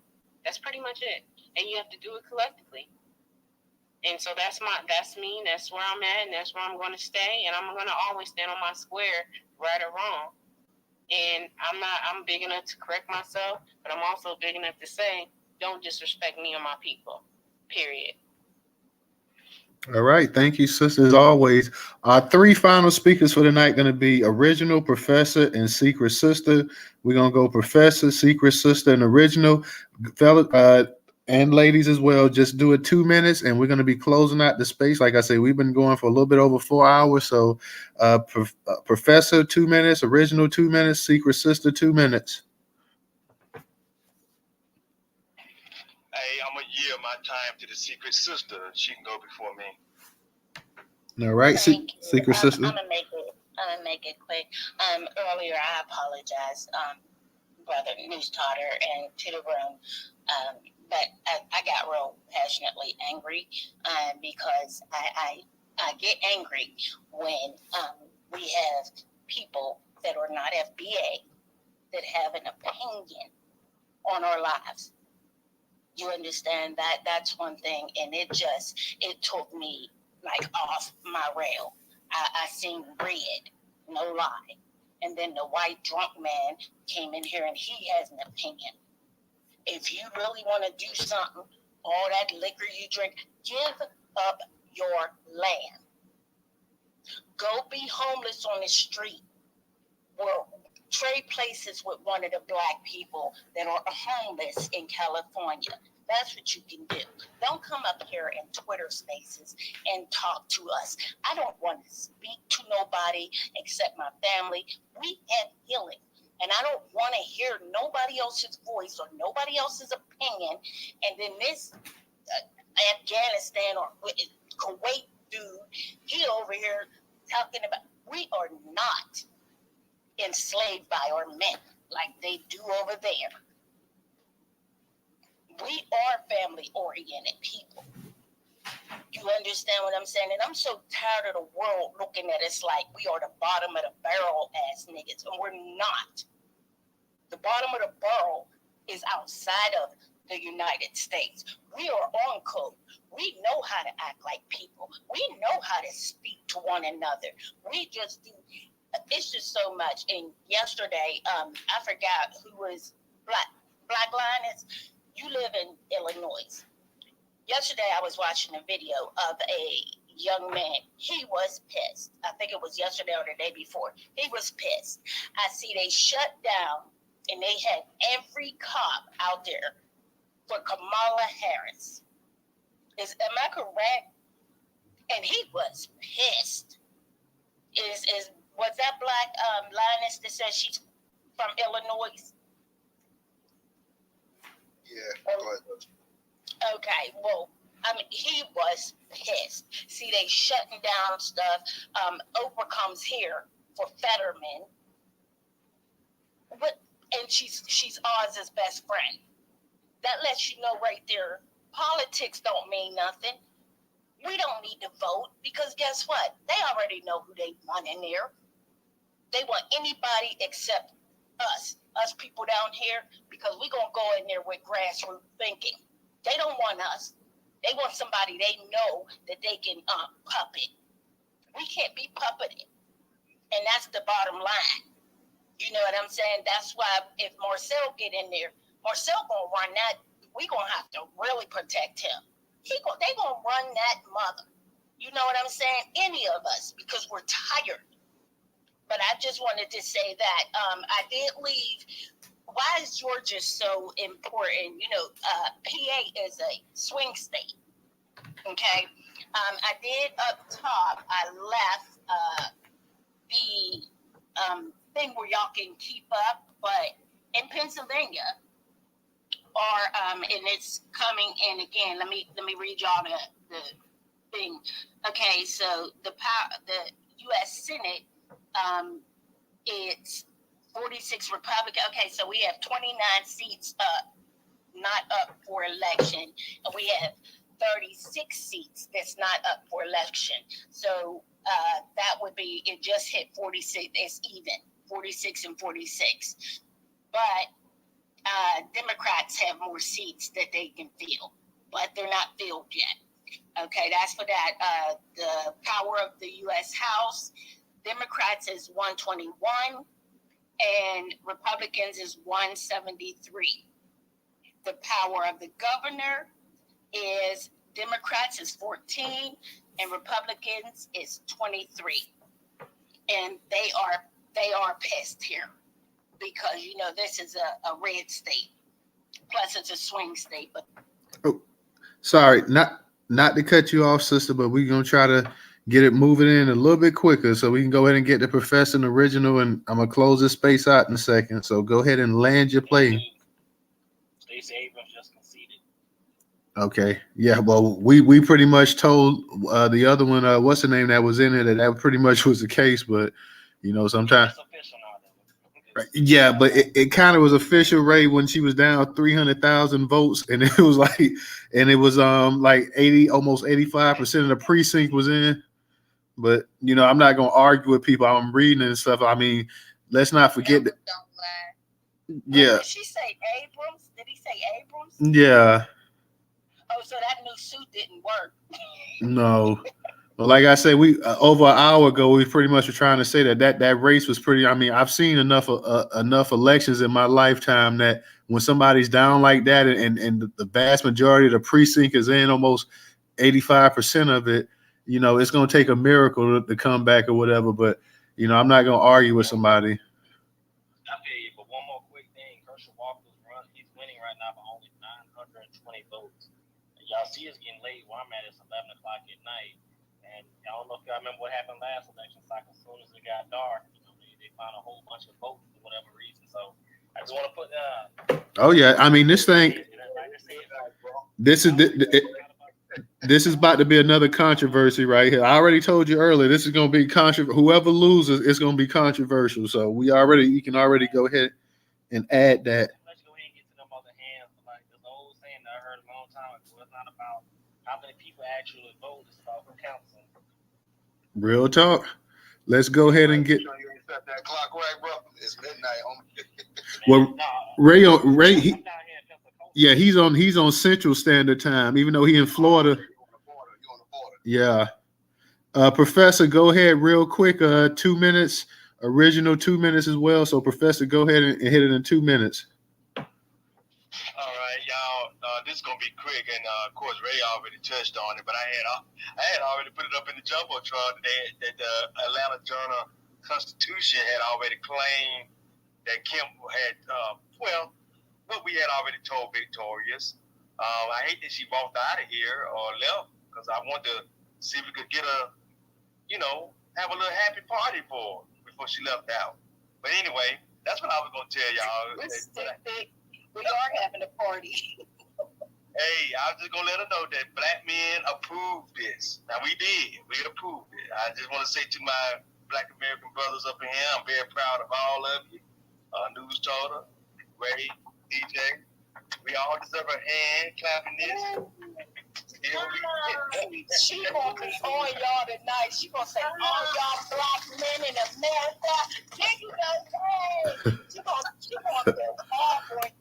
Yeah, we did. Hey, we did our job, man. We did our job. We got the news out there for you. We let y'all know that it was all about the no vote for the Jerry curl. So that's what BJ, you better have your poster ready and asking the Latinos why they didn't vote for Stacey Abrams. Get them, you know what I'm saying? Get them. Show me the numbers. Show me the numbers, fam. All right, brother. That's what I was going to say, but Ray had already said it, so it's good. All right, let me get to Original. Original going to be our last speaker for the night, so nobody else raise your hand. Original going to be the last speaker. Okay, can you hear me? You're a little low, but we can hear you. Okay, let me see if I can fix this. Okay. Well, no, what I want to say is this. I heard Sister, now correct me if I'm wrong. Okay, but I heard Sister Rilla or somebody was talking about, the voting rights bill. But see what happened from what I can recall. See, black men got the right to vote. I think it was under the 15th, not the 15th, but maybe it was the 15th Amendment that the black men got the right to vote. And white women were angry, and they're still angry today because the black man got the right to vote before they did. And the voting rights bill, that has more to do with, like, here in the South, like all these southern states, they was putting up all these obstacles trying to prevent black people from voting. And that's why you had basically the voting rights bill to cover these states down here in the South. That's where all this what do they call it? And voter suppression was happening was down here in the South. And so that's why they did that. But the thing with that voting rights bill, see, when the women got the right to vote, well, I think it was the 19th Amendment, black women, although they was out there marching, black women did not get the right to vote. They didn't get the right to vote basically until like the 1960s is when black women could really come out and vote. And so, but a lot of the white folks, and they don't like to tell you this either, that all these people like that was the suffrage movement and all that. A lot of those women, as most people know, they were straight up racist. They were more racist than the white boys was, And so I just wanted to say that. And then as far as like this guy, so I can close out that guy Matt. Those Arabs are sick. I mean, they'll rape anything walking on 2 or 4 legs. Those are some sick people. So I wouldn't pay them any attention, and I'll land with that. All right. Newstoter, can I just give him this real fast? Because he was right. Hey, Original. February 26, 1869, ratified February 3rd, 1870, was the 15th Amendment that granted African American men the right to vote. And those women's suffrages that you're talking about, the Margaret Singer type, whatever that other lady, Susan B. Anthony, yeah, they were so bad that Ida B. Wells talks about them in her writings, as well as our late great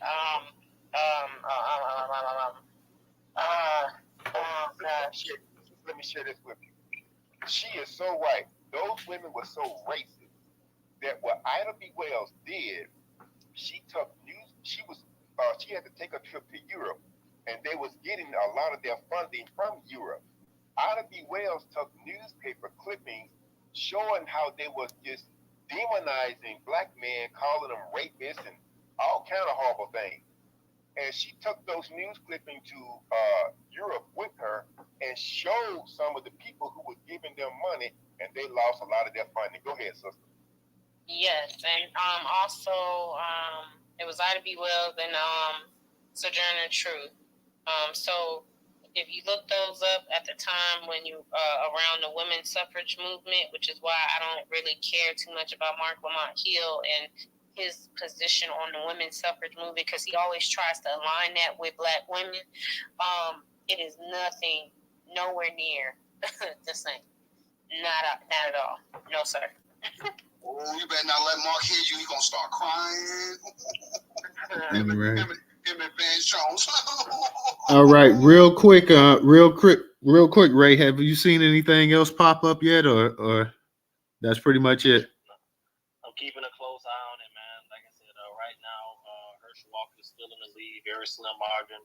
I think the last results I've seen by like 900 votes, which isn't much, and it's still there at 89% right now. So, like I said, I don't know about y'all. I'm about to see what's gonna happen in the morning, but I really hate, like I said, it's so late because you never know what's gonna happen in the middle of the night when everyone's sleeping. Oh yeah, I ain't going to sleep. Let's go over to another space. Pop in the morning. Well, I'm gonna let y'all. This one here, I'm gonna have to miss this one here because I got to get up early in the morning, or whatever myself too. So let me. Before you go, brother, can you close us out with the bootleg song one more time? Please.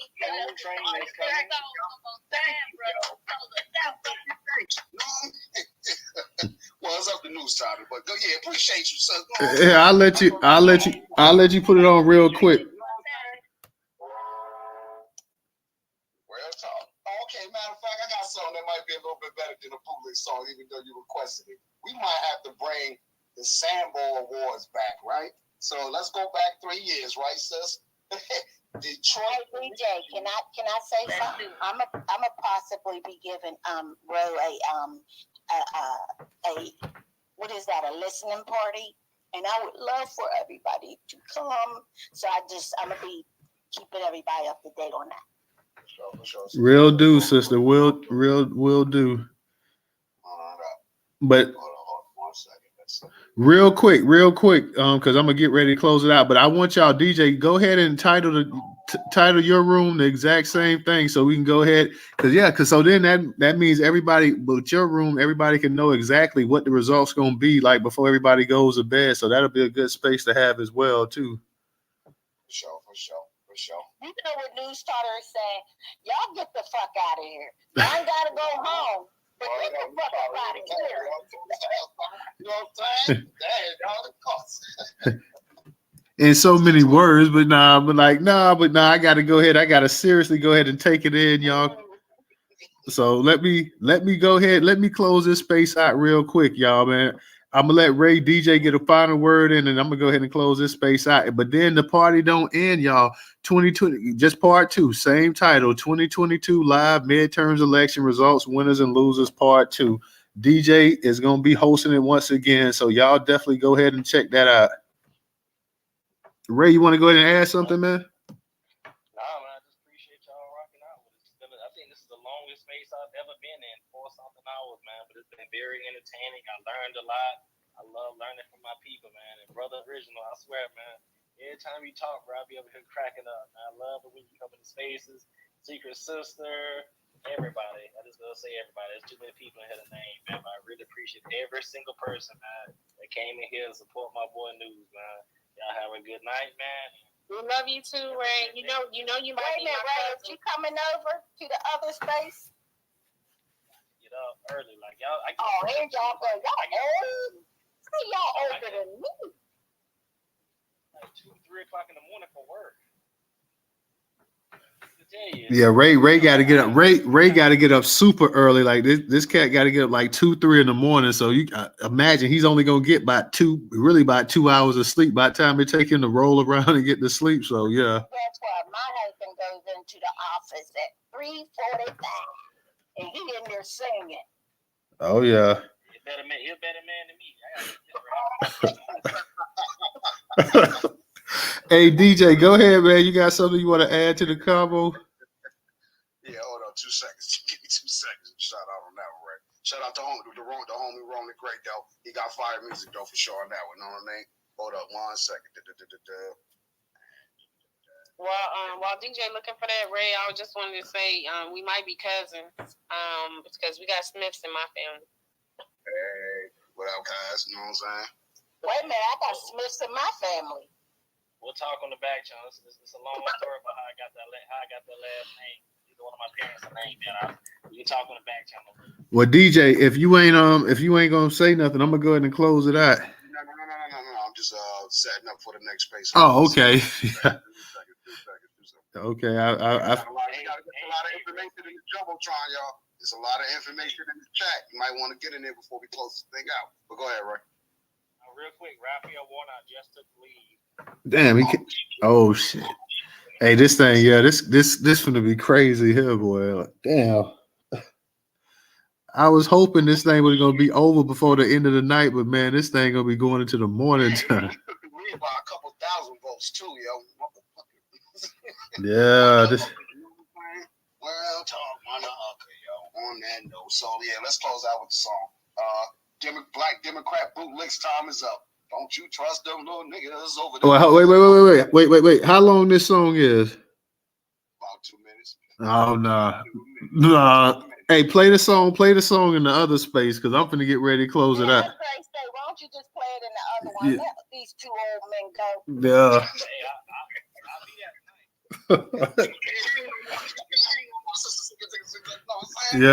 Yeah, play it in another space because you can play it longer, man. I gotta close this thing out.